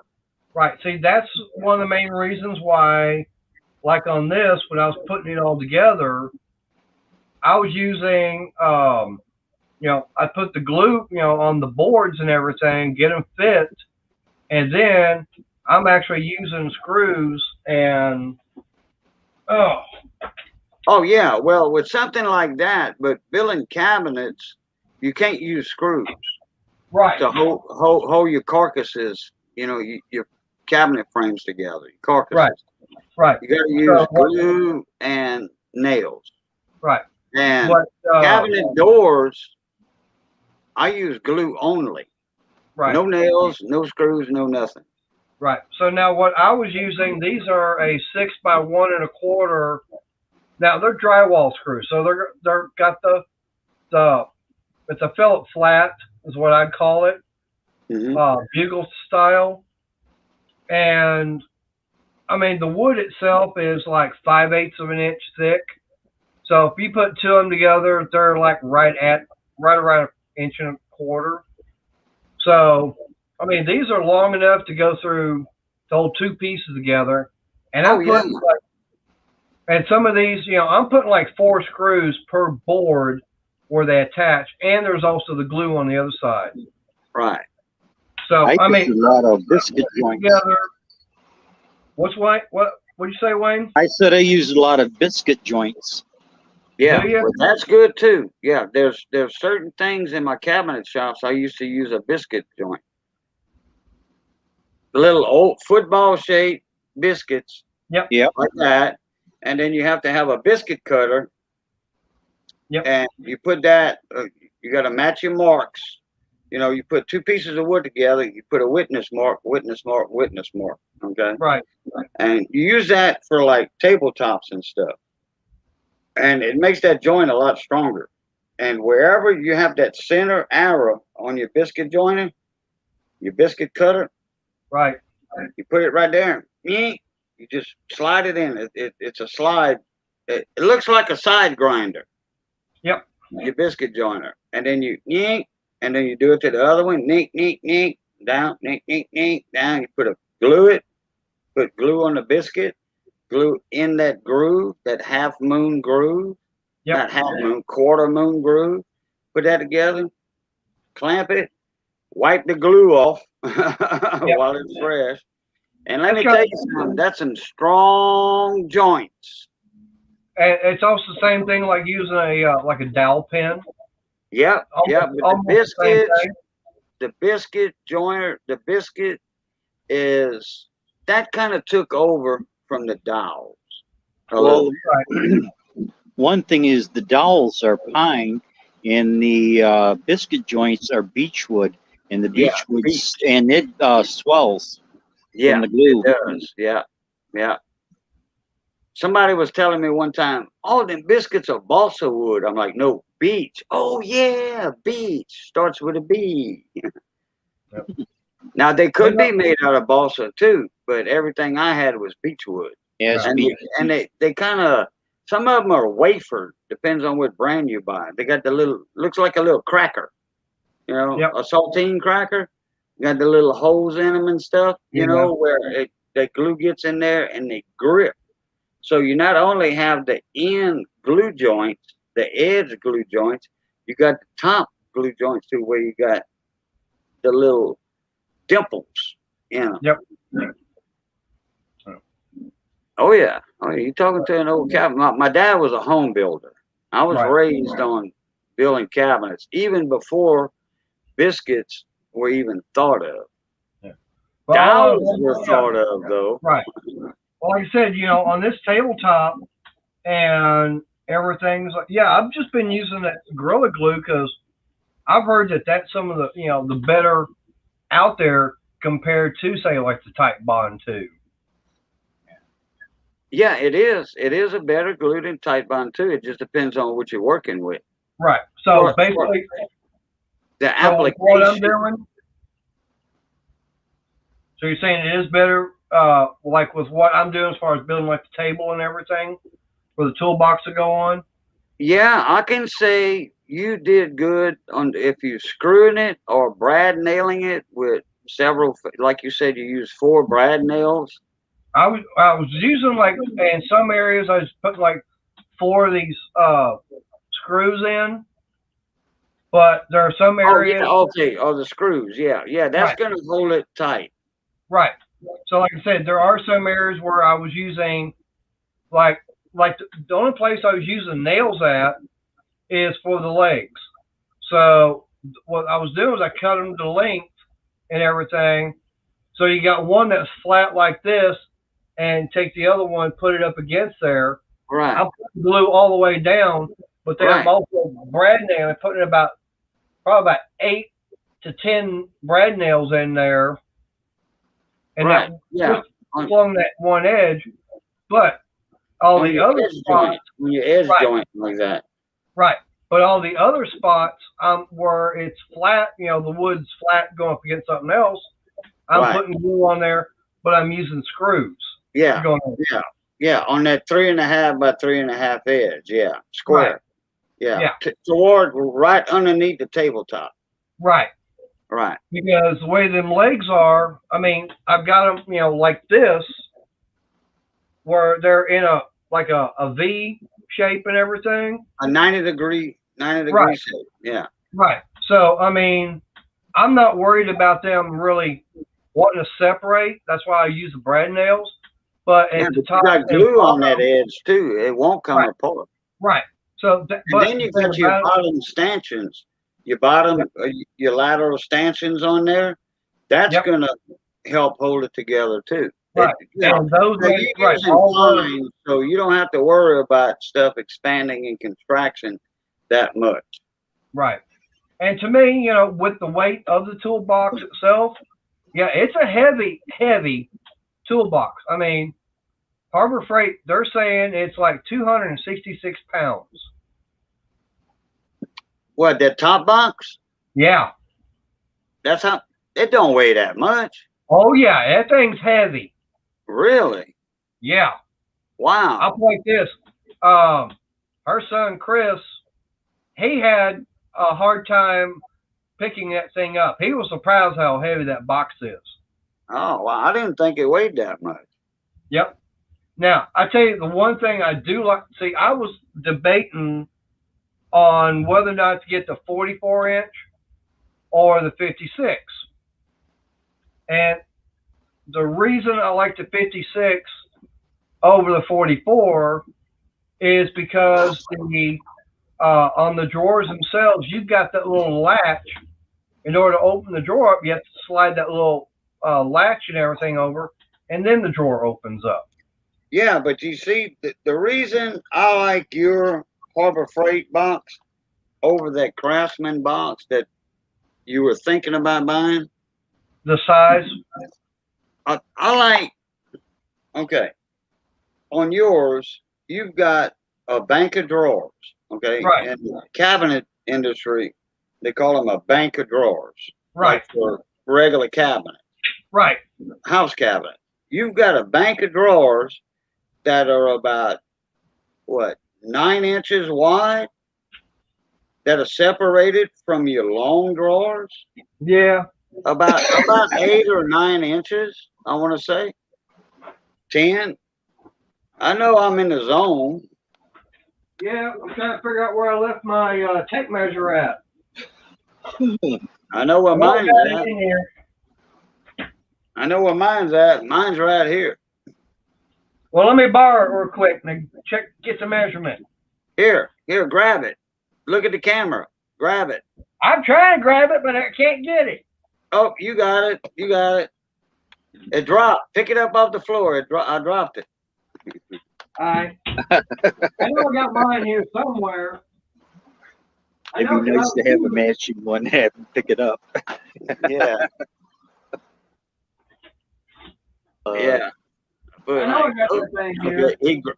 I gave it to him right there in his screen. He dropped it. Or I dropped it.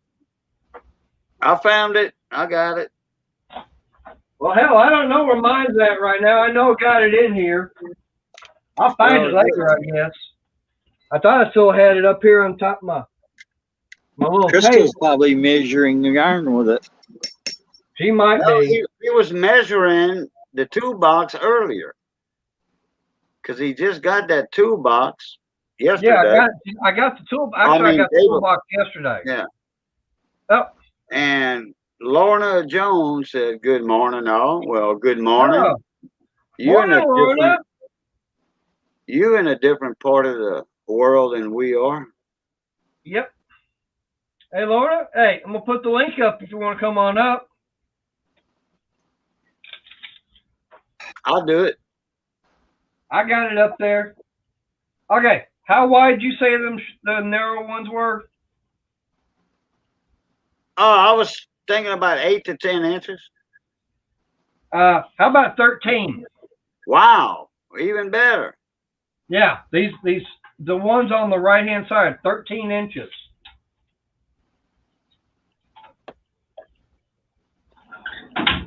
Well, that's And not then, bad. That's even better than I thought because I was talking about that earlier when you lost your power, yeah, when Chris or whoever unplugged it, right, your router or modem, whatever. I was talking about that bank of drawers that was on the side of your wide drawers.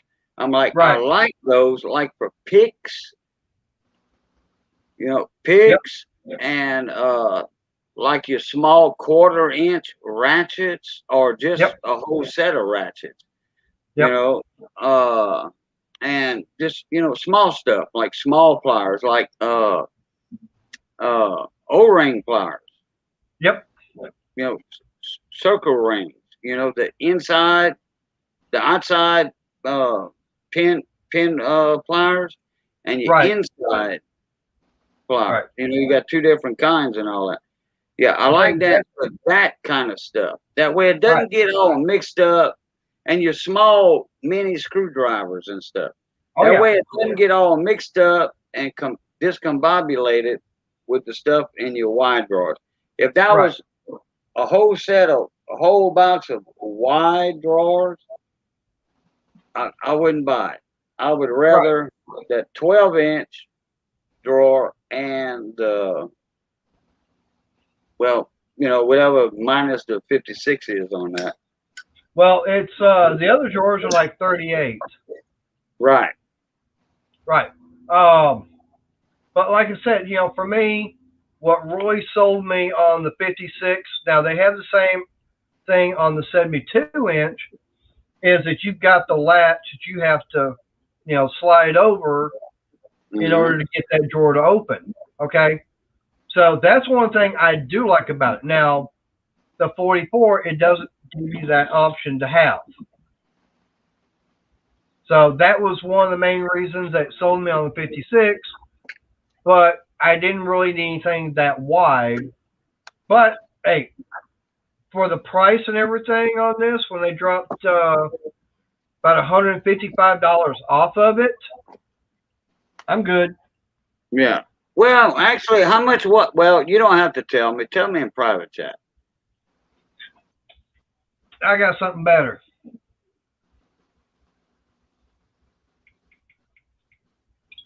Because I know it was damaged, and you remember what I told you a couple of days ago? The first thing I used to do when I'd go to Sears, and Sears was the only one handling the Craftsman products back then. And I waited until they had a damaged box. I would go to Sears. Hey, y'all got a damaged toolbox? And I'd get $152 off. I got one top toolbox one time for $70. Yep. That was cheap. Hey, Cajun, check your phone. Oh, yeah, I just seen the light come on. I don't get a beep or anything. The light comes on. Don't say how much. Oh, I won't. I won't. Okay, now I got a question for you. How much was the Craftsman box at Lowe's? That was a little smaller. I don't know. Wasn't it about $380 or something? Well, The I do Craftsman? know let me go take a look here. Because I know you showed it, or you was mentioning the price of the I was Craftsman talking at about, Lowe's. yeah, I was talking about it, that the top box, I think the top box was, I think, $329, I think. Okay. Right. I think I remember that. But Or 389, something like that. all I know is that for what they wanted for that top box and bottom box combined was going to be $818. Right. Yeah, I remember And that. right, and that was only like $18 more than what Harbor Freight wanted for the 56-inch bottom box alone. Yeah. I know that for the top and bottom box, for the U.S. Journal top and bottom box, 56 was going to be just over $1,300. Yeah. Well, I'll tell you what,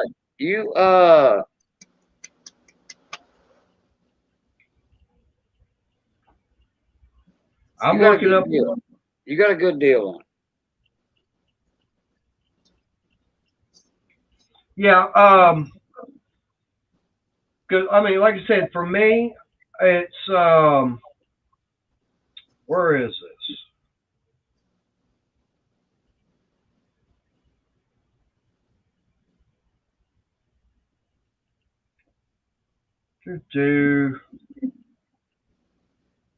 Well, and then Crystal talked him down a little bit too. Well, I mean, she's the one that told me about it. She already knew about the other. Yeah, she Okay. was pointing at it. Right. Okay. Now the one that I was talking about, it's $389 at Lowe's. Okay. Yeah.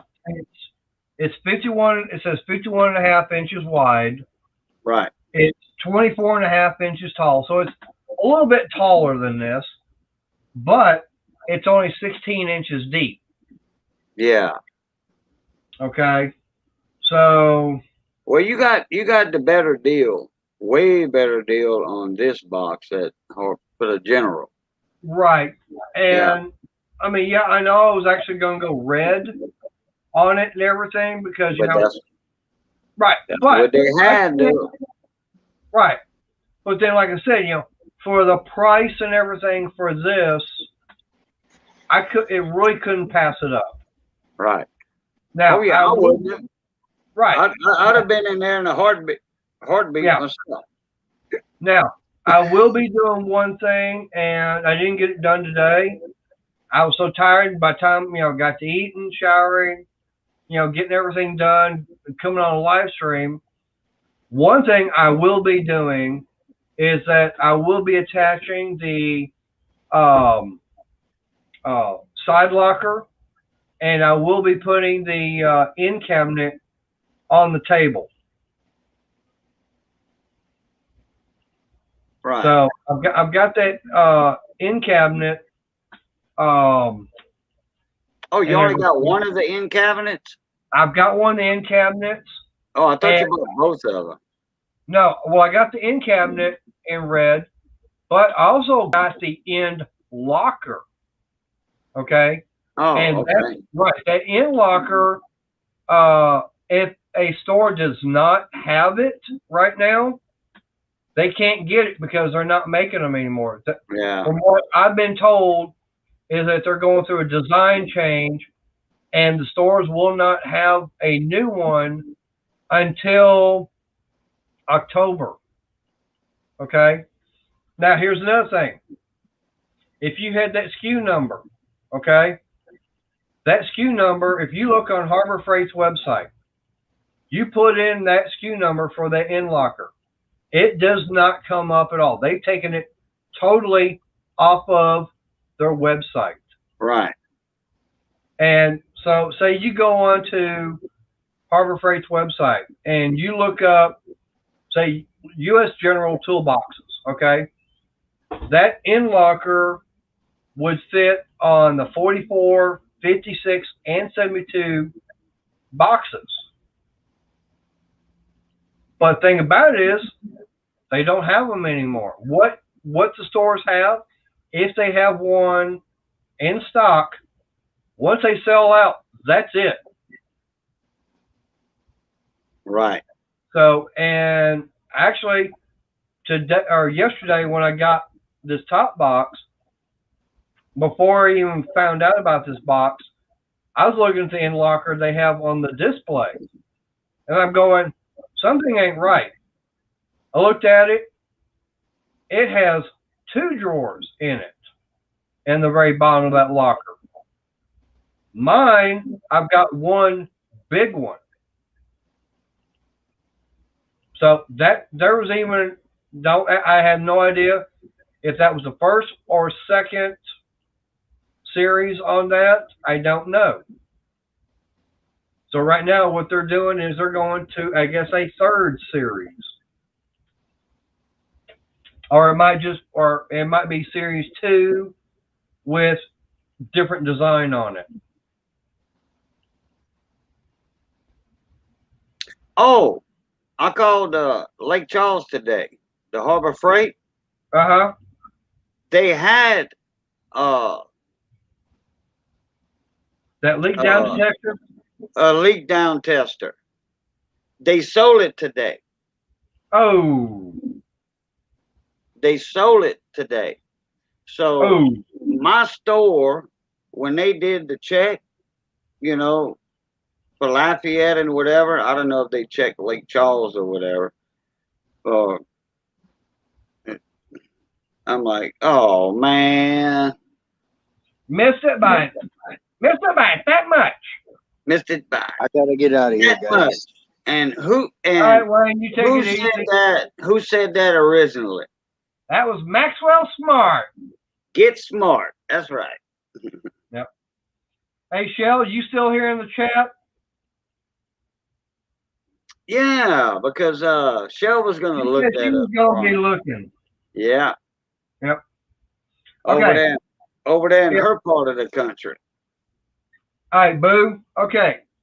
On that Craftsman, it says it's 51.5 by 16 by 24.5. So it's only 16 inches in depth. Okay. And this U.S. General is 22. A lot hey, bigger. Shell, did you get a chance to see if any of the Harbor Freights up in that area have got that leak down tester? But no problem. If you call and they check the stores around them, just like my store, they said no. You know, when I was at the store, they said nobody's got them. But the Lake Charles store had one. It's just because they on clearance. Right. You know, and since they're on clearance, they're not going to show that they have one. They might have one or 2 or 3. But the girl told me that I checked the last one out today. Well, actually, if you call any particular store, and if you know of a different zip code, have them put that zip code in, because they can go out like 100 miles radius around that zip code. I did that. I did that when I was at the store in Harbor Freight over here. Right. You know, like 30, 40 minutes from me. No, the computer doesn't work. You have to call the store itself, and the person has to go see if they have one in stock. Well, see, now when I called the Harbor Freight, I gave them that SKU number, and she typed it in, and she said that no store within 100 miles radius has got one. Right. Well, and she even had I gave them zip code for Oklahoma City. I even gave zip code for down in Houston, which included Beaumont and Alvin and down that area. There were no Harbor Freights down there that had one. Beaumont, Orange. Right. Probably Silsby. Right, Pasadena. Now, I wouldn't mind driving an hour and a half, or hour and a half. I wouldn't mind driving that far. And I doubt Vinton would have Harbor Freight. But I mean, now if you contact the store, Yeah, but Stephen, you would have to call the store and have the girl or the guy that answers the phone to go and see if they actually have one underneath the counter. Like they have a 1-inch, my store here in Opelousas, which is a 40-minute drive, 30, 40. I want a 1-inch belt sander by 30. Total length of the belt, 1 by 30. Central Machinery belt. I have the whole kit over here. I'm going to show it to you. Let me go get it. I'll be right back. all right.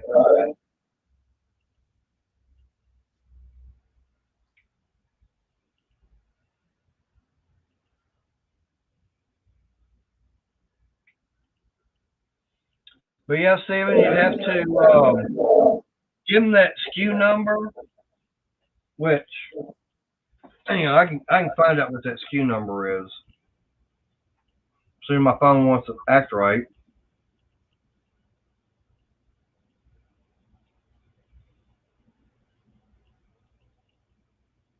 They only have 2 of them.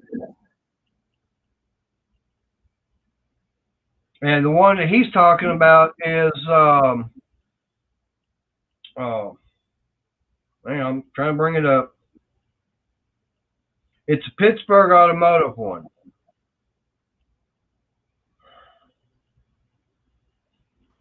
Okay. Steven, if you got a pen, here's the SKU number. 62595.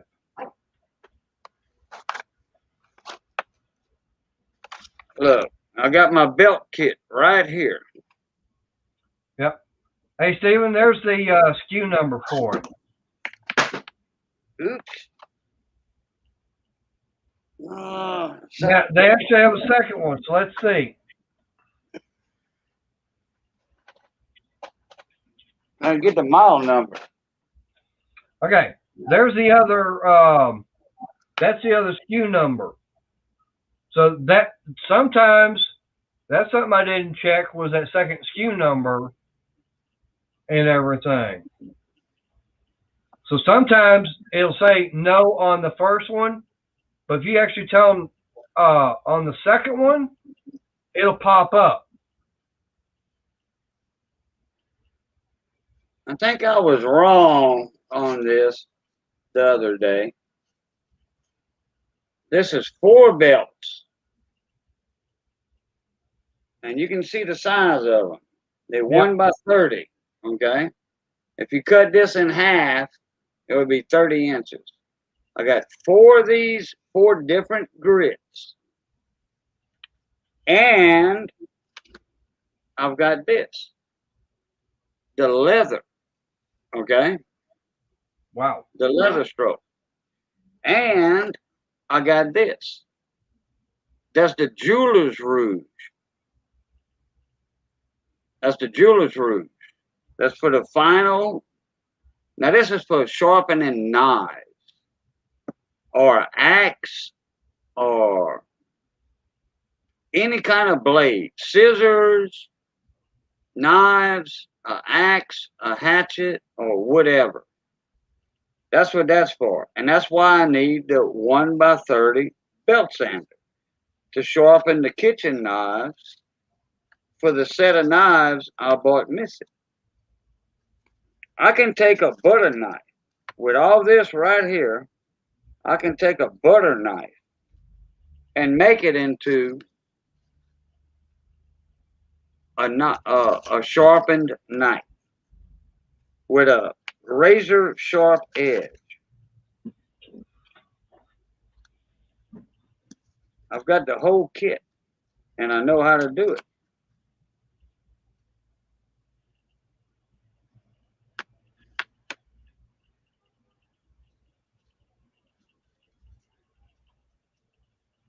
I just need the machine to put these on.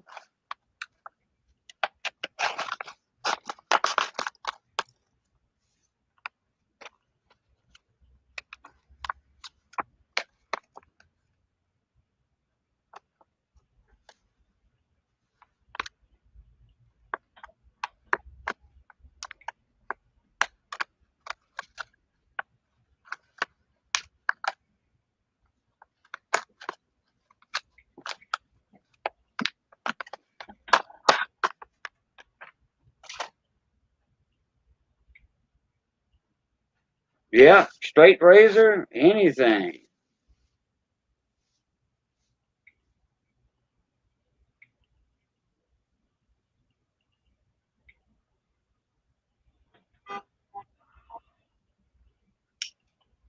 Oh.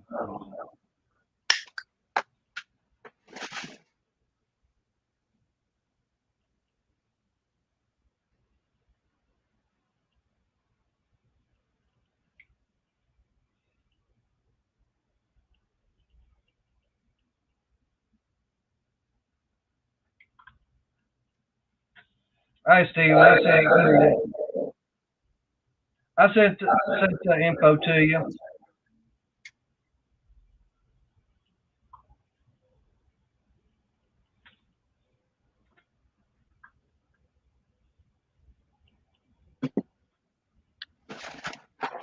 But yeah, that's hey, Boo. That was one thing I know I didn't ask is that on that leak down tester, they actually have a secondary SKU number, Oh, and okay.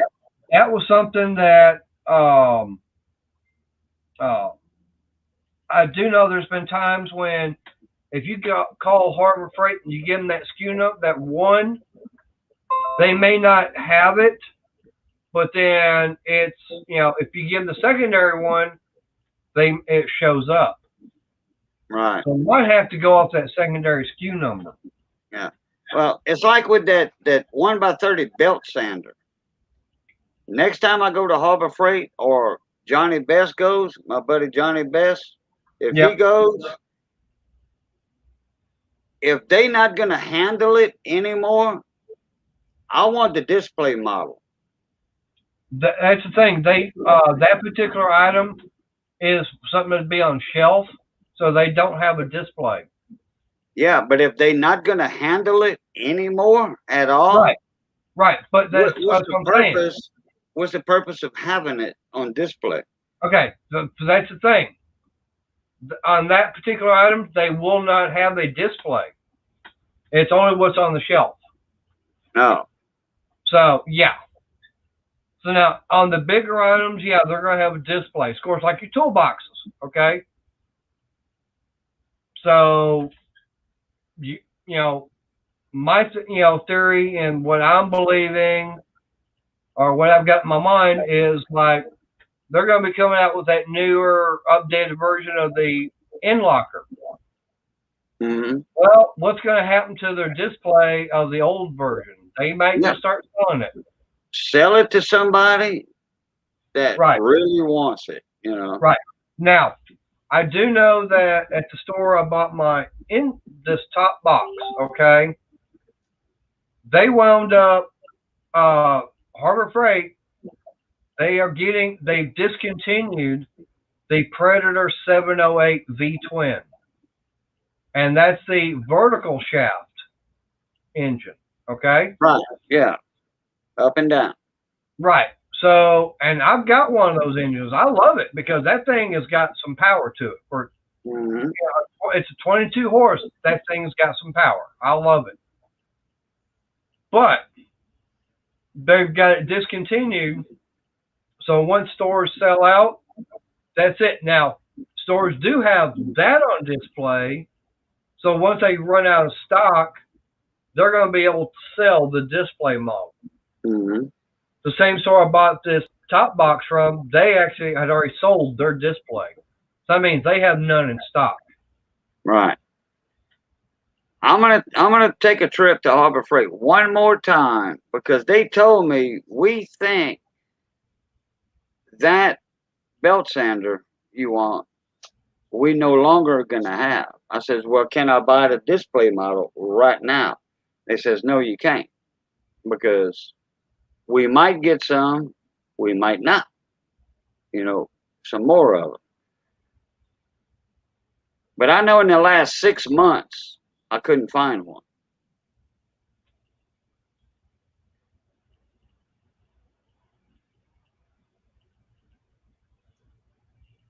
And I know that tester, that leak down tester, which I don't know if they had a display model, which I'm pretty sure they didn't.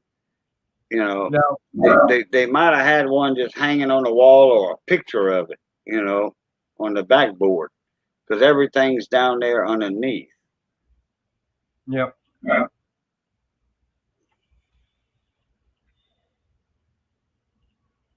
Hey, now this is something I'm trying to figure out how they got this figured out. Okay, I looked up the storage size on that Craftsman box. They're saying it's got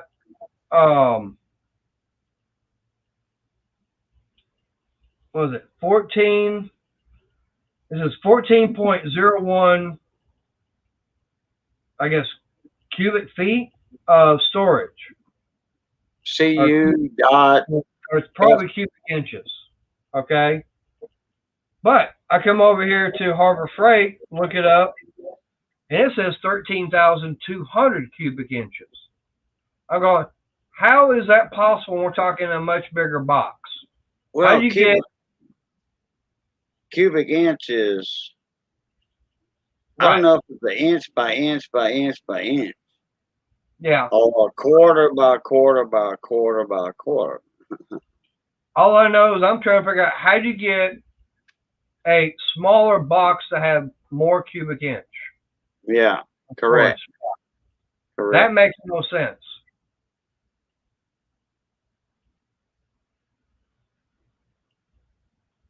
But it does say on here, shipping weight is 300 pounds. Product weight, 266 pounds. Yeah, that means the crate, the box and crate weighs another 35, 40 pounds. Or whatever. Right. Minus 300 from the two whatever. That'd be about 34 pounds.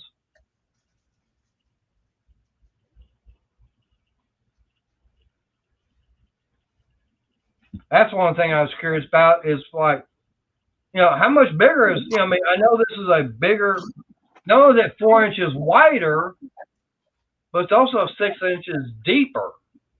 Yeah. So you're going to tell me my US General toolbox doesn't have the same cubic inches, storage, or it's got less in it? I'm going, I don't see how.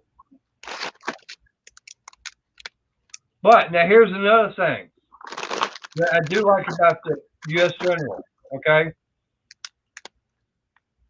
On this one, it already comes with the liners in the drawer. So yeah, the little rubber padded liners. Yeah, right, you got the padded liner. It's the non-skid pads, non-skid pads. That way, when you close the drawer, your stuff doesn't slide to the back.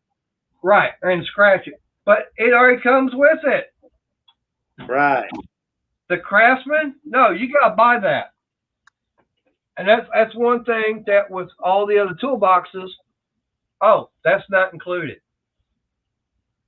Right. You're like, really? So you gotta go and buy all that. So okay, then you're spending more money right there.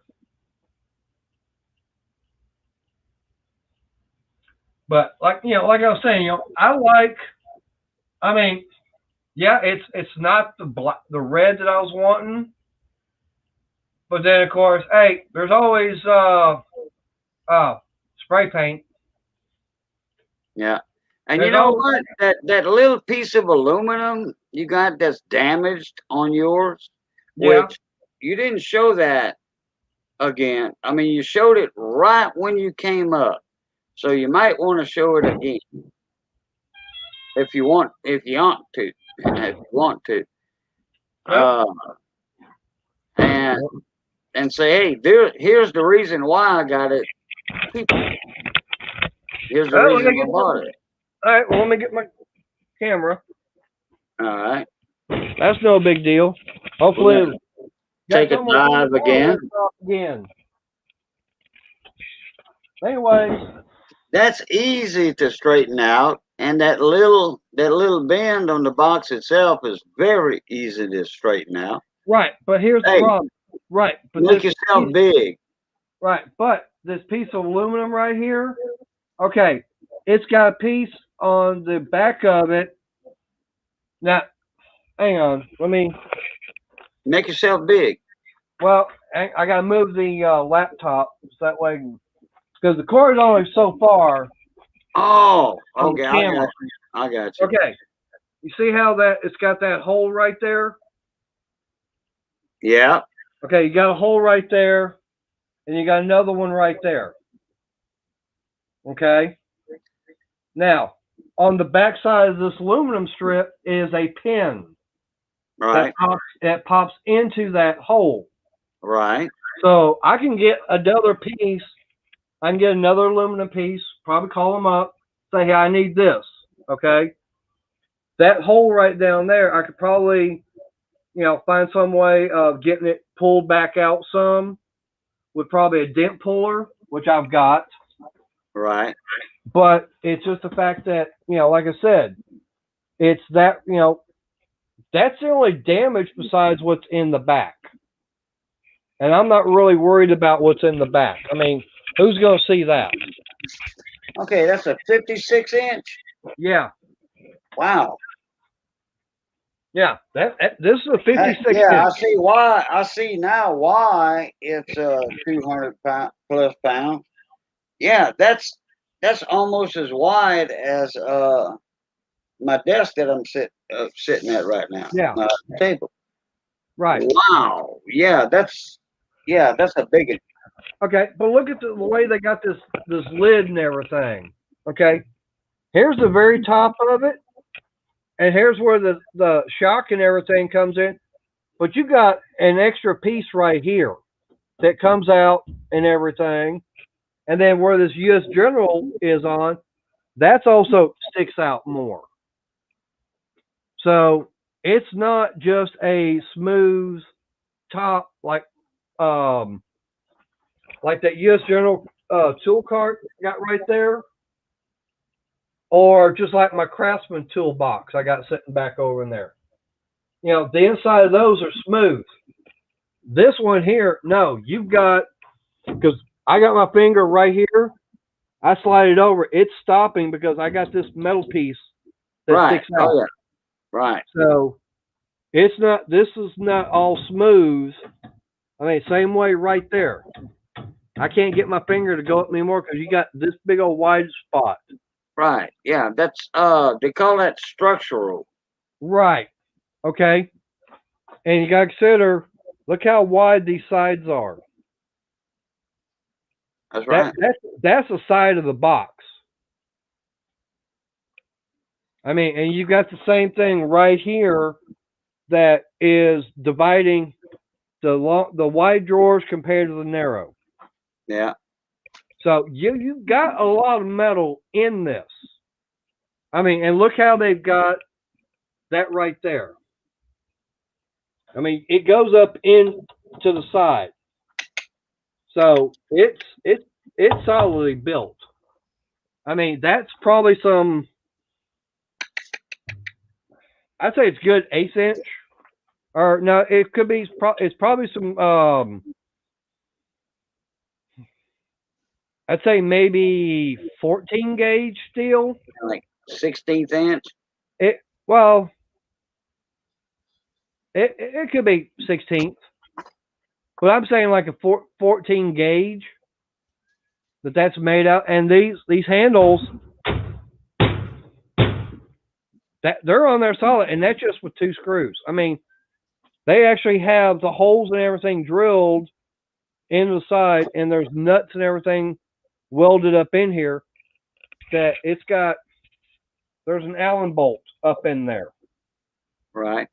That it goes up in there, but they've got 2 holes drilled in the box.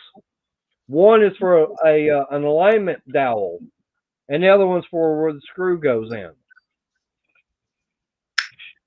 I mean, and that's like a rubber style hand grip. It's not, it's not smooth like what's on the tool cart I've got over here. It's not painted metal. That's actually got like a rubber groove grip. So Right. it feels Yeah, good. it's not gonna slip out your hand if you've got a sweaty hands. Right. But then of course, it doesn't sit flat because it's got feet and everything that comes down. Right. I mean, it's not flat bottom at all. Right. And like I said, to me, this is good quality. I mean, the way they're making them, it's a good quality toolbox. Yeah. I like the way the drawers slide on those things. Man, Right. it's just like Snap-on, you know? Right. But here's the thing, okay? Okay. I can't open this right now. Okay? It will not open up. The only way to get it to open up is there's a latch, little lever. You got to pull right here and it opens up. You see the little latch right here? Right. Now, okay, it's kind of cheesy. It is plastic, but okay. But it's got roller ball bearings. Correct. Okay. Now here, okay, you see there's only one on that one, where the 2 bottom ones, they got dual slides. Right. I mean, it's dual slide on both the bottom ones.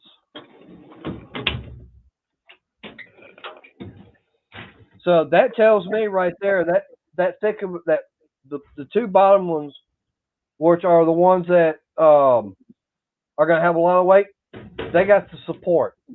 Right. Yeah, you could put certain cordless drills in there. Yep.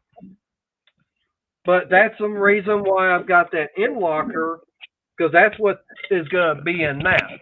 Right. Right. That's what, on them shelves and everything with them drawers, that one drawer, that's where I'll be putting my battery and putting everything else in. I'll be putting like all my battery operated tools, I'll be putting all those inside that locker.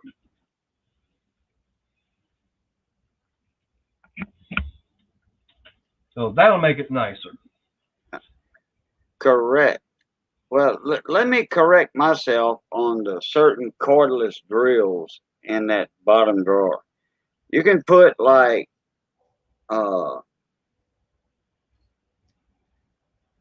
not kits. The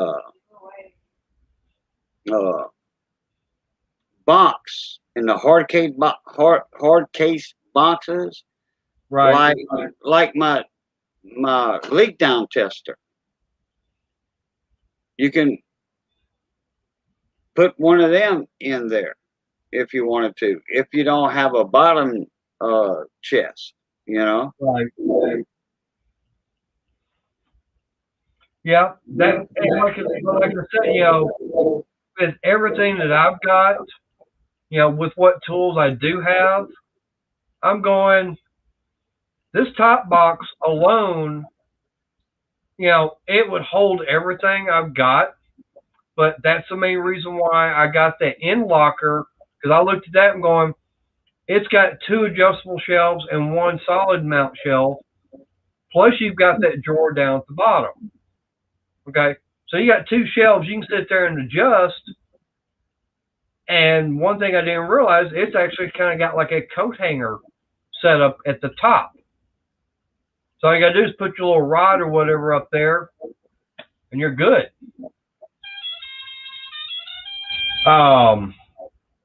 Deep So sea. Yep. So I will be getting that now. Yeah, I could probably order that aluminum part. Probably call them up, say, hey, how much for this aluminum trim? And they send it to me. So then all I got to do is, pull that bottom out some, good as possible. But if I got the new one and it's got the 3 little pins that go in, it's probably going to click into the top and the middle. That's probably going to be good enough. You probably won't ever notice that the bottom. Don't you have a brake, a metal brake? No, I don't have No. one. Oh, okay. I wouldn't mind having one. If you had a metal brake or a friend that has one, you could break that, just, not on the bending part. You could clamp that down and it'll straighten it out in a skinny minute. True, but the only problem is those pins that go to the back of that aluminum are broke off. Yeah, well, that's good. That's good. Yeah, but see, I'd have to have those pins on there to have it attached, because all it's going to do, it's going to go in there and snap in and everything. So that's what those pins are what holding the aluminum piece on. Yeah, well, but they're aluminum, so doesn't mean no good. Put a little bitty with a countersunk bit and a little, not a flat pan head, but a V head screw, and put a nut behind it, and the only problem it won't move like that. Right. Well, the only thing is I have no access to the side. It's solid all the way. It's solid on the inside. Oh, you can't get up in there with a little nut for the backside. Okay. No. I got you. That's the only thing. I mean, I can take the drawers out. If you take that bottom drawer out, there's no, you can't get your hand behind there, huh? No, that's the only problem. It's all solid, and you have no access. I mean, unless I wanted to get up in here and drill the rivets out for the slide, then I could get my fingers up in there. No. That's too much trouble. Right. That's what I'm saying. Yeah, I know I could and everything, but no, it definitely would be way too much trouble. I mean, I'll tell you what, you could throw a rivet in it. Possibly, but you'd have the rivet coming through the outside of the trim piece going into the toolbox. You'd see that.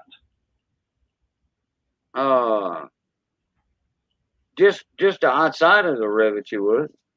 Yeah. But like I said, for me, cosmetically, I don't care. I don't care what it looks like cosmetically. The main thing I'm concerned about, do the drawers and everything work? That's right. Yeah. I'm doing this with it, okay? And the lid closes. It got the key. It locks. Okay. Right. What I'm looking at on it is functionality, not cosmetic. Right. That, to me, that's the main thing. Cause it's not, this thing could be Crystal's favorite color. I don't care. Like I say, it could be her favorite Harbor Freight toolbox color.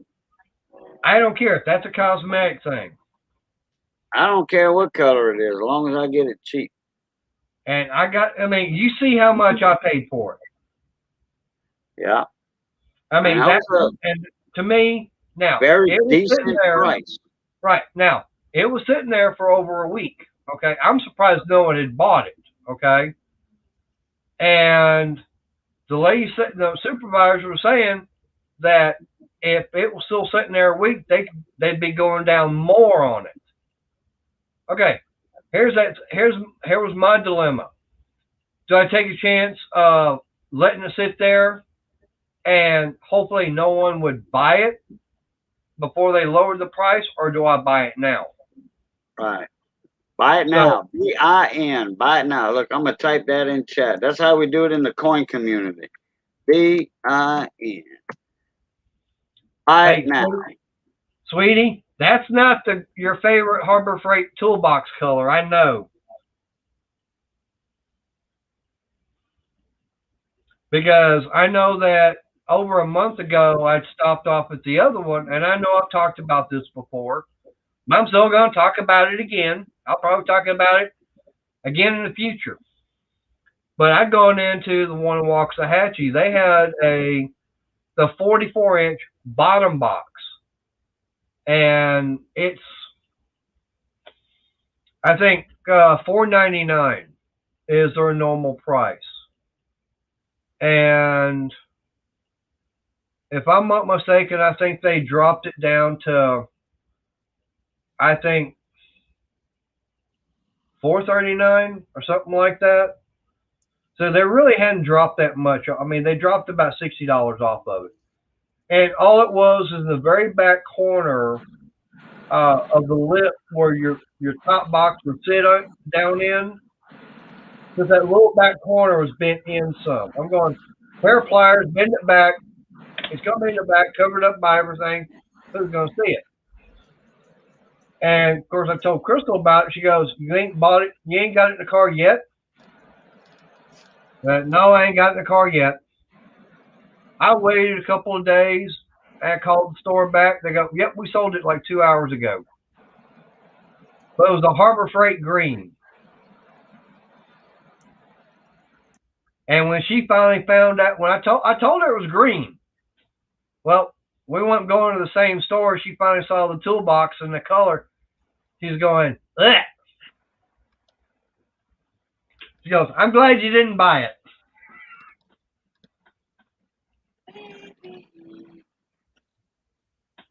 But okay. Let me do something here. Did you send Steve the SK SKU numbers? Yeah, I sent through both of them through Messenger. Okay. Are these the same ones? 62595-94190. Yep. Okay, I'll put them in chat. Yeah, Okay. I put them in chat earlier. Oh, okay, I didn't see it. Yeah. I still don't see it. I'm going way up there. It's up there, I know. But hey, sweetie, they don't have them in purple.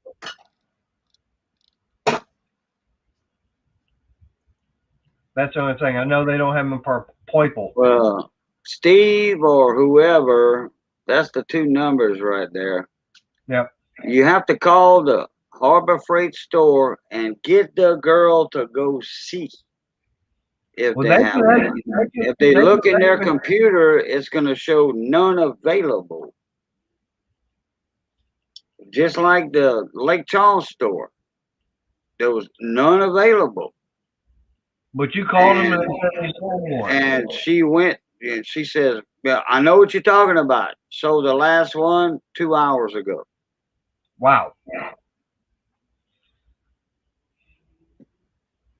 I think it was a Lake Charles store. I forget. I called a bunch of them. Yeah. So in other words, you kind of did the Southwestern Bell. You let your fingers do the walking. Yeah, I looked up the local stores around me. Yep.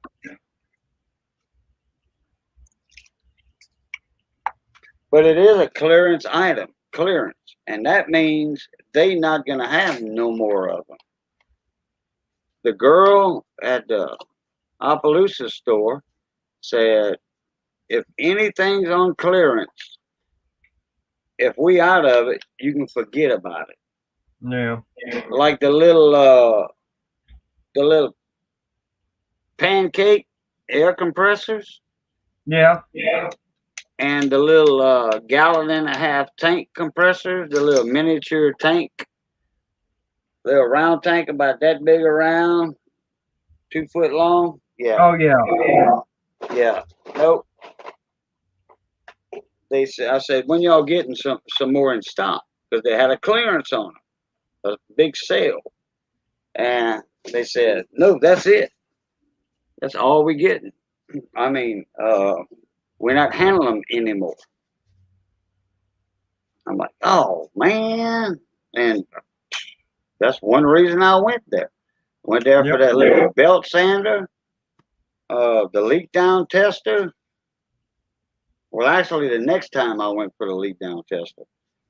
And nope. And something else. And then Johnny got a brake. I think it was the 40. About 48. 48-inch brake, metal brake. Yep. He got that. And I had loaded everything we had. I loaded everything we had in the Jeep. I got a Jeep Liberty. And he got, I think, 8 tires. 8 of those dolly tires, those generic tires and rims. Yep. He got 8 of those. He picked up 4 dollies. Wow. They were, I think they were $8, $10 a piece. He had got those for the casters. Yeah. Hey, sweetie, that bottom box, that green one, no, the regular price is $4.99. I'm looking at it right now.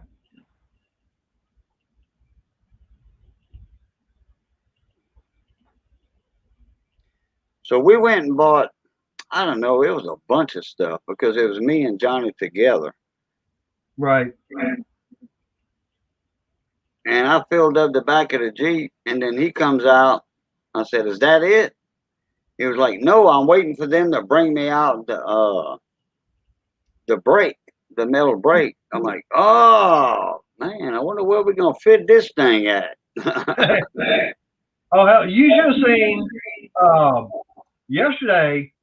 I mean, we were loaded. Look, I had the back seat on the Jeep, the wide seat, folded down.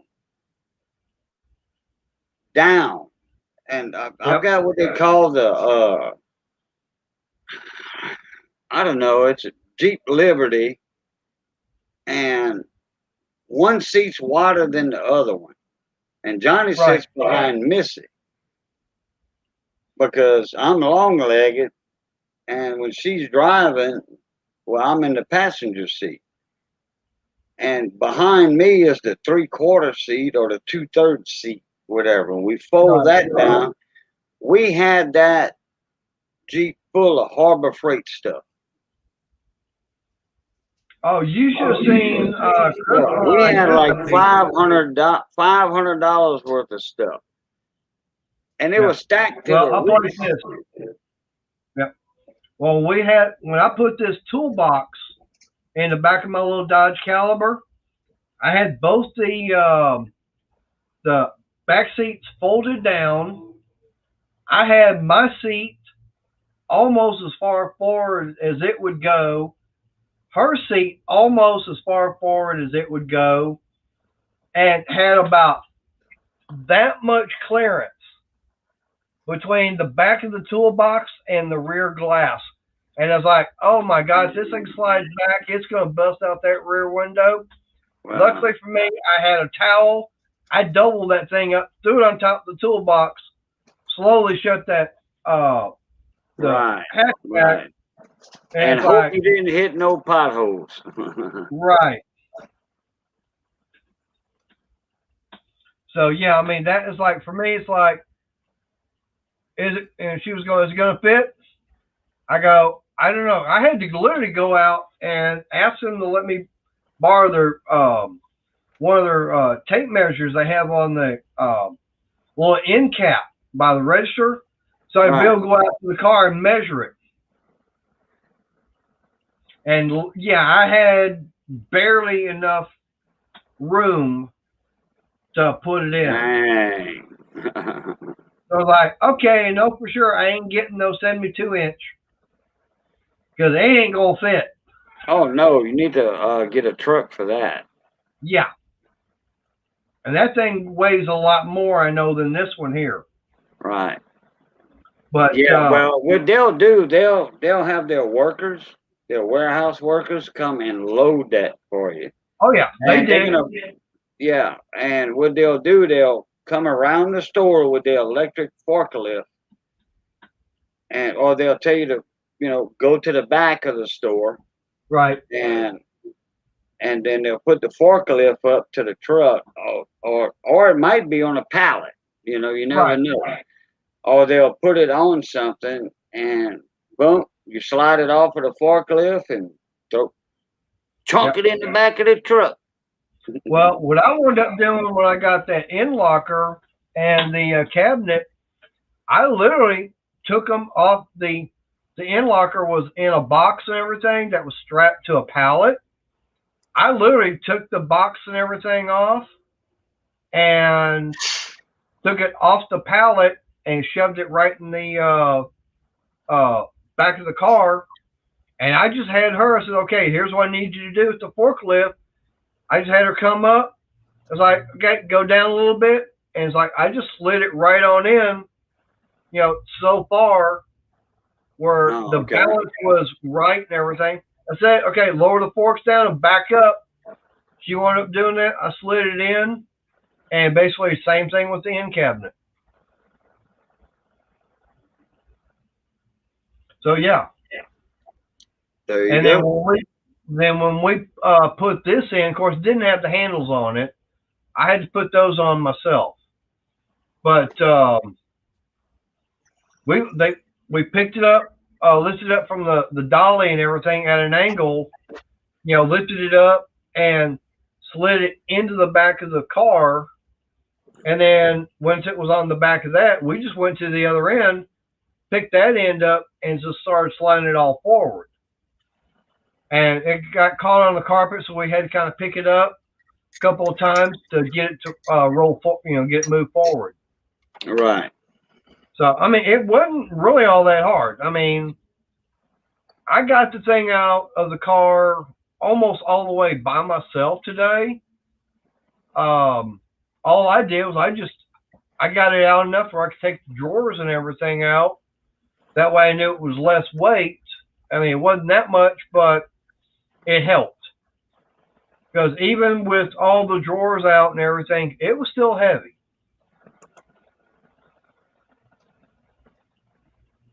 I can imagine. Yeah. Occasion, it's already after 11 and I got to be at work tomorrow. I didn't realize it was that late already. Oh, me neither. Yeah. Me neither. So, man, I appreciate you being on here with me. But I got to get this thing shut down that way and get, everything shut down here. And I get in and wind down and get to sleep. Right. Yeah, I still got to eat too. I'm going to make me oh, crap. I never heard of it. I forgot I don't have no tortilla shells. Oh, man. You're going to eat some oat crap? What? So you're going to be eating some oat crap? No.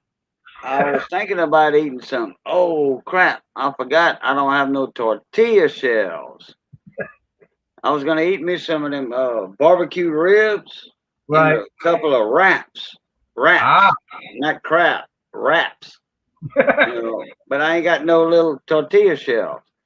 Oh, man.